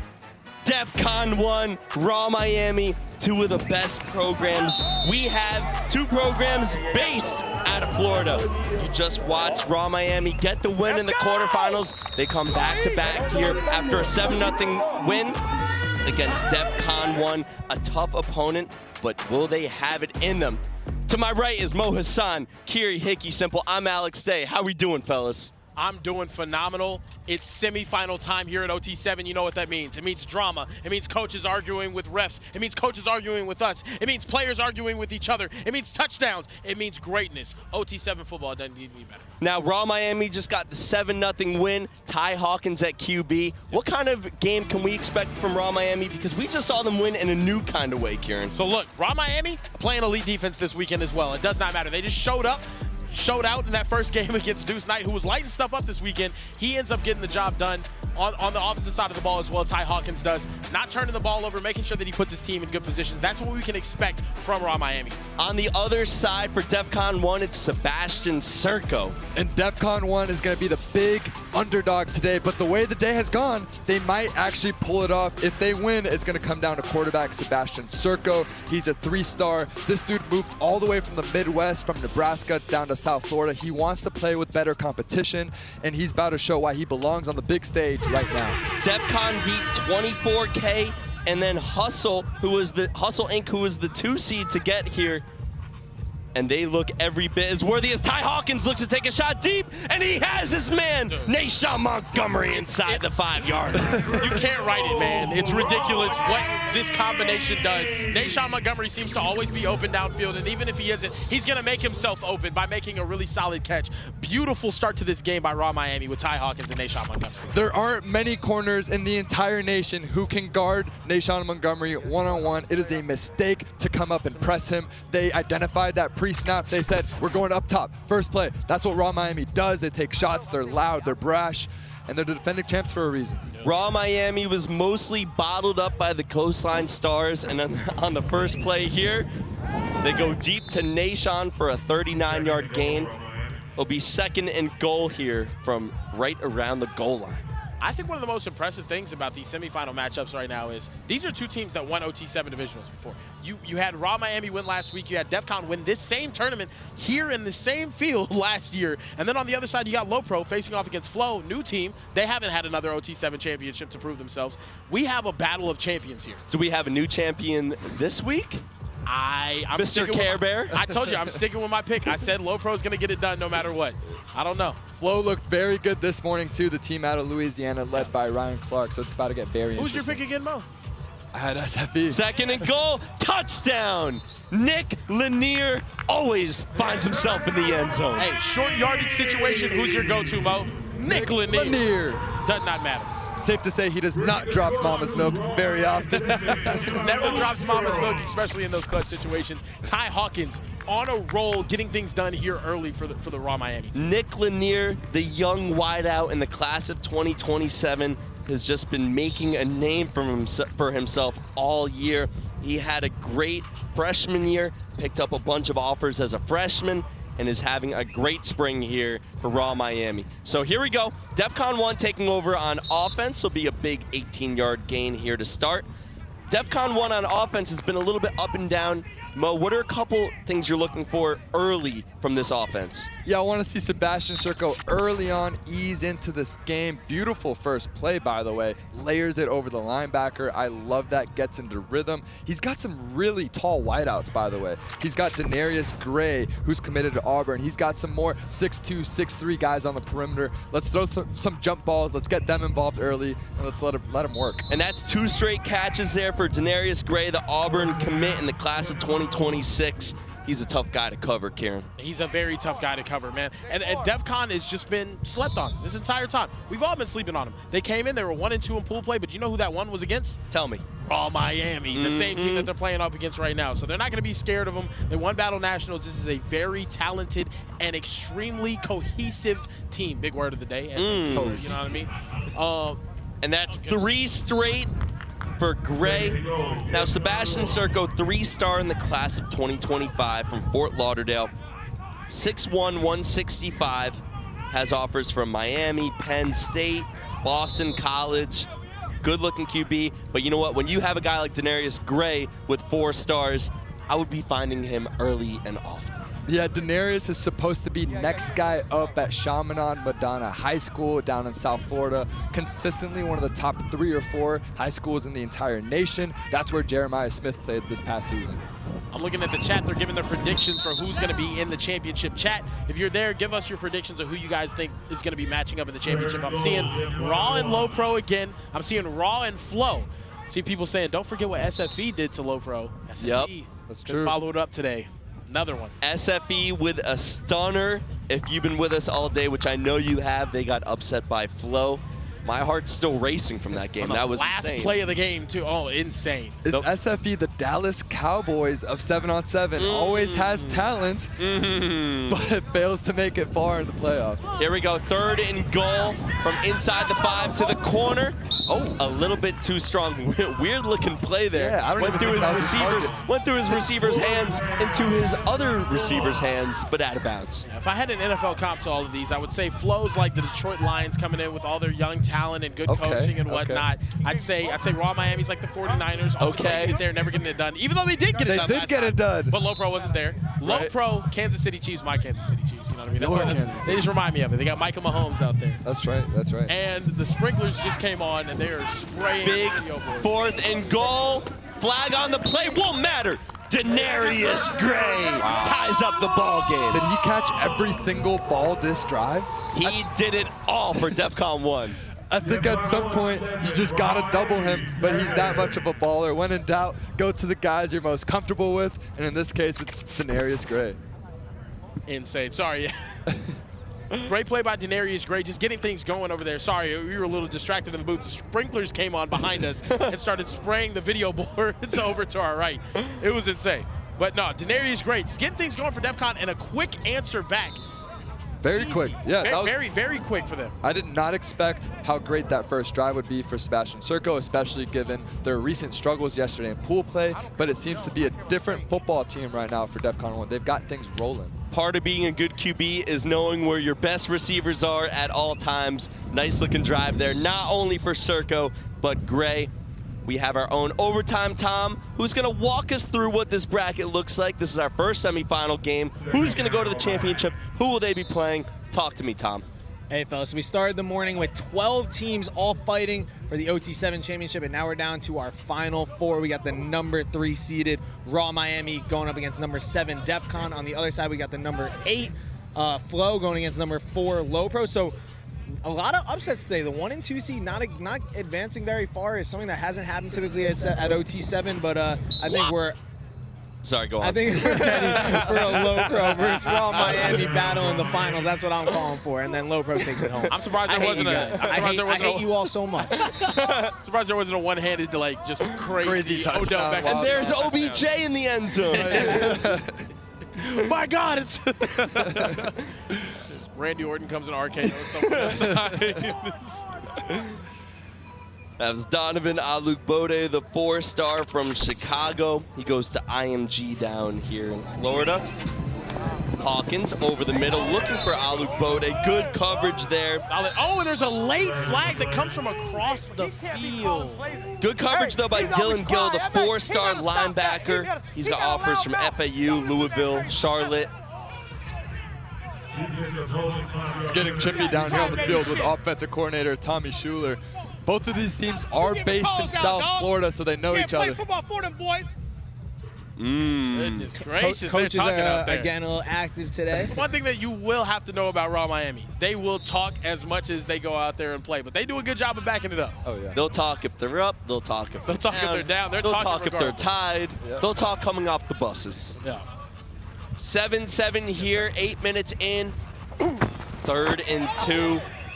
Some contact, and that will be a new set of downs. Donovan Alukbode with the catch. Getting a little chippy down here. 21, Dylan Gill is going to get called again for another hold, getting physical past the line of scrimmage. What do you guys think about the rest so far? Don't do that, because I'm going to get in trouble. But I will say this. I'm cool with they calling us a holding call. It's called both ways. They holding the crap out of us and no one's saying anything about it. I'm real cool with that. Like I said, I'm respectful to that. But it's got to go both ways. That's all I'm saying. Fair enough. All right. Okay. Posed answer. I was expecting, man. All right. I was not expecting that. I was waiting for the other shoe to drop. Yeah, I'm not going to lie. 1st and goal from the 15. Ty Hawkins has 3 receivers out to his left. That's Malachi Toney in the slot.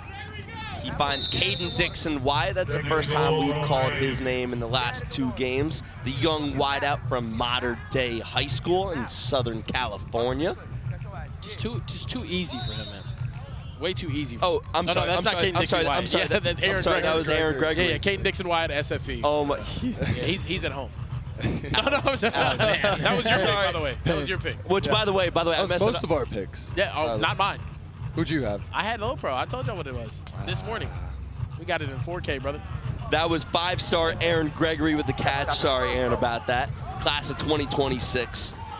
Hawkins over the middle. Touchdown! Calvin Russell, 5 stars, 7 points. What a catch, and he got up talking straight to him again. And a little celebration. Oh, we might need to go join him. Out there hitting the limbo on We got somebody. the Cheez-It guy too, Karen. What's going on with the Cheez-It, man? No free ads, but what is that? Get this guy an NIL deal immediately. Put my boy EJ up there, lifted him up, and had them do the limbo. Coverage draped all over him. Kelly Big body Jr., celebration. the 3-star DB. And it doesn't matter for Russell, the 5-star. Strong hands, corralling the ball to the ground. 14-7 RAW. That's a short gain. We have a flag on the play.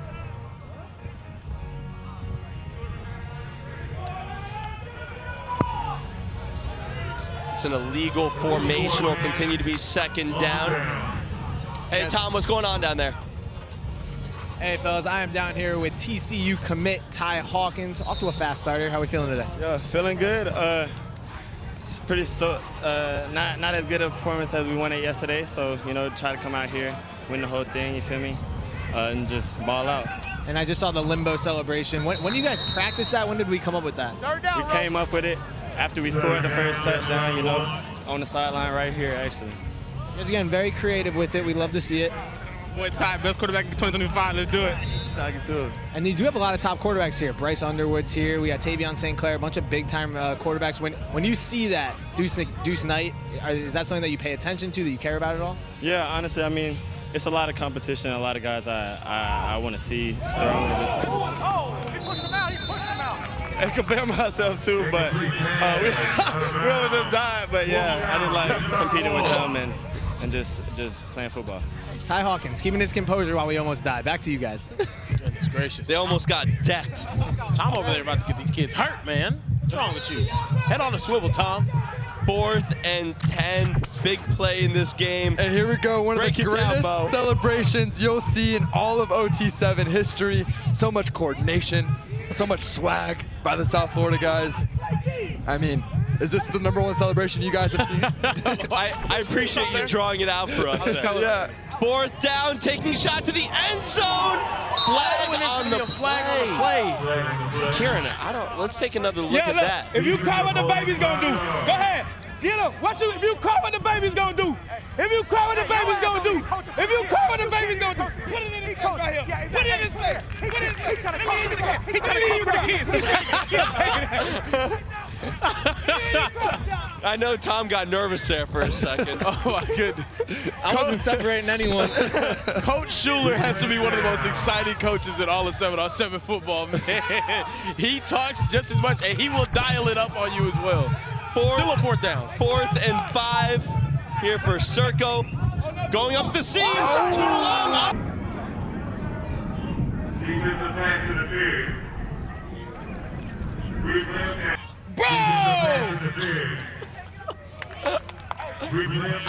I love how Tom saw how that sentence was starting and immediately because it's Defcon first time, y'all want to give him a present? I'm just proud of you for not cursing, Coach. No, I'm trying to. Just tell him wrap the present up for him and get the Defcon. It's y'all first time trying to get y'all a present. They ain't rapping it tonight. They ain't even trying to hide it. Oh, wow. Wow.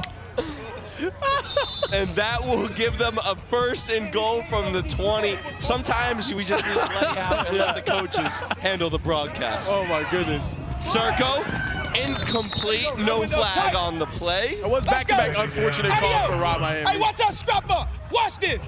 Watch this. You know I can't hear you, tell louder. I can't hear you. 20 push-ups? We want to see you do push-ups. Tell her. We doing push-ups or what? Brad, it's all don't matter. Hey, yo, he got a drag. Murray, Lundy, he got a drag. Serco looking over the middle, a little bit too long, and another flag on the play. Y'all gonna have, look, y'all gotta have a referee meeting. That's 4 flags in 1 drive. Willie. They are holding every time, though. That one was clear. Coach, is it possible that your kids are holding? No, we're not holding. Look at the screen. Y'all paid 2 big screens for Grandma. Look at her. Very large screen. No, why y'all getting so relaxed? No, chill out. Everybody getting over the fight. Oh my goodness. Keep playing. Let us coach. Keep playing. 2nd and goal from the 15. Too much, Ro. Ro, don't coach him up too much. Serco towards the sideline. Touchdown! Defcon1! What a job hanging on to it. Had his helmet dang near pulled off of his head. What a play there for Defcon. And after what felt like 3 straight. I'm gonna get him on. Put the camera on him. 3-star Willie Anderson with the touchdown. Tom, I think you need to enforce the 20 push-ups. Oh, I will 100%. Once Raw Miami's done with this possession, we are doing push-ups. Take another look, Kieran. Look at this catch. Look at the hit. Yeah. Oh, man. I'm telling you, dang near pulled the helmet off of his head. He can't even see anything right now, and he held onto the football. That's where you close and you start using your Jedi senses, you know what I mean? You feel the force. It's the football force. Our next 2 games will be over on NFL Network starting at 4 o'clock Eastern. That's our 2nd semifinal game. And then the championship, that's out of bounds there. Then the championship at 5 o'clock Eastern. Both of those on NFL Network.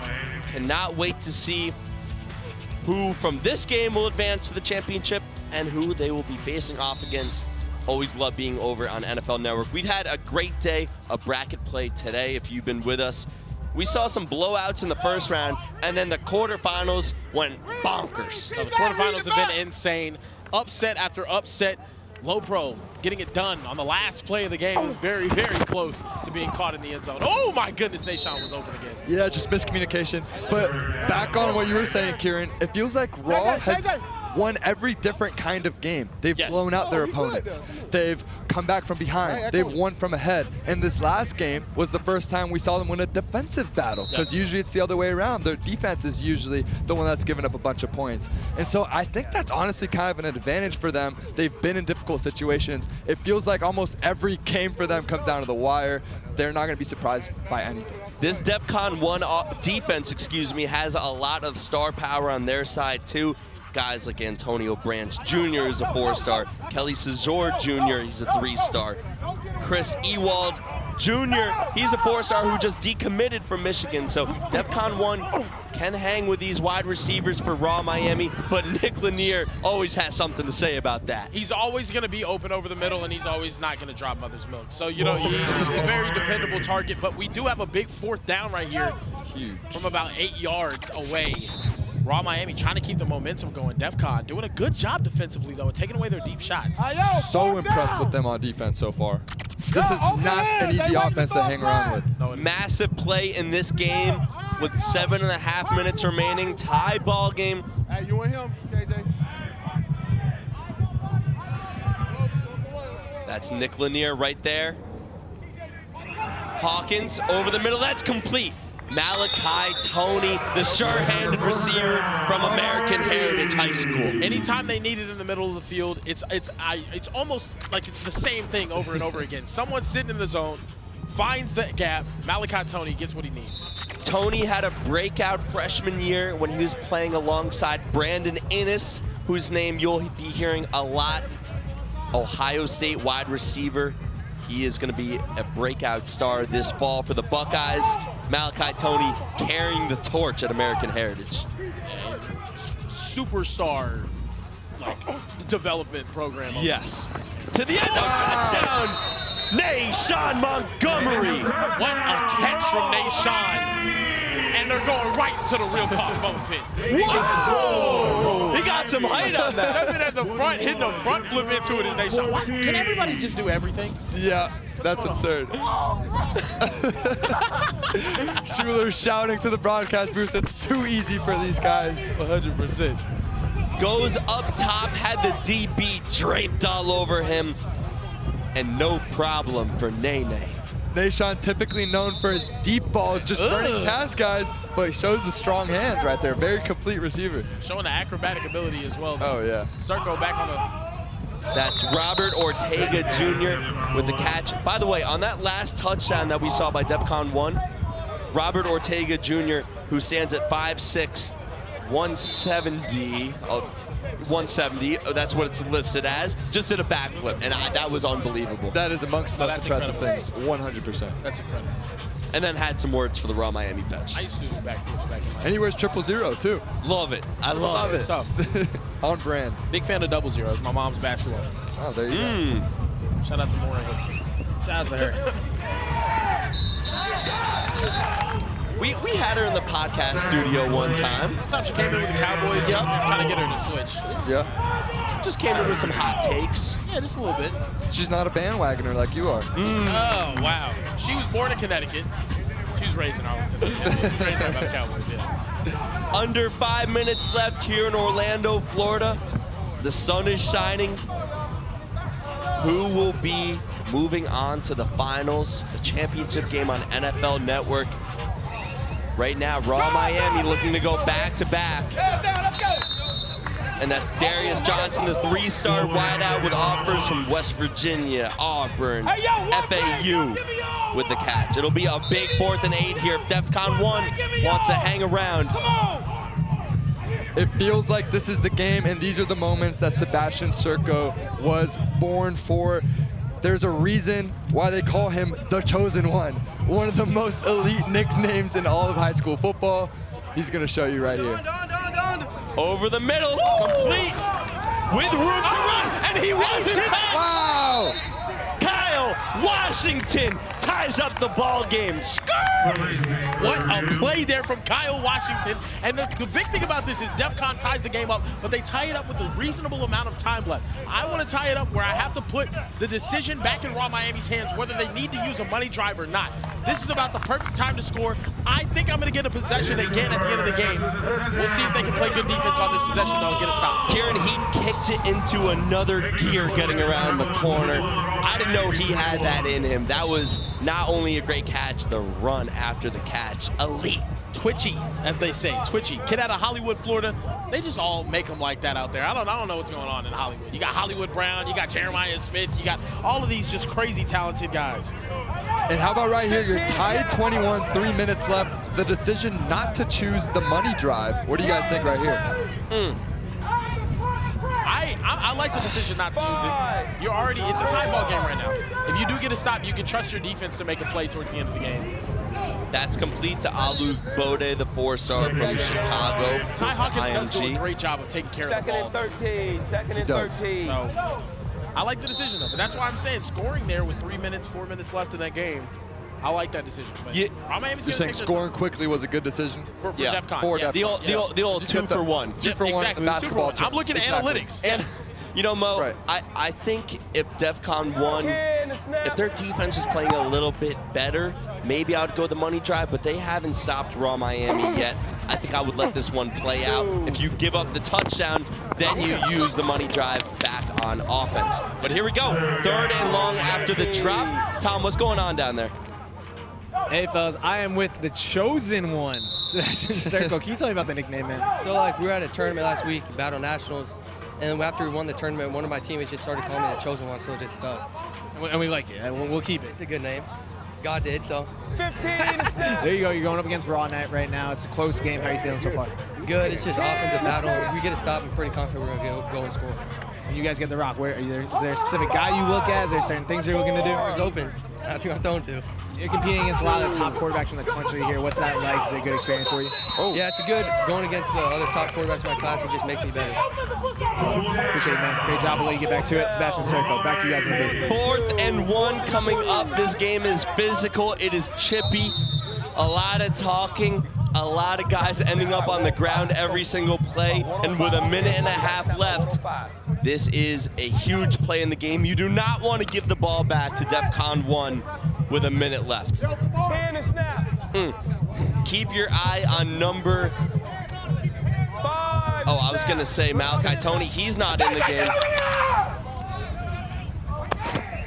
He is in the game now, and they find him. Oh! Incomplete turnover on downs, and Defcon 1 with 1 minute left will have a chance to go to the championship. Oh my goodness, what a huge stop from Defcon 1, getting the job done on a 4th and 1. Incredible stop. Did they have, were they short guys on the field? It just seemed like guys were in the wrong position for a team that's so well coached. Watch how everyone's in the same area right here. That is not what you want. You need spacing and leverage, especially on a short yardage situation. Definitely some guys are running the wrong route. Ortega Jr. with a gain of around 2. They got to get back to the line. That's 55 seconds on the clock. It's going to stop the clock quickly. 45 seconds. Time is still on their side. That's Sebastian Circo, the young QB class of 2025, Fort Lauderdale. Dropping back, looking towards the sideline. Incomplete. That will stop the clock with 34 seconds left, and they'll bring up 3rd and 7. Where you are on the field, though, right now, too, 3rd and 6, only 6 yards that you got to get right here. You can afford those types of plays, man. You can afford to throw away as well. It helps you out, actually. If anything, getting the ball in midfield is a big deal. Agreed. You'd prefer an incompletion over a short completion, just given the way the OT7 rules work. The clock will not stop unless it's incomplete or out of bounds within 1 minute remaining. And what about Defcon, though? 1-2 in pool play. Nobody's really expecting them to perform too well. They beat Raw Miami in pool play, and everyone's like, oh, okay, they might actually be serious. Now they pick up a first down right here. 30 seconds on the clock. They could have Raw Miami in a blender again. We've seen upset after upset. It would not surprise me. And look, Sebastian, he's known for having ice in his veins. 30 seconds left. He's got 18 yards to go. This instantly puts not only him on the map, but this entire team. Oh, this is crazy. They won this tournament last year, and no one was expecting them to do it. Can they do it again this year? They're about to put themselves in the championship if they can score on this drive right here. 4-star Denarius Gray at the bottom of your screen, number 13. They keep feeding him all game, and why wouldn't you? Gray gets out of bounds inside the 10. It will be 2nd and goal from the 8-yard line, 26 seconds left. And by the way, if they score on this play, Raw Miami still would have enough time to come back. Yeah. And that to me is honestly bad coaching by the Raw Miami defense. Why are you backing up your DBs? They're so talented. They're known for being great press corners. You're giving them 5 yards and going out of bounds. And giving up the sideline. Exactly. And you're giving up the sideline. Goes to the end zone looking for... Oh my God! It hit the ground, but Jalen Waters almost just made the play of the season for Raw Miami.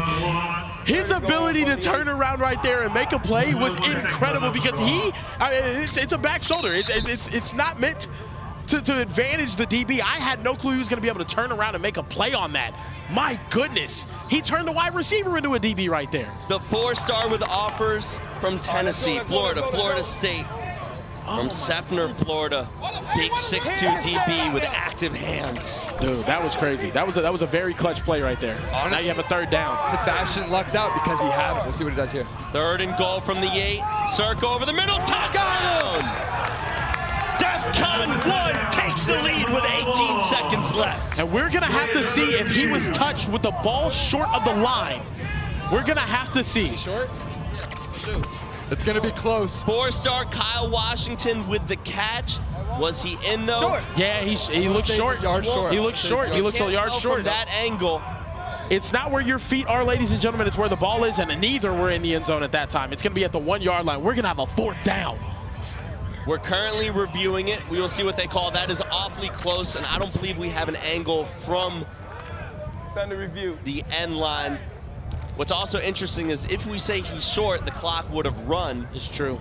You have to be able to get the angle to see it. Touchdown. Oh, they're going to give it a touchdown. Oh, wow. So clock should start running in theory right here, right? Yes. No, not right here. Oh, because of the touchdown. Change possession. Right. Money drive here for Raw Miami. A touchdown will win the game, be worth 10 points. Of course, points for the defense as well. But right now, it is all about the TCU commit, Ty Hawkins, looking to go back-to-back. They won week 2. They're trying to go to the finals here in week 3. Can they do it? If there's any team capable of doing it, it's going to be this team right here. They got Aaron Gregory out there. They got Donovan Olagbode. They've got Nashawn Montgomery. These guys have been making deep catches all season long.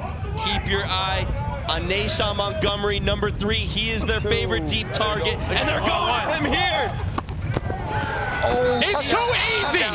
It's too easy. Stop it. You can't get him one-on-one. You can't guard him one-on-one. I said Nashawn Montgomery, are you kidding me? I'm in disbelief. I just said if there was a team to do it with that much time left, one shot, one play does not matter. Nashawn Montgomery. And now they're asking if he's short or if he's in the end zone.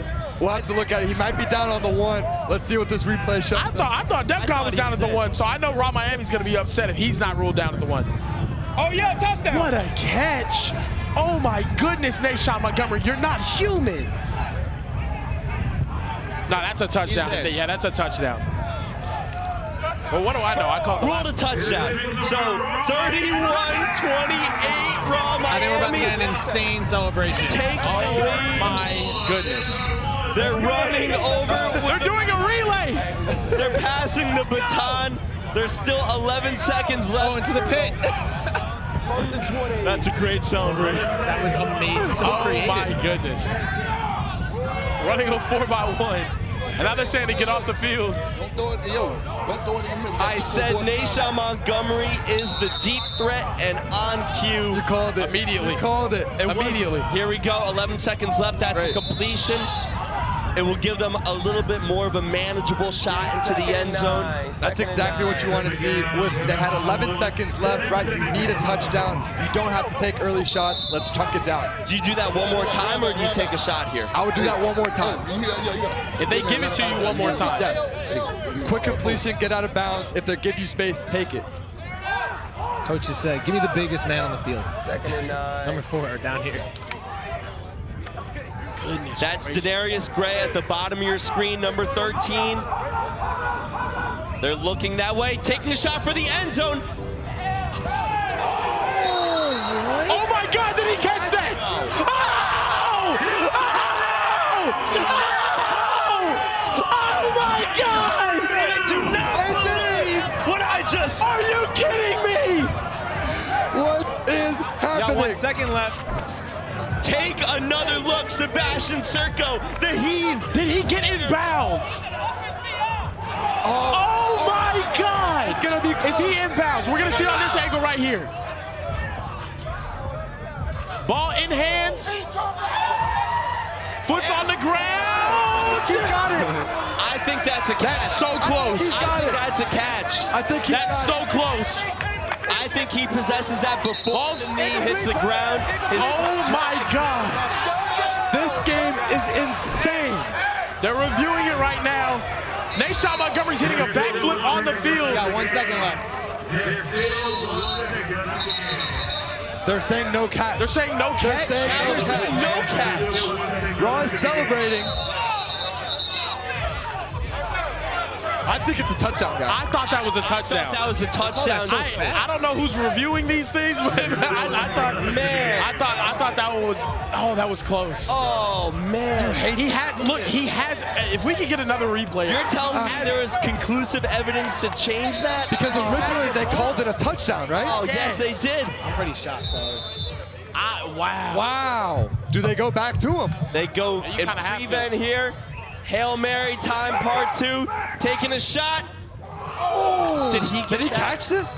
That's going to be incomplete. No. Raw Miami wins this one. That will do it. Raw Miami holds on at the end. Controversial ending, but Raw Miami punches their ticket to the finals. They will play the winner of LoPro versus FLEAUX on NFL Network. What a day of football we've had. Let's take a look at the last play. Raw Miami into another championship game. Like I said, this is what OT7 semifinals are all about. Did I not say that? This is crazy. And every game for Raw ends the same way. Every game for Raw ends up like this, man. The next game will be at 4 o'clock Eastern on NFL Network. LoPro, you know all about them. Versus Team FLEAUX, the future of LSU, coached by Ryan Clark. You do not want to miss that one. The winner will face off against Raw Miami at 5 o'clock Eastern over on NFL Network. What a day we've had. Crazy, crazy, crazy. Bracket play was nuts. You're not going to want to miss the second semifinal and the championship. Thank you for being with us over on Overtime Season YouTube. For Mo, Kieran, Tom, Sniper, Bunchy, I'm Overtime Day. See you over on NFL Network at 4 o'clock Eastern. Peace.